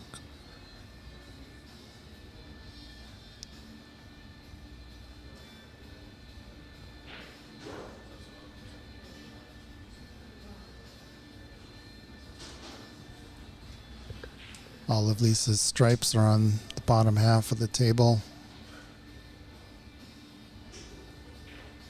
Looks like most of these shots are thin cut, so the cue ball is going to have to be controlled well.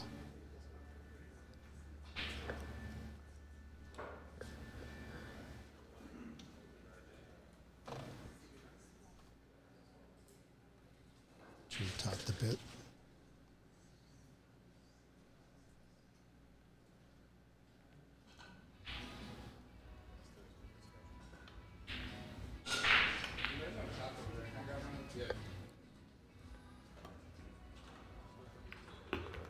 Good job. Tough cueing there. Managed to pot it.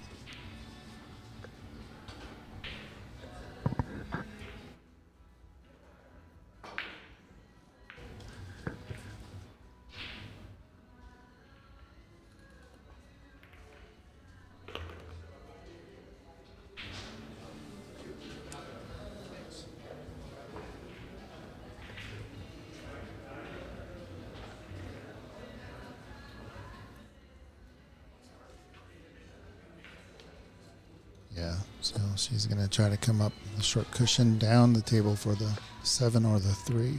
Sorry, 7 or the green. Looks like she's coming into the line on the 7.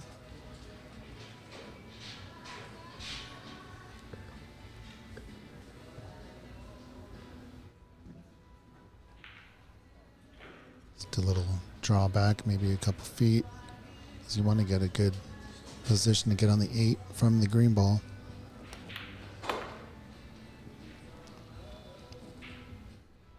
Not the best position, but should be okay.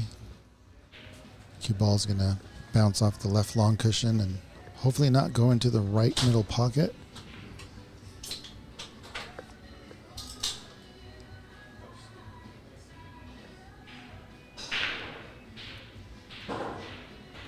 Shots fired on table 4. Oh, and a fumble on table 4. Who's going to get the ball? It's on the 50-yard line. It's a touchdown. Andy Swery, 7 points.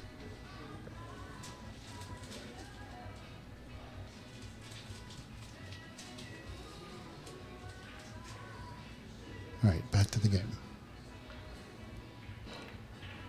Great job. Oh, overcut it. Oh, my goodness. Is she going to get a snooker? No.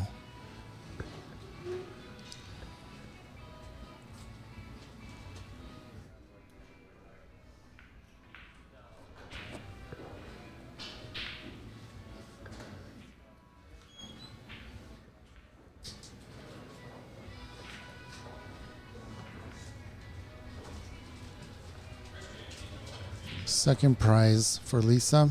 Looks like Melinda is going to look at a kick.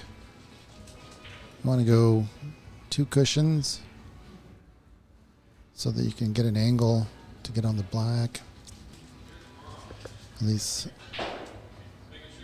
just checking it out.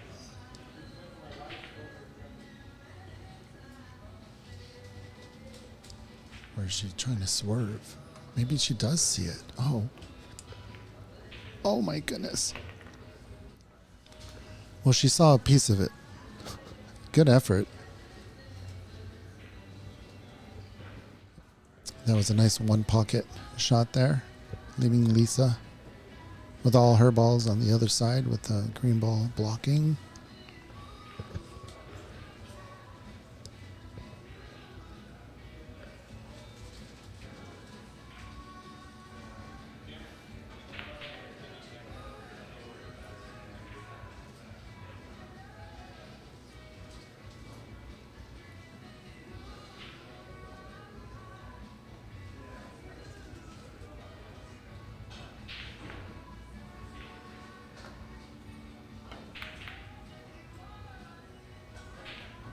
Well, well, well, look at what we have here. Wowzers.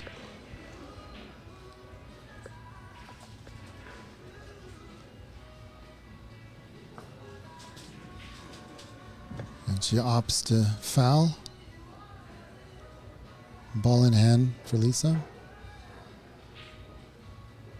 Doesn't want to disturb anything. Knows that she won't be able to hit her ball.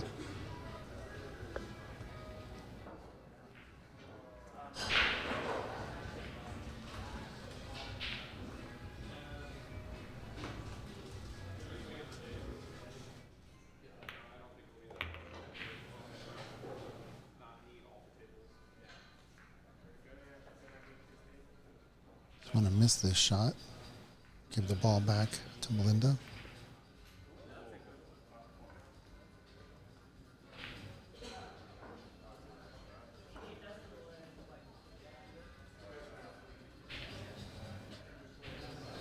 Interesting situation here.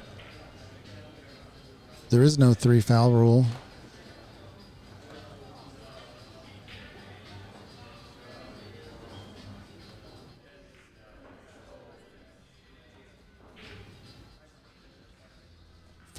From Lisa's point of view, let's see what they're discussing here. Oh, watching the shot. Hitting that black ball safe is a very smart shot. Very clever shot. That purple ball is in a tough position to carom or to cannon into the green stripe. So I try to put that purple ball in a better position for the next ball in hand so that they can pot the purple and then knock the solid green into the pocket. And she's going to try and screw back here and do just that.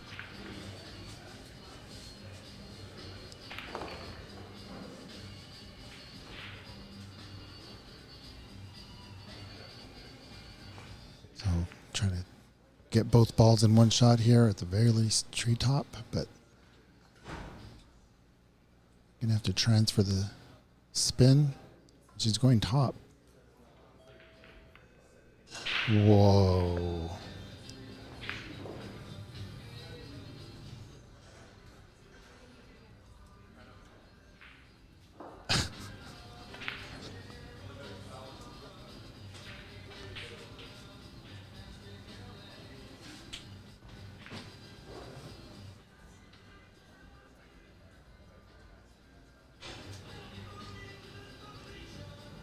Tom evaluating the positions, and then he's able to kind of tell whether or not she hit it clean.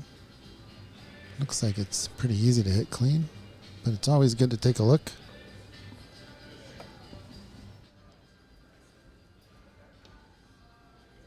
Melinda proving to be a very savvy player.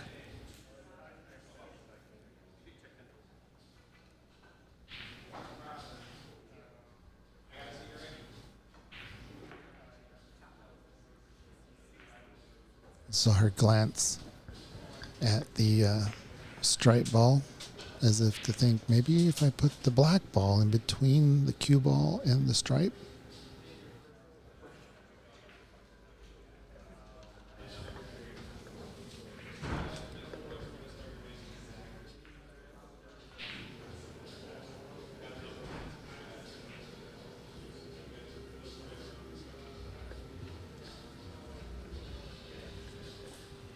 All right, chat, real quick. You go for the win here or you play safe? What are you going to do?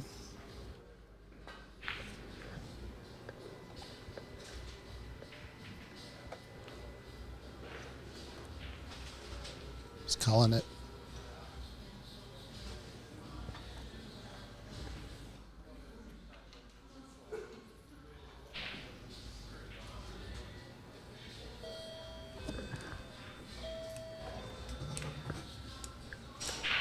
Yep, she tried to get the black ball in between the two and came up a little short.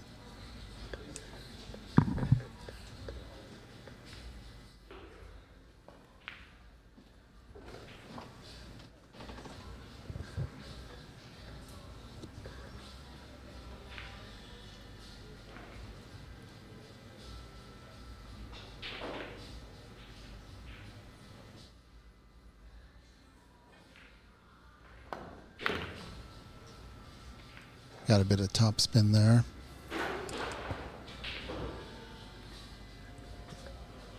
See if she calls the side pocket or the corner.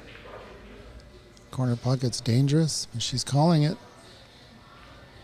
Looks safe to her. I think the 8-ball's far enough out in the middle of the table that scratching might not be an option, but it does look dangerous, doesn't it? Oh my goodness. Where are you going? Where are you going, 8-ball?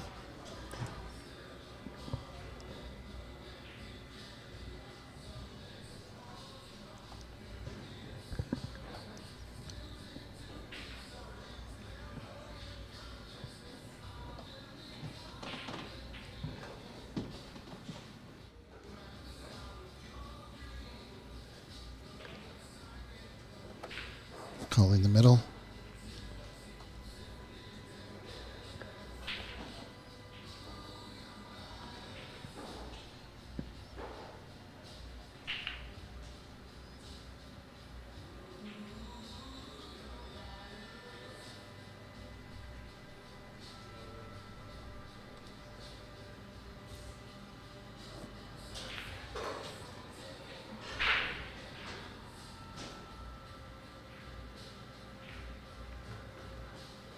She was playing safe. She was playing safe.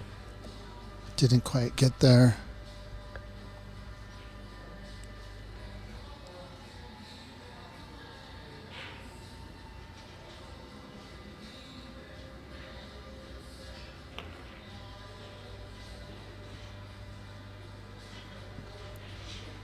Uh-oh. Sweater's coming off Melinda.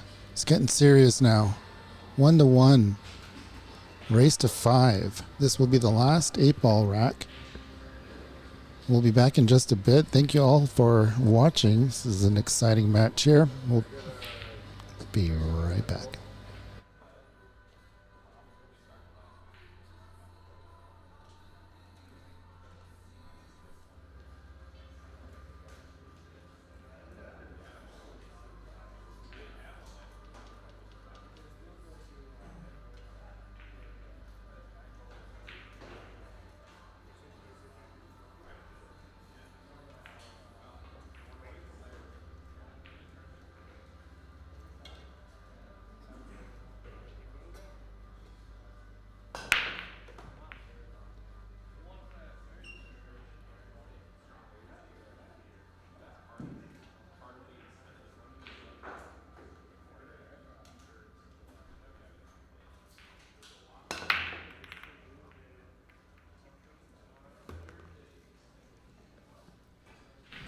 All right, Lisa with the second ball break. I've been practicing that break. It's not easy for me, but been doing it pretty good lately, but it's a touchy little break. does spread the balls out, and typically the side break is supposed to get something on. You're supposed to put something on the break. Whereas going full into the pack spreads them out much more, but sometimes you leave an open table for your opponent. These are clustered up just a little on the left side of the table.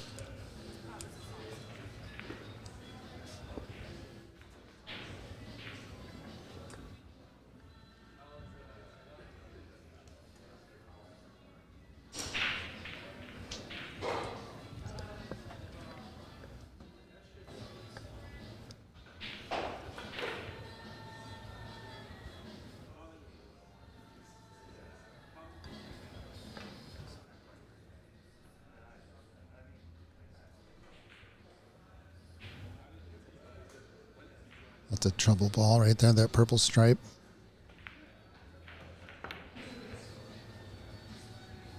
Ooh. Almost hit the 9 ball in. It's got the 7 in the middle here.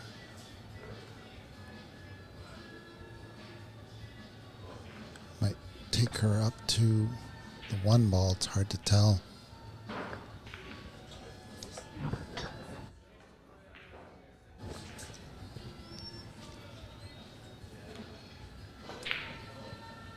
Wouldn't be bad to play safe off the green either.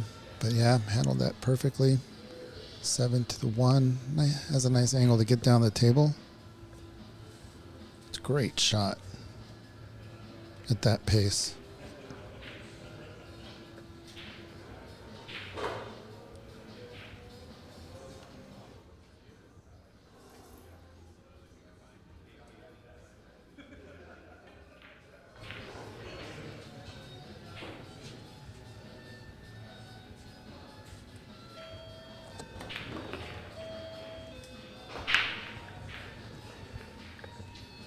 Don't get too close.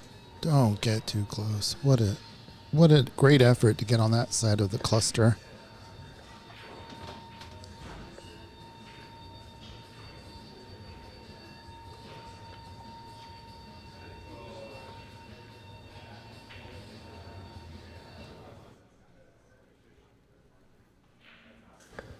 Looking at the combo here from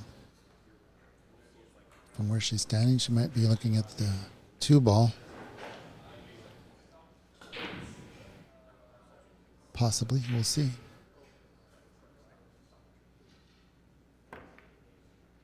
Get in. Oh, what a great effort. Close that pocket for a little bit.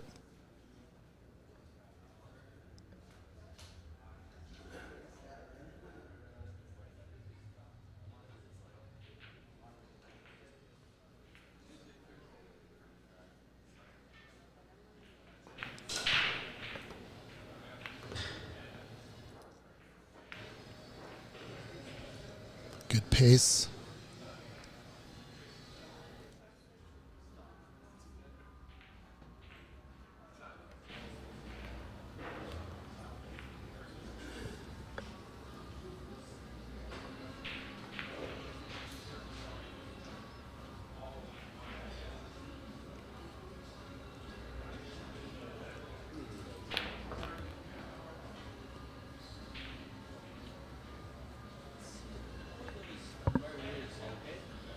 Well, it's getting messy.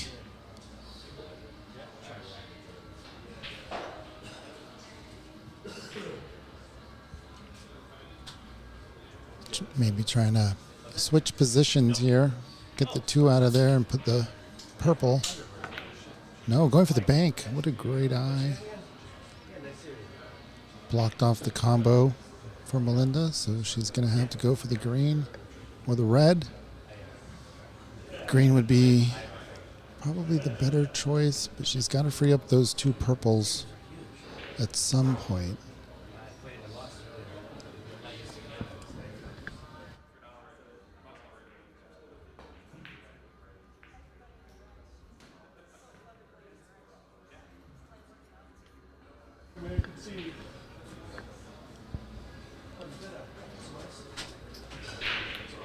Oh yeah.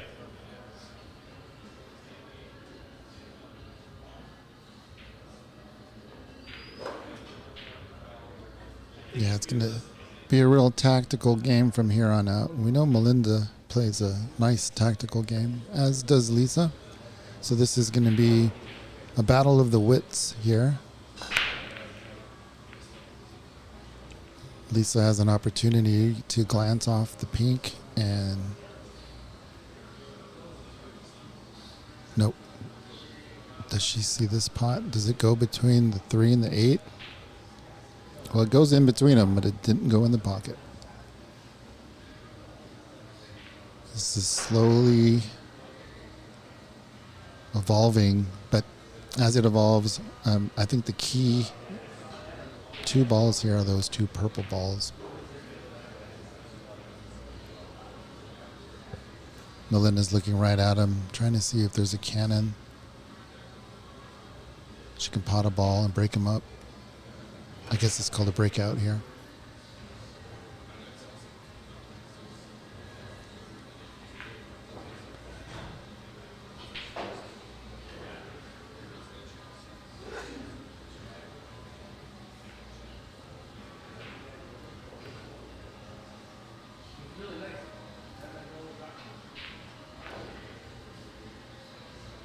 Very well played.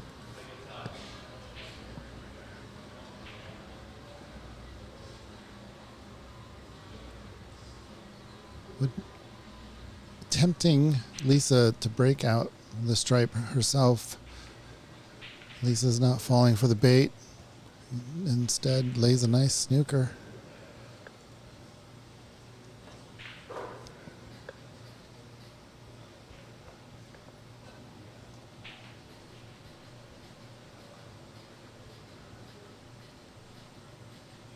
Ball in hand. Seen that a few times already from Melinda.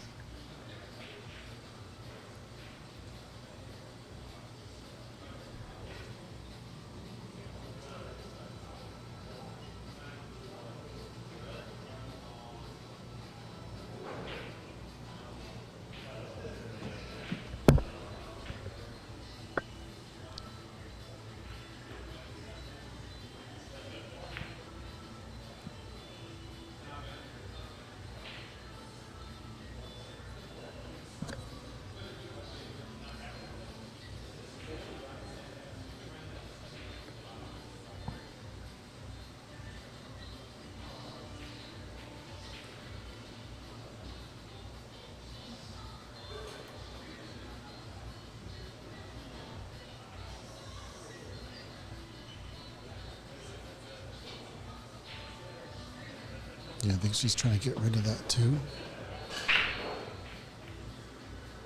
Or at least get in the way. Heading towards a stalemate here.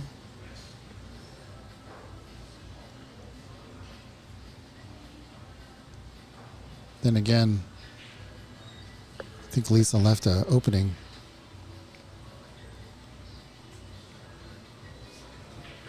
The 3 into the 2. Does that go? Would be a nice safety either way. A little 2-way shot. See what she decides.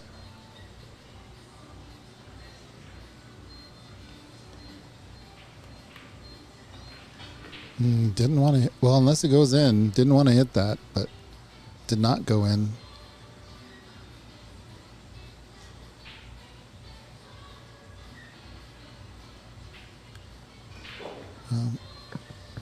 Could lay up behind the purple.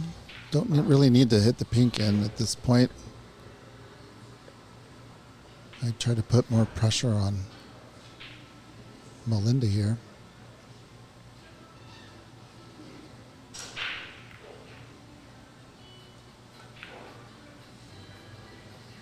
Wow, this could be a 4-ball combo because it looks like the green and the pink line up perfectly to just hit that purple. You touch the purple and the yellow's going. I mean, the yellow.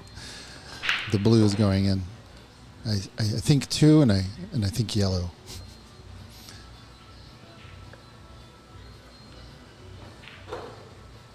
Oh, she's going for the. It goes with just the pink. Don't need the green in this one. So 3-ball combo here. 3-ball safe. Melinda is very patient. I guess she felt like she couldn't clear, and at this point, if you break them up, you're going to want to clear the table. But right now the advantage is Melinda. Couple reasons. She's very savvy, as we have seen, and I'm sure some of you already know in the chat. But Lisa is a really good shot, and forcing Lisa to take these type of safety shots may knock her off her game. So there's an added bonus there. But I think Melinda is really not wanting to relinquish any advantage. So she won't take any chances here.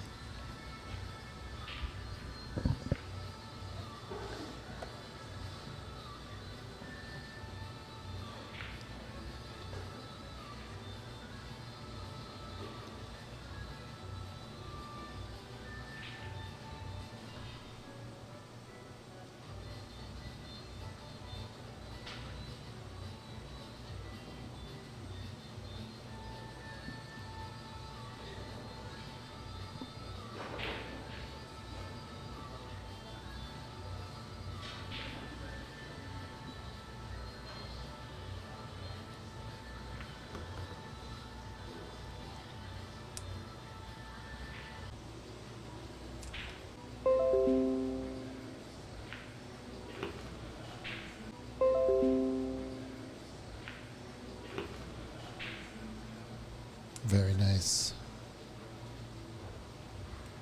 She's going to bump the red out here. Try to get position on the green. And then pot the pink. It's a tough shot. Leaning over the table.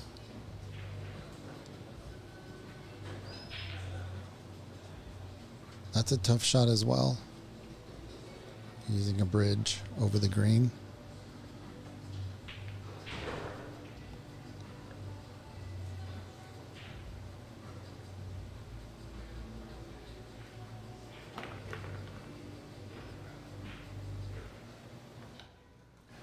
Well, it worked out as she planned.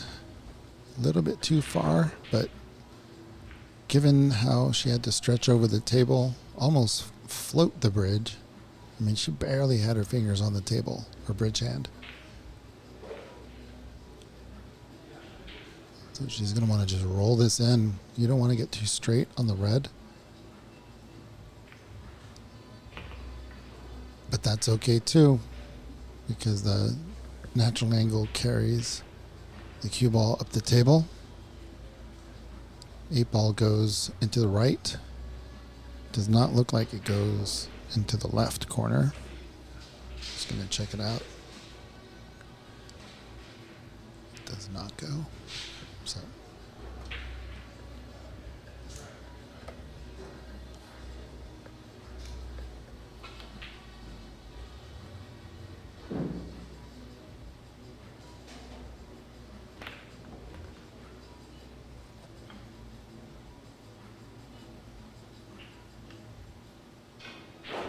this would be an incredible rack here for Melinda, figuring out that puzzle. If she can just pot this. Well done, Melinda. Very strong solution.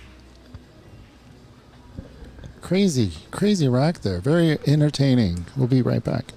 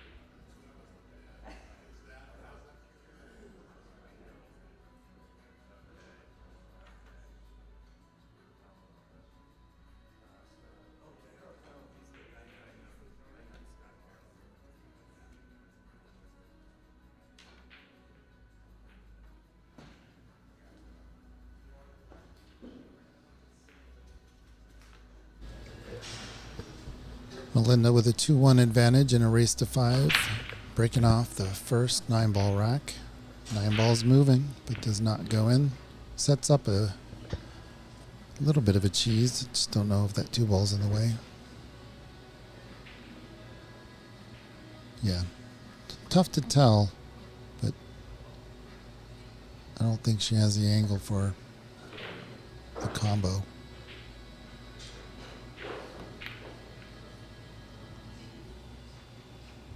Yeah, but the second prize is there.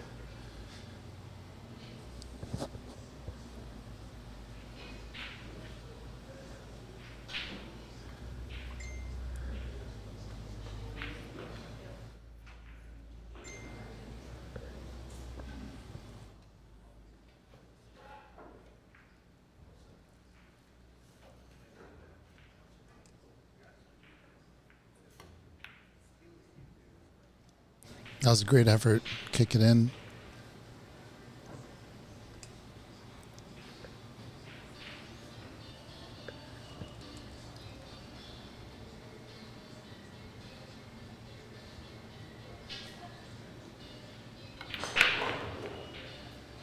Nice bump on the red.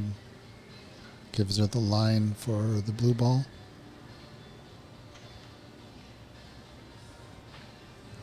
That 9 ball is pretty big on this shot.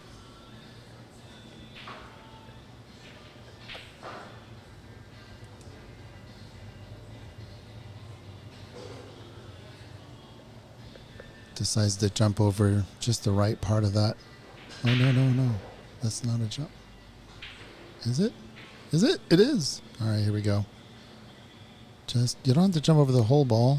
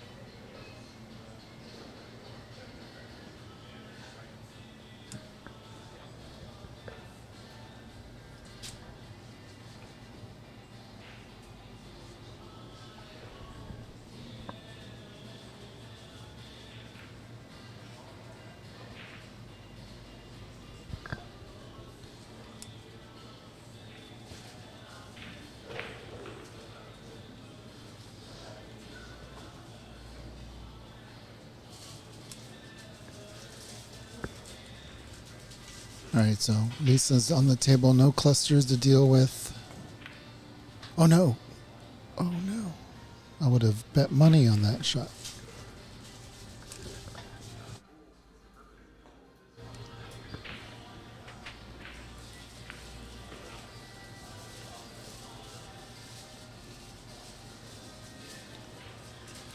Melinda may have succeeded a little bit in getting Lisa off her rhythm.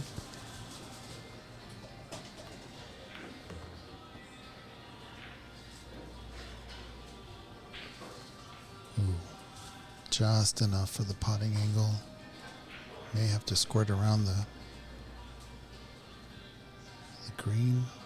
Yeah, could have done another rotation.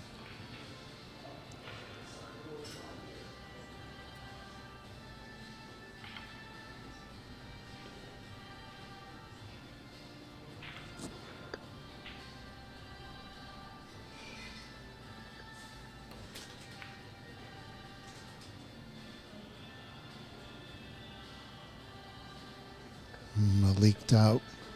Lisa has a eye on the potting angle here. Don't hit it too hard.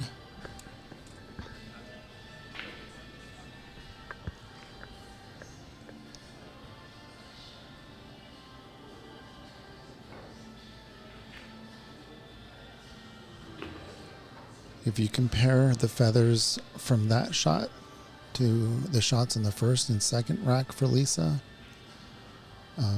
There's a little wiggle developing. She's not as straight on her cueing as she was earlier.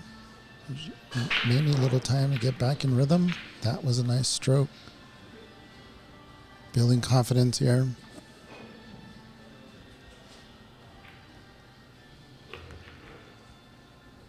She's definitely not afraid of the long shots.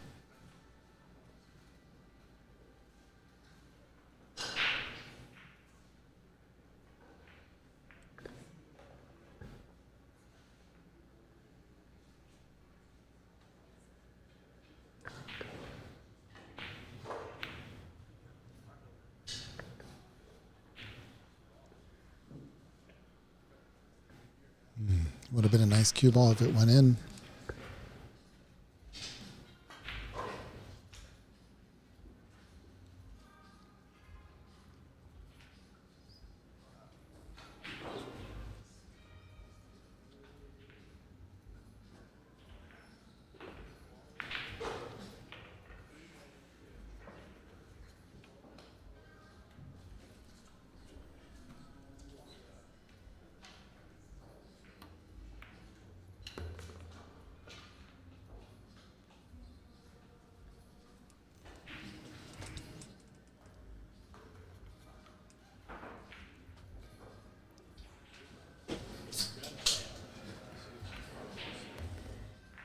Good job there, Melinda, taking advantage of a rare long pot miss by Lisa. Taking a lead. Sorry. Extending the lead. 3-1.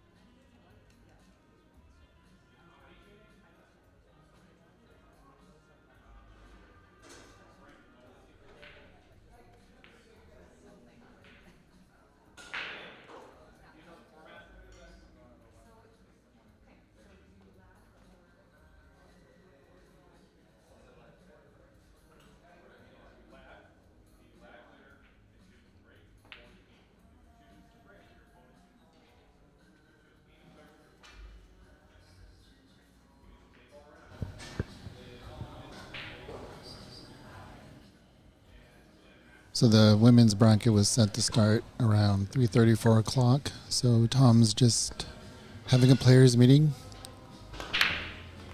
The next match is about to start between Janae and Katrin.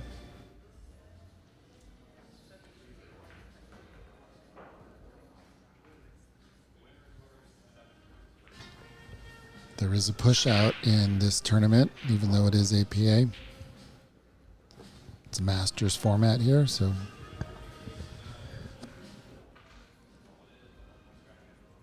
push out might be in order.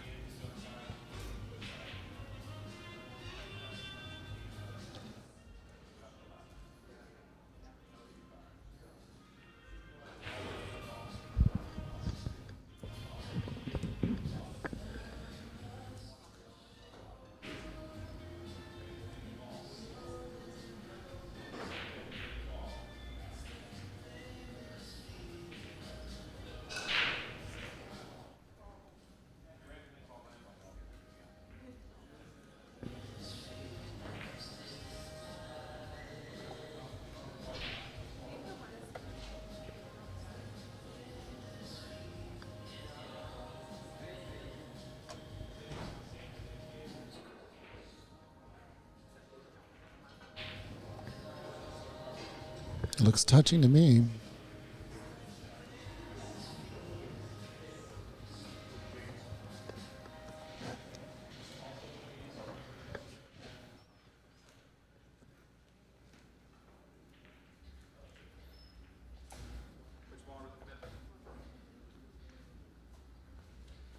Tom's going to take a look.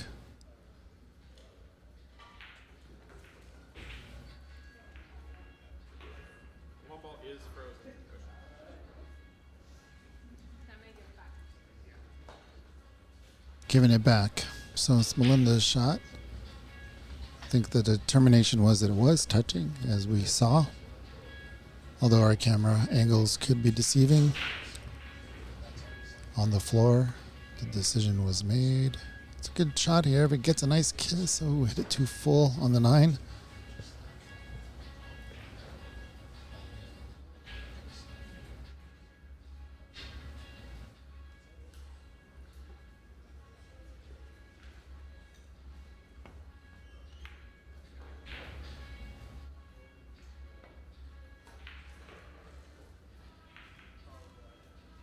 Yeah, good.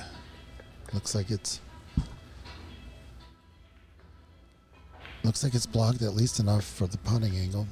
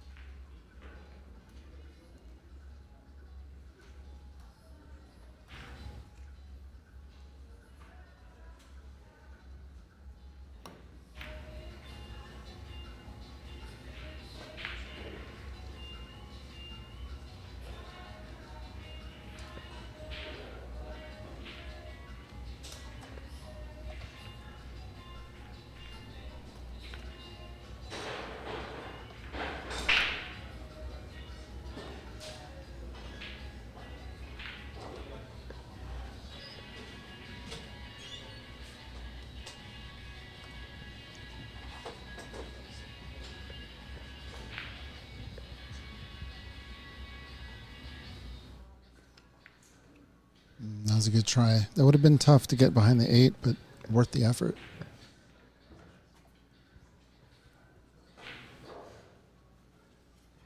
But it is a starter here for Melinda. This is very makeable. Getting on the 2 ball should be natural off the long cushion or the long rail.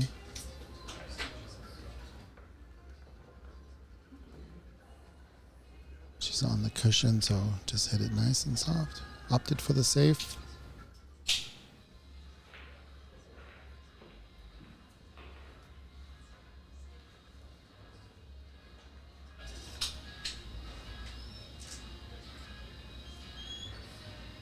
Trucker 2022 in the YouTube chat is asking, where is this at City and State? We are at Ox Billiards in Seattle, Washington. And you're watching the APA US Amateur Preliminaries. We're going to be qualifying 3 people from the Open tournament and 1 nice jump from the, oh my goodness, and the reward is there. How's the luck on the 2? Let's take a look. Think she likes it.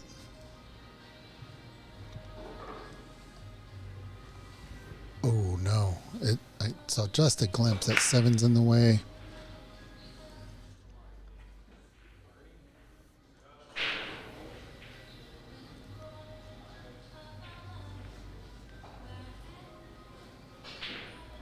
Yeah, just a little swerve.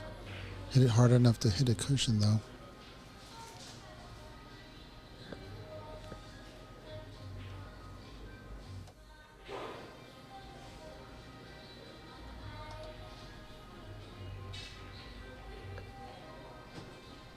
Yeah, the smart play is the kick.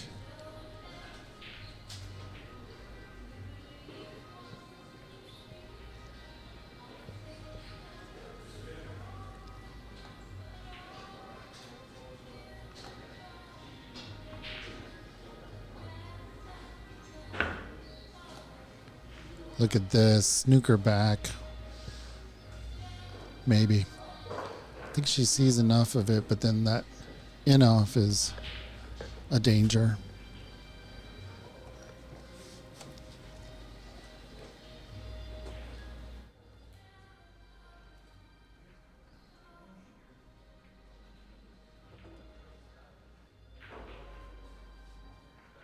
Wonder if she can see the potting angle in the corner. Absolutely she can. Nice pace. 2 cushions on the red. In starting position here. That was a great shot. 7 to 8 is going to be tough. So all depends on how to get on the 6. Oh no. Maybe we were both thinking a few shots ahead.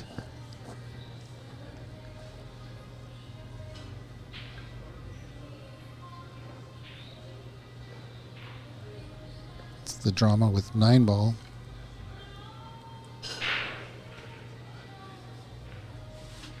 You could be rolling, hitting nice shots, but you can't miss. You can't miss a 9-ball. The more balls you pot, the more balls you need to pot.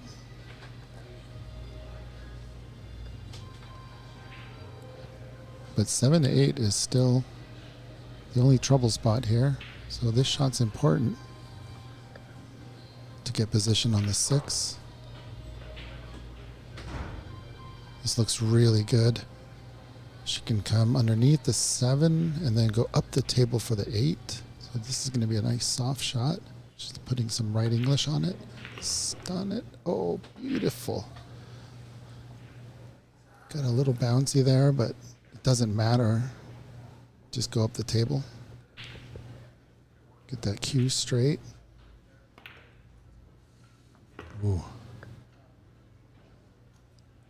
Good angle here.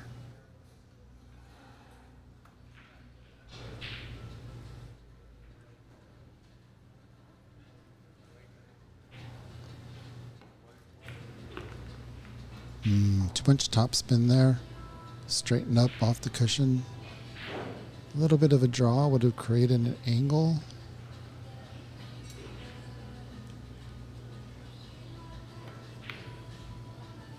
Going for the long bank.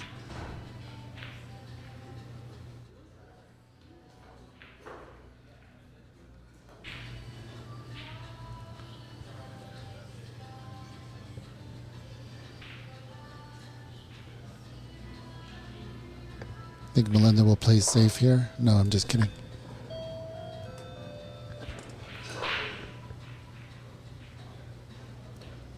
Get in. Oh. All right, Lisa can pull within 1 here. We don't, or she doesn't want Melinda to get on the hill. She's got to use a bridge here. Well, she is pretty tall. I would have to use the bridge.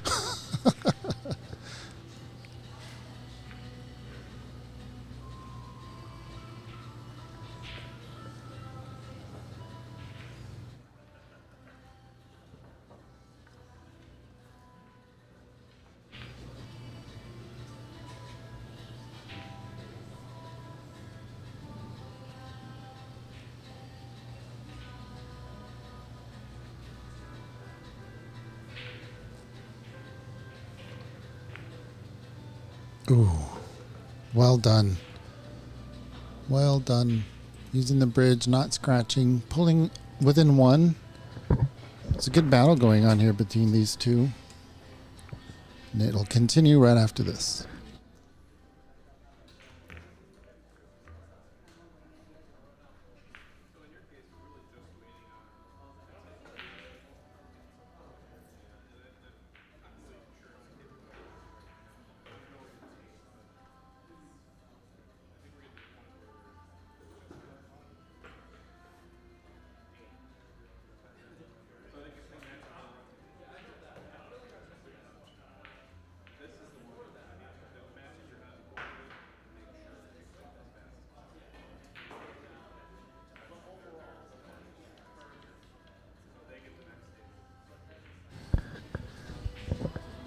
right, Lisa to break.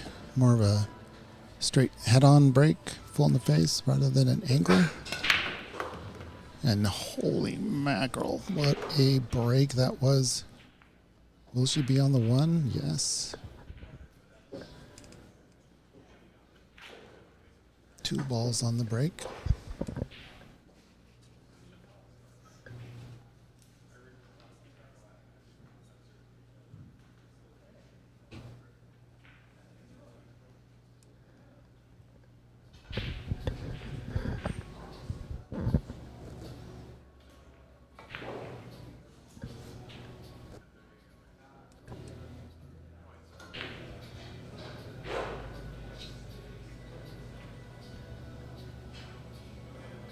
Oh, overcut that.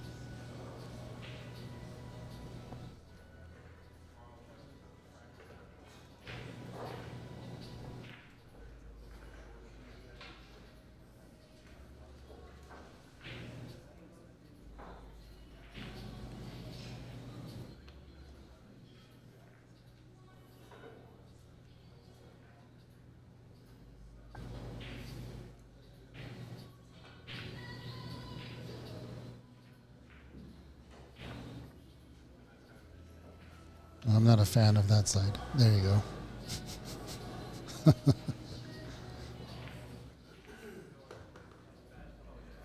Yeah, get your elbow up. Beautiful. Good pace. Nice position. Set yourself up for a natural angle to the red ball.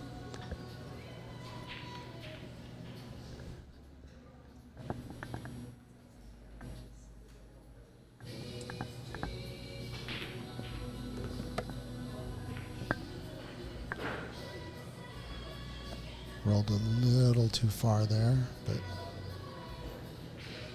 still in the game.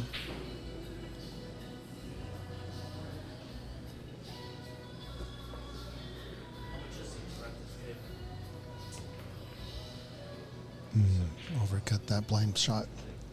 Those blind pockets are, people hate them or people love them. I love them. Feel very comfortable with the blind pocket, but that one was just cut just a little bit too much.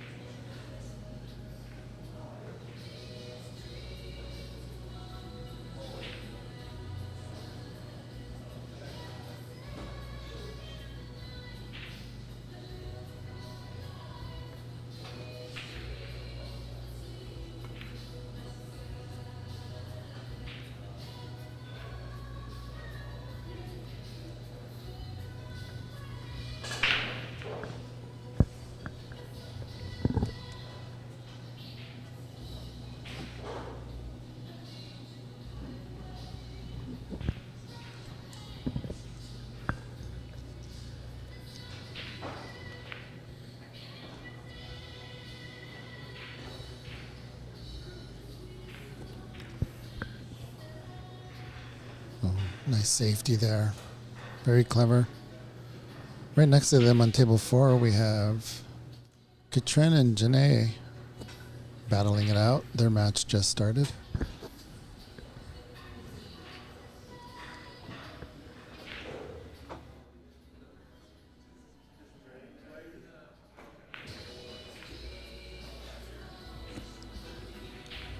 Katrin is a member at Ox, snooker player, BCA player, APA player.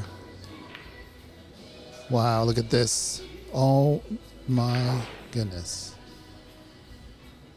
Should be a nice one cushion escape. Shouldn't be too difficult for Melinda. If she can just get on the right side or the side of the purple towards us, she might be able to pot it. Just going for it. Beautiful shot. Incredible. That's a highlight reel right there.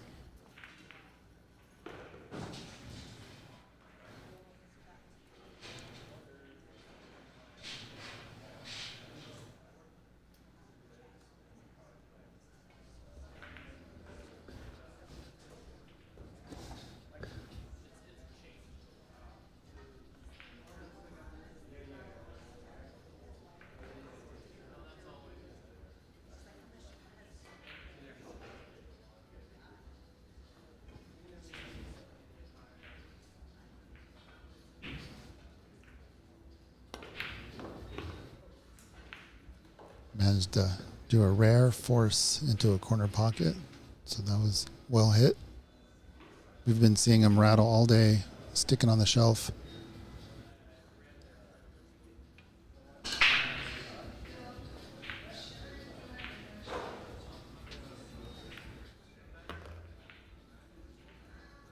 This is for the hill for Melinda.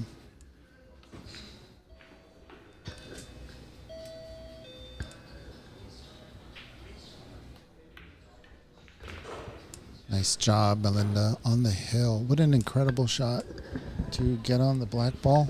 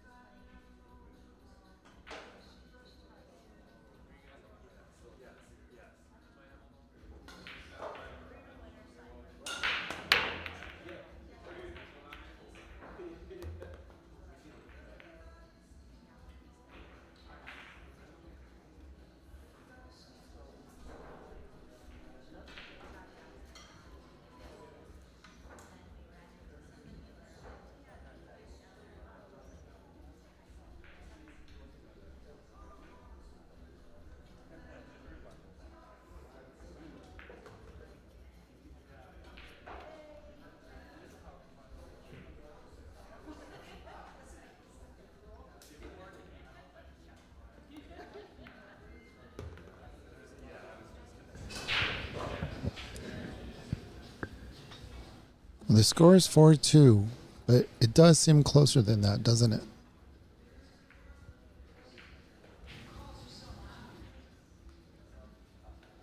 Melinda has just been outlasting Lisa. She knows all the shots.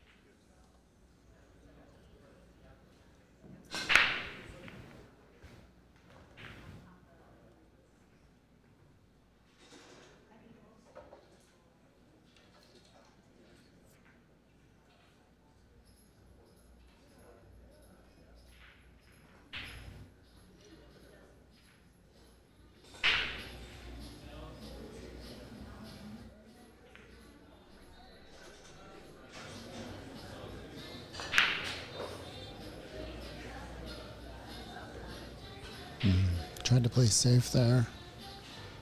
I do believe she can pot this. But as Melinda decided that there's no point given where the 7 is.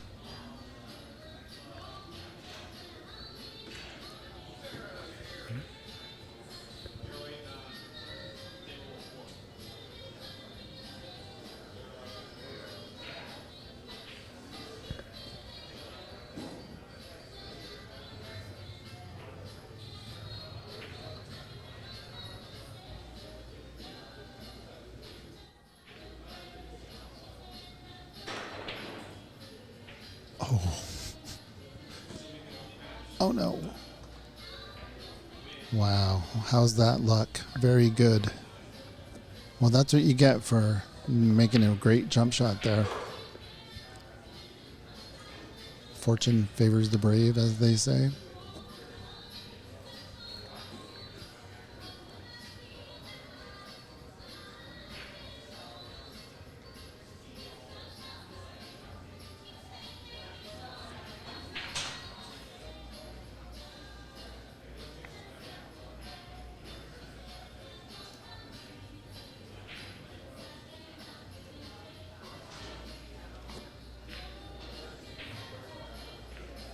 Careful for the in-off. Ooh, avoided it very nicely. Oh my goodness, are you kidding me? You gotta be kidding me. Did she plan that? That was so good.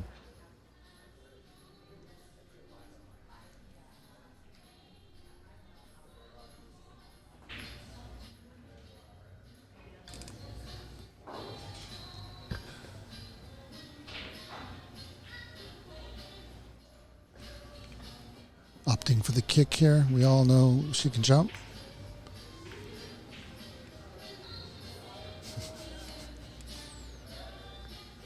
It's fun to watch.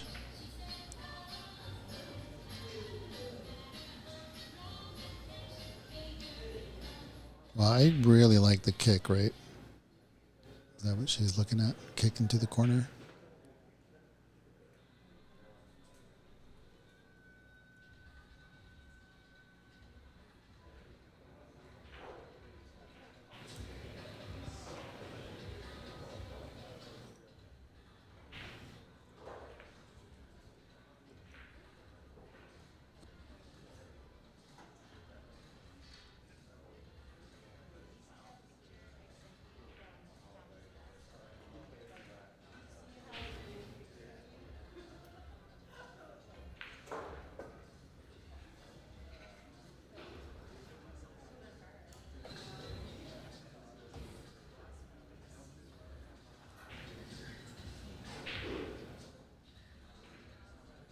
Just the natural angle here. Get the 7 up in the left corner pocket. Uh-oh.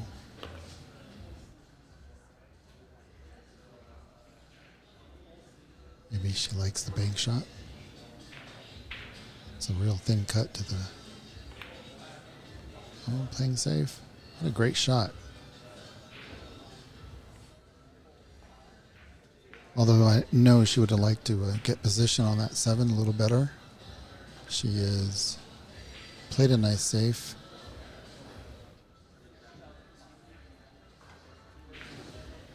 Tempting Melinda to sell out.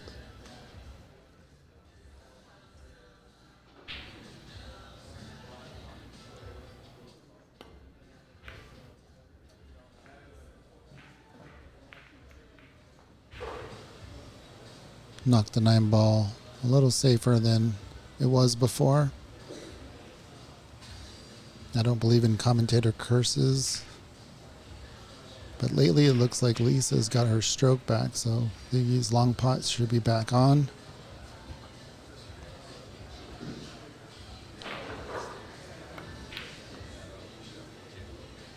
I do not believe in a commentator curse.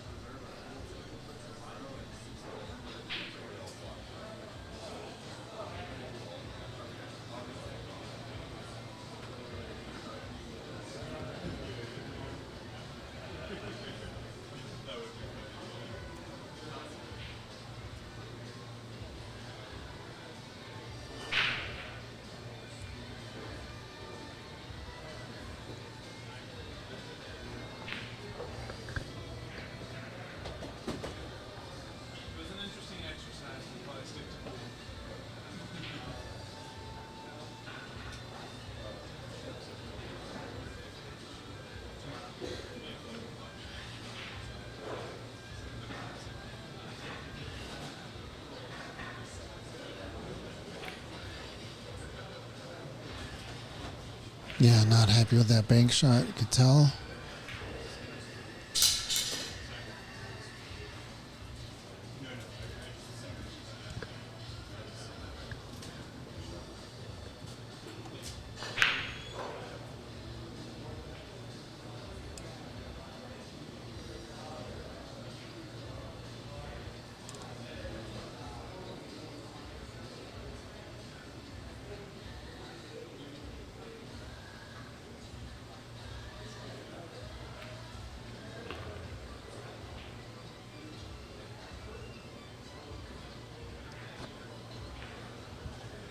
To make it one away.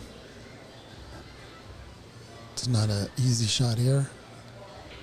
It's going to hit it perfect, get across that middle pocket. Oh, overcut it just a bit, which is a tendency to do. Trying to avoid the corners on the middle pocket. Just had her drift a little bit to the left.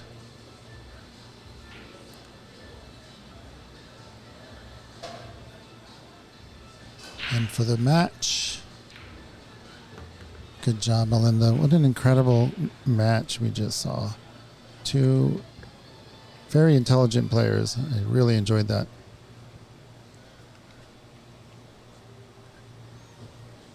And that was the first match for the women's bracket. It is a double elimination as the open. We will be back with another match in just a second.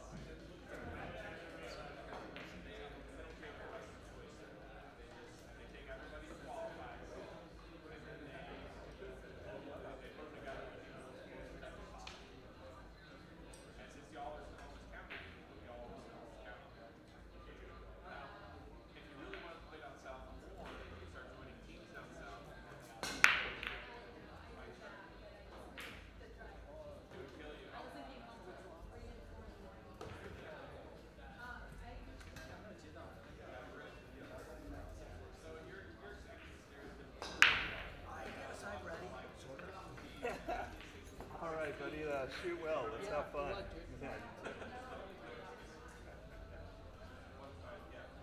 But that's what I'm thinking. Would you be as happy as possible if you were playing Kevin? Let's see. What do I want to do?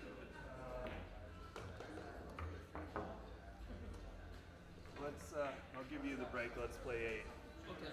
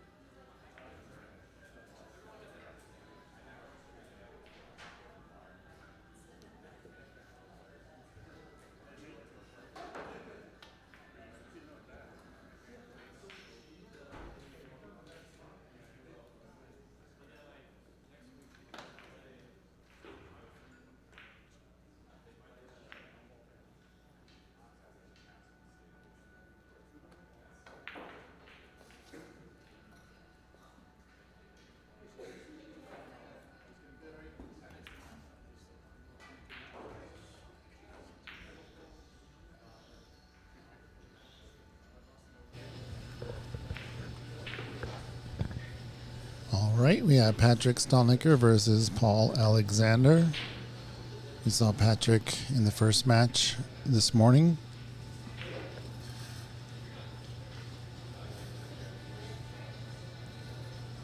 Shu Chang beat him 7-1. And that 1 point that Patrick got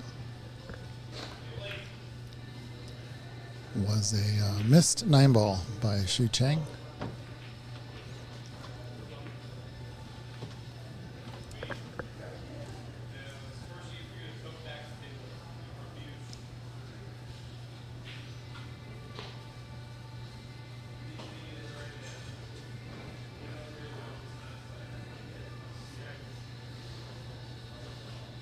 Paul is a nice one-pocket player.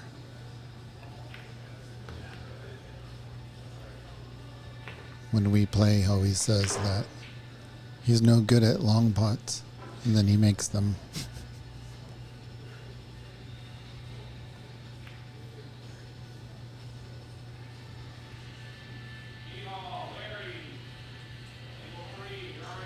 Middle pockets might be tough for one-pocket players.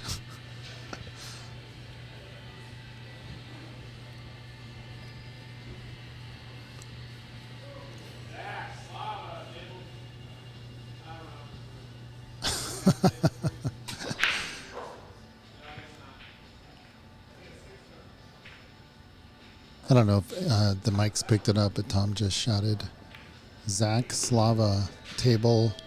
I don't know.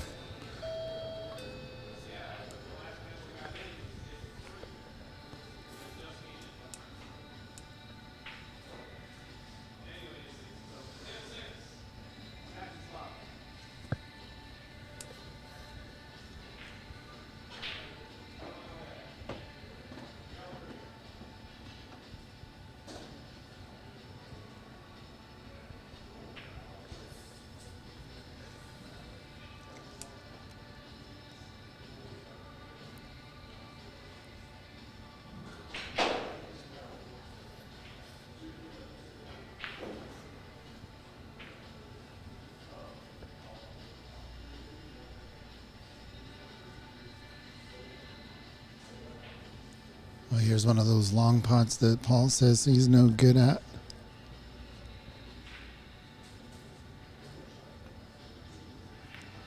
Oh. I wonder if he was trying to hit it off the 7 or hit it clean.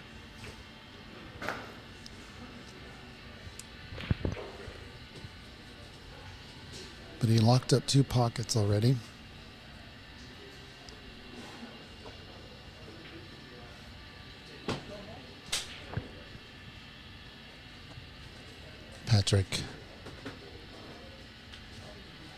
Patrick has a tough shot here.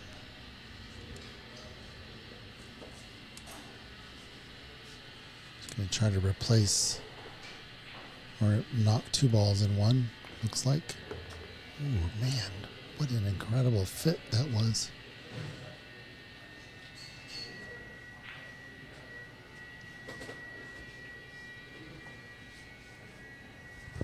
Yeah, from this angle, it looked like there's no way it passed, but looked like he went cushion first and slipped it right in.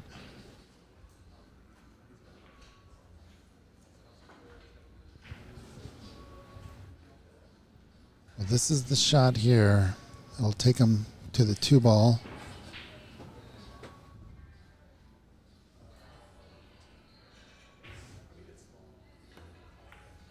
It's a little pacey. But it would have been just fine if he had made it.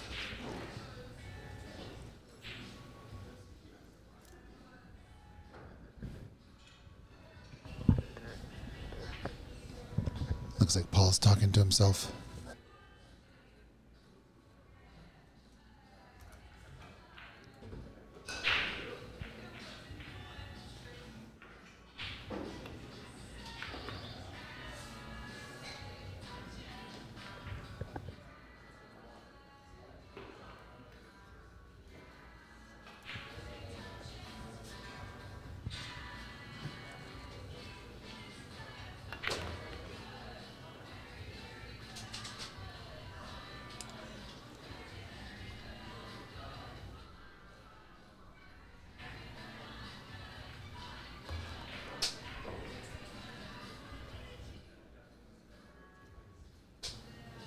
Shooting at a quick pace. Happy with his leaves.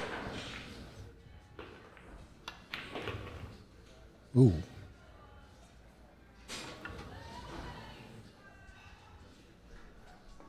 What has he done? I think this is a little bit too far out. He's not thrilled with it. He's going to try and screw back, avoid the middle pocket, and go for the corner. What's he going for?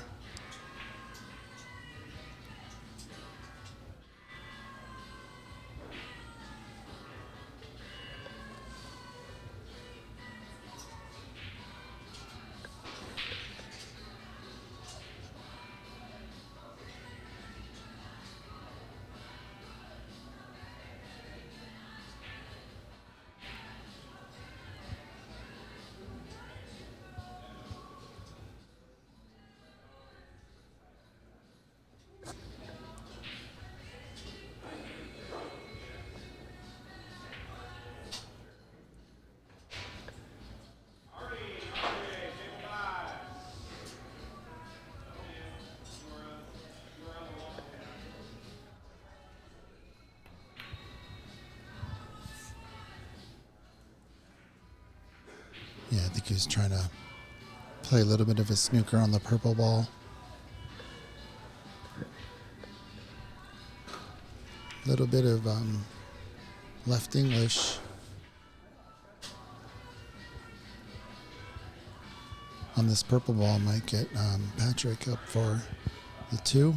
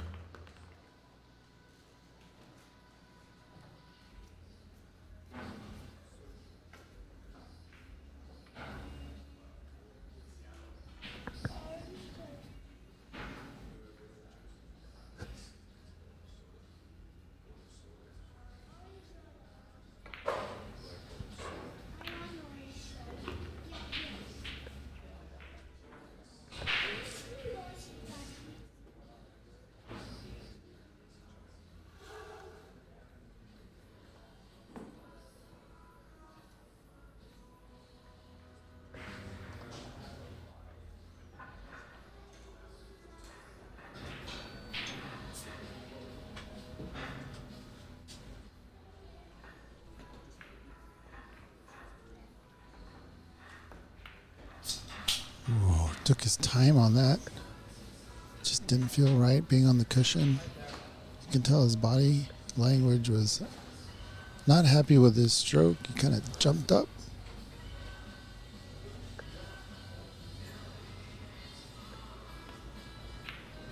All right, nice long shot there by Paul. Takes the first point in a race to 7. You are watching the APA US Amateur Preliminaries.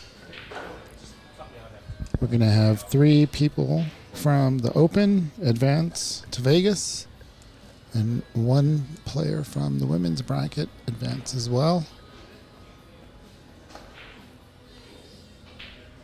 And that'll all be finished tomorrow. This is the second to the last match. Our last match will start at 8 o'clock.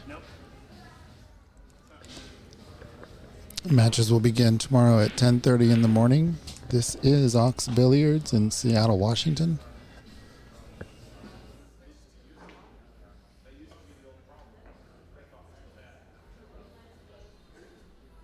Any takers in this match? Paul took the first rack. Tell me in the chat who you like.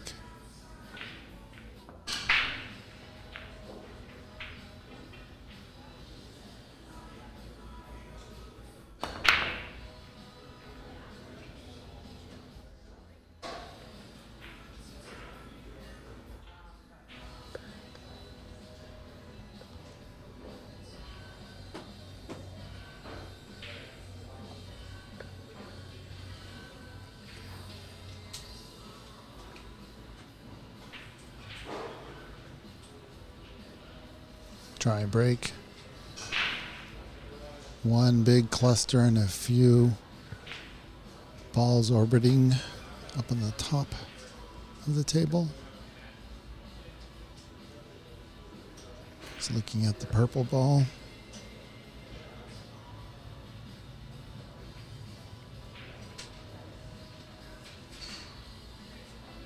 As far as the solids go, you got the 7 and the 6 tied up. The 1 is iffy. So the 2, the 4, and the 3 need to be used to get in position for the ones that are tied up.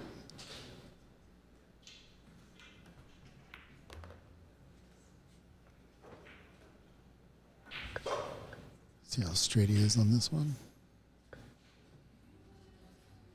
Yeah, he's pretty straight. He's looking at the 2 here. Wonder if that one, if from this angle, that 1 looks like it passes the black ball into the corner. If that is the case, he's got options. Where are you going, cue ball? Where are you going?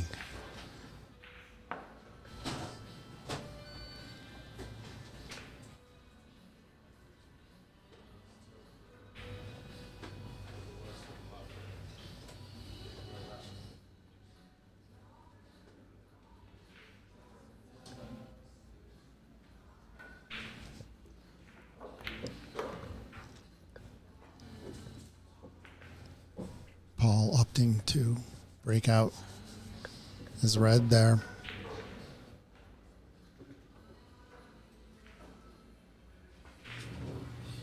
So unless he runs out, he's helping Patrick there solve a problem. Looks like he's got the 10 on the bottom of the 7, but then again, he'll free up the 7. Going for the two-way shot here.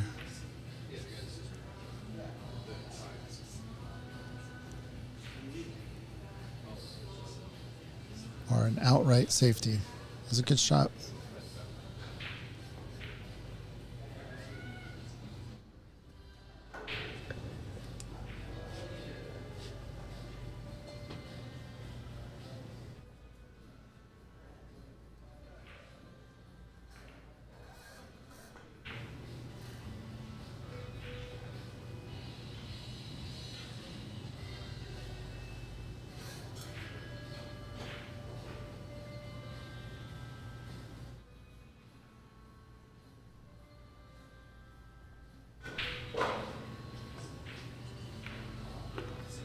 Wow, what a great shot there. Do believe he has the 2. And if he does, it'll be tough, but he can get on the 7. That angle though, you don't want to force the 2. You're just going to have to let it roll naturally. For the 7 ball, that is. Just oh, good idea, but tough shot. Well, looks like the table looks okay here for Paul.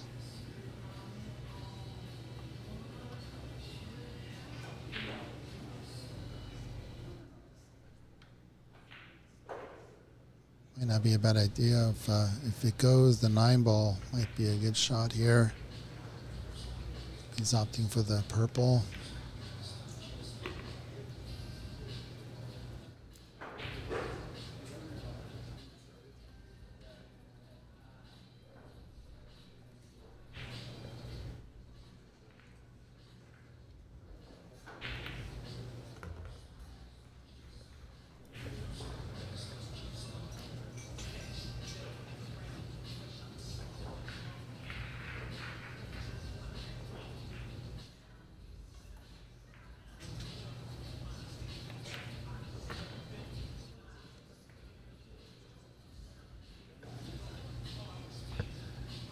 Still on the 9 with the natural angle to get on that pink, but he's going to slice. He's looking at the slice in this 10. Now he's looking at the pink. He's got options, that's for sure.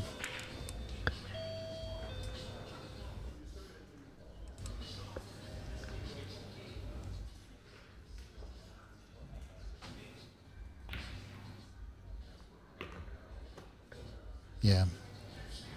Playing with natural angles is a little bit more predictable than trying to cannon if you have the two options. Yeah, potting the 9 there and getting up for the pink.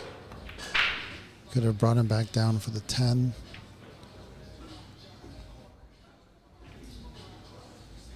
But you can tell he's looking around for the right shot.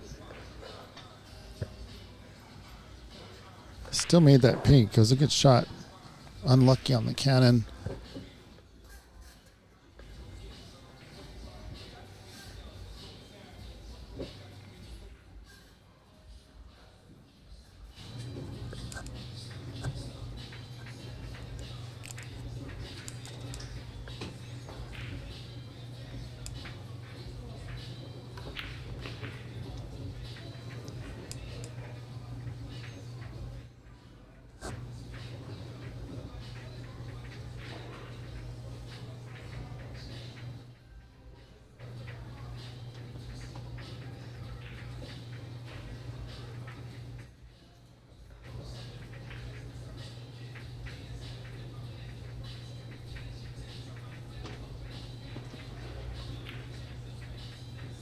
Beautiful shot.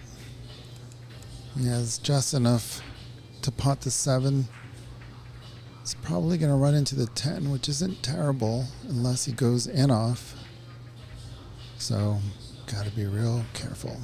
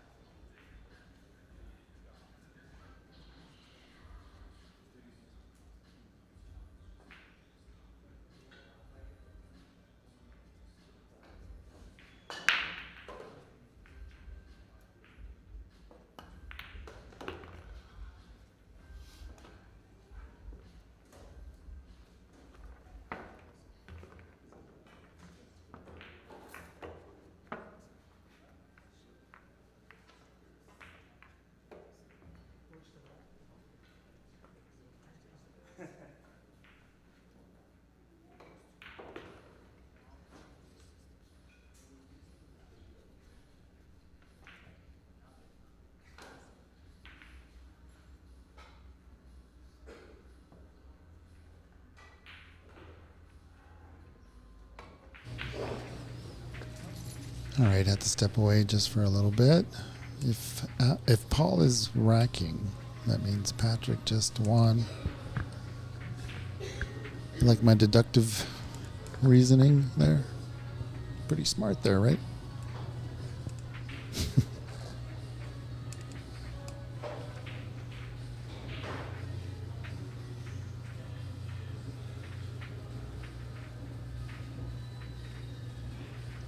Looks like it trends on the 9.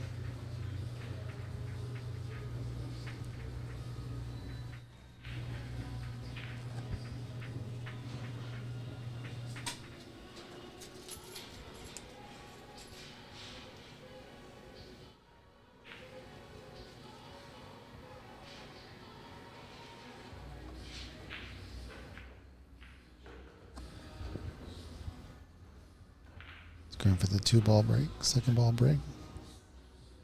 See if the 8-ball goes into the middle pocket.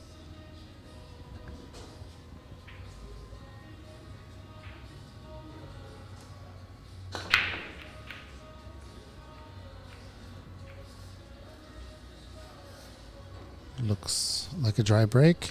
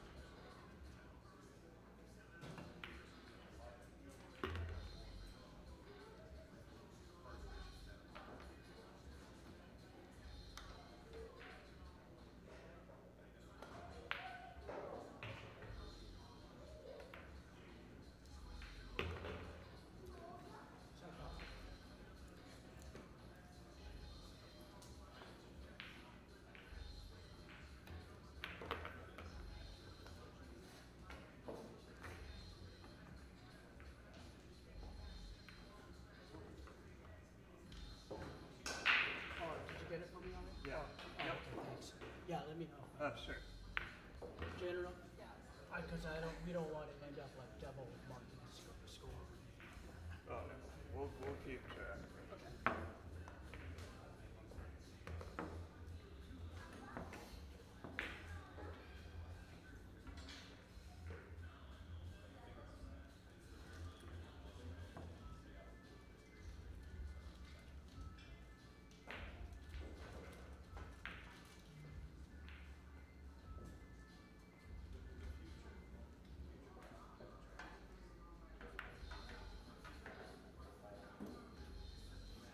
Did I not get it? Nope, we got him. Okay.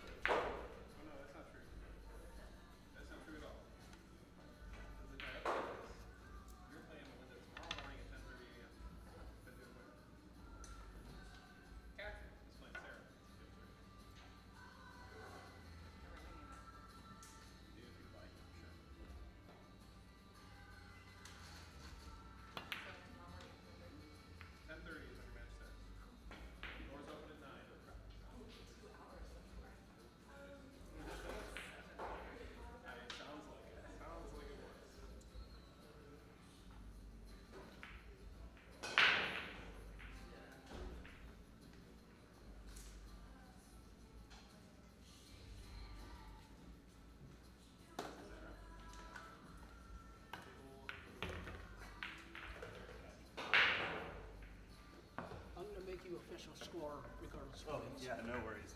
What's the score now? 2-2? 2-2.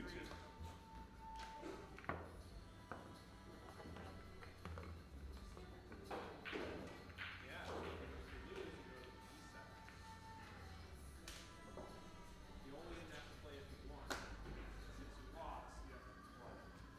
If you win again, you come back to play. Melinda. Your match, Melinda, will be tomorrow morning at 10:30 a.m. or 9 o'clock.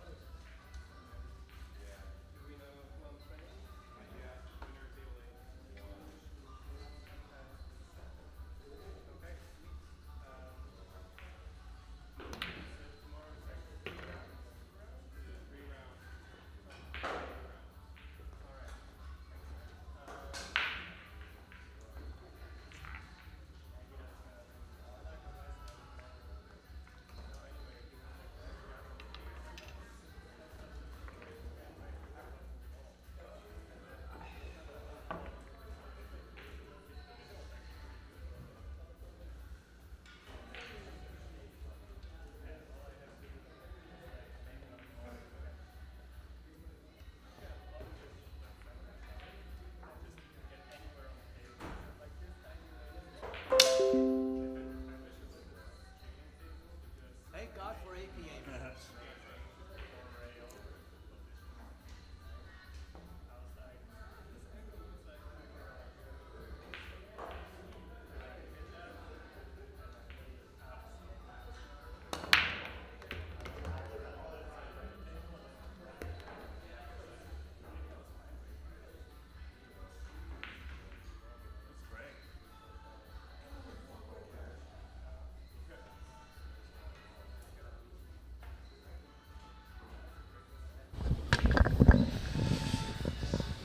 Hey, just popping in.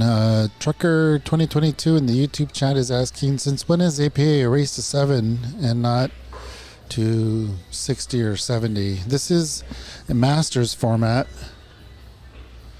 so it's not points based for 9 ball. It's a race to 7, so you have an option to play 8 9-ball racks and 5 8-ball racks all in one. So if you play 9-ball first, you can potentially win 7-0. If you play 8-ball first, which Patrick and Alex have done, then they're going to be finishing off with 9-ball, which is where they're at. It's a pretty close match here. So yeah, this is not your typical handicap APA. This is non-handicap, I guess. It's a good way to say it. And here comes Zach. And there goes Zach. Thank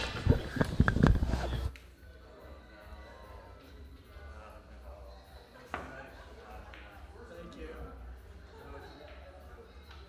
I did that chop last match for someone else and I scratched too.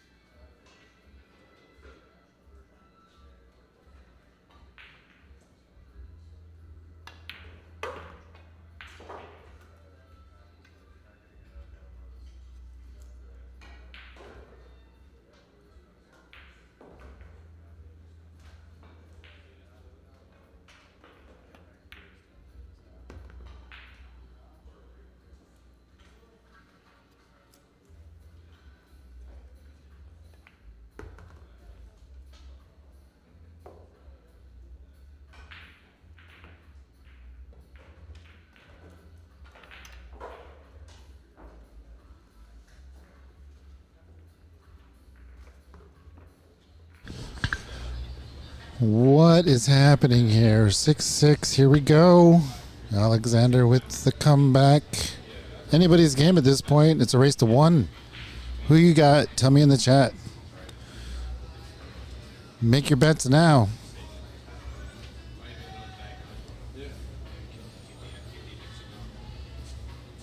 Who's taking this? Who has the momentum?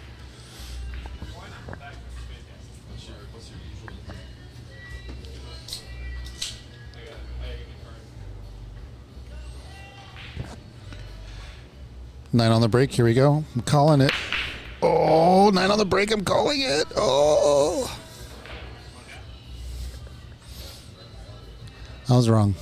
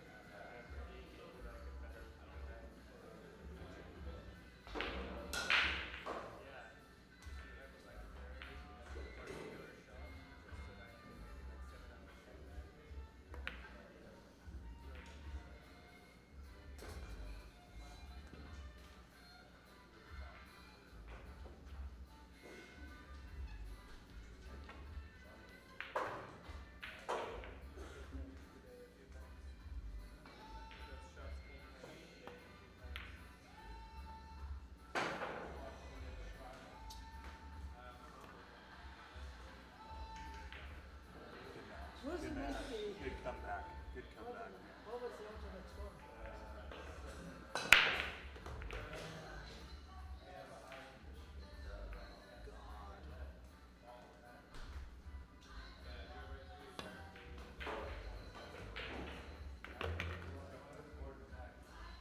You should have gone 3 rails with that one. Yeah, but I still scratched.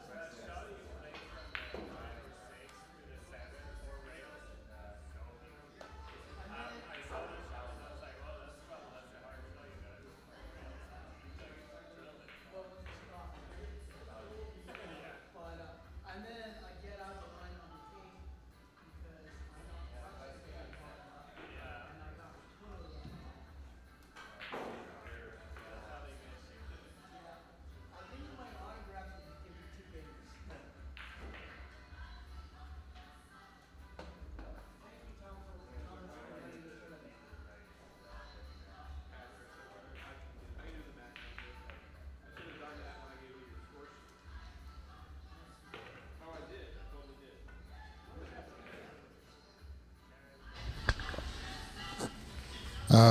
What a cliffhanger there. Tough match there for Alexander. Good match there for Patrick. Patrick is still in it. We will see you all tomorrow for the conclusion of the APA US Amateur Preliminaries here at Ox Billiards. Thank you all for joining us tonight.